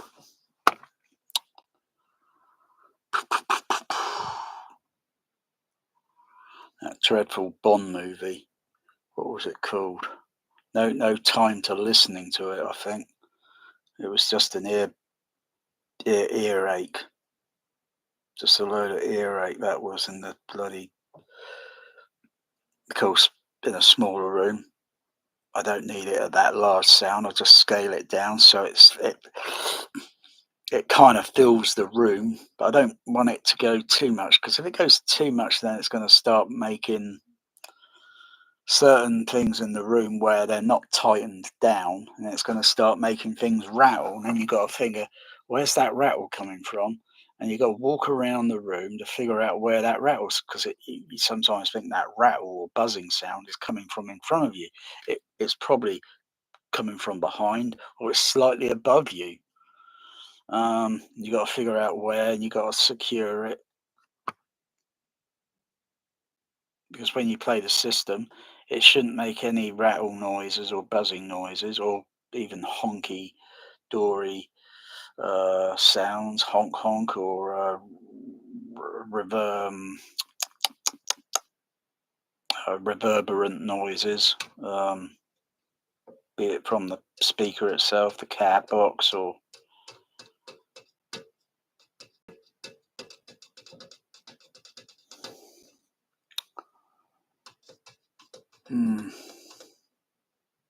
just kind of figuring out.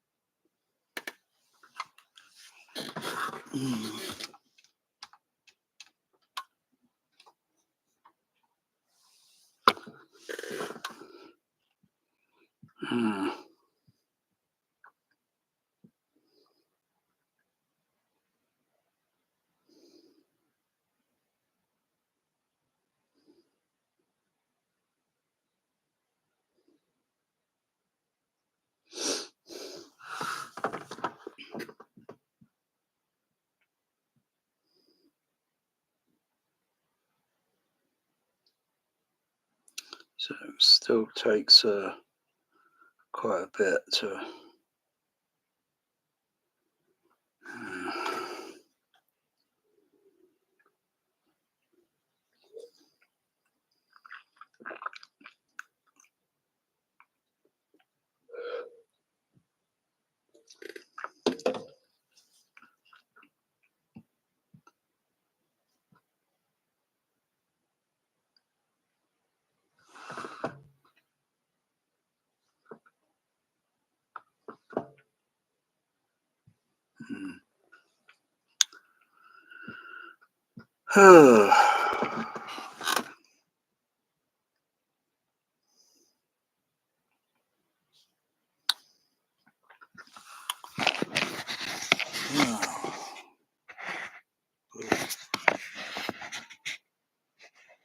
just something on that lens there.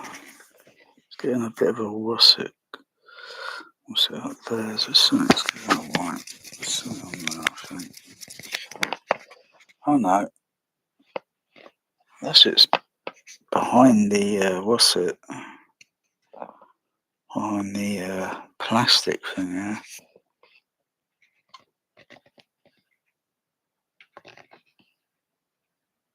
I can't see it there. Maybe it's a glare, or maybe it's the light effect that's doing that.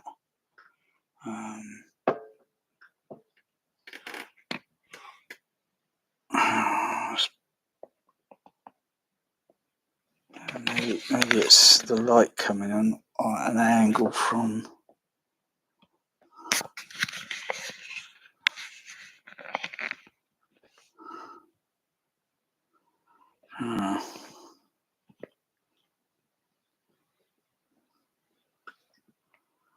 Put my hand a bit more. Oh, right, yeah, gotcha. So I've put my hand round at a different angle on the camera, block some of this light here, Don't get that glare. Okay, I'll get that effect. Hang on. There I go. And take it off again and put it there. Yeah, it's the glare coming from this light up here.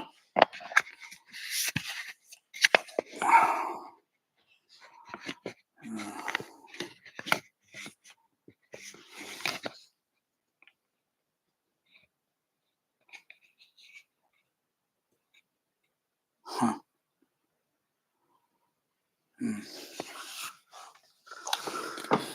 So it's like you get glare effects and such. You get kind of like glare effects on the speakers. Something that's glaring. That's very weird. And you fix it by putting your hand in the way, and then yeah.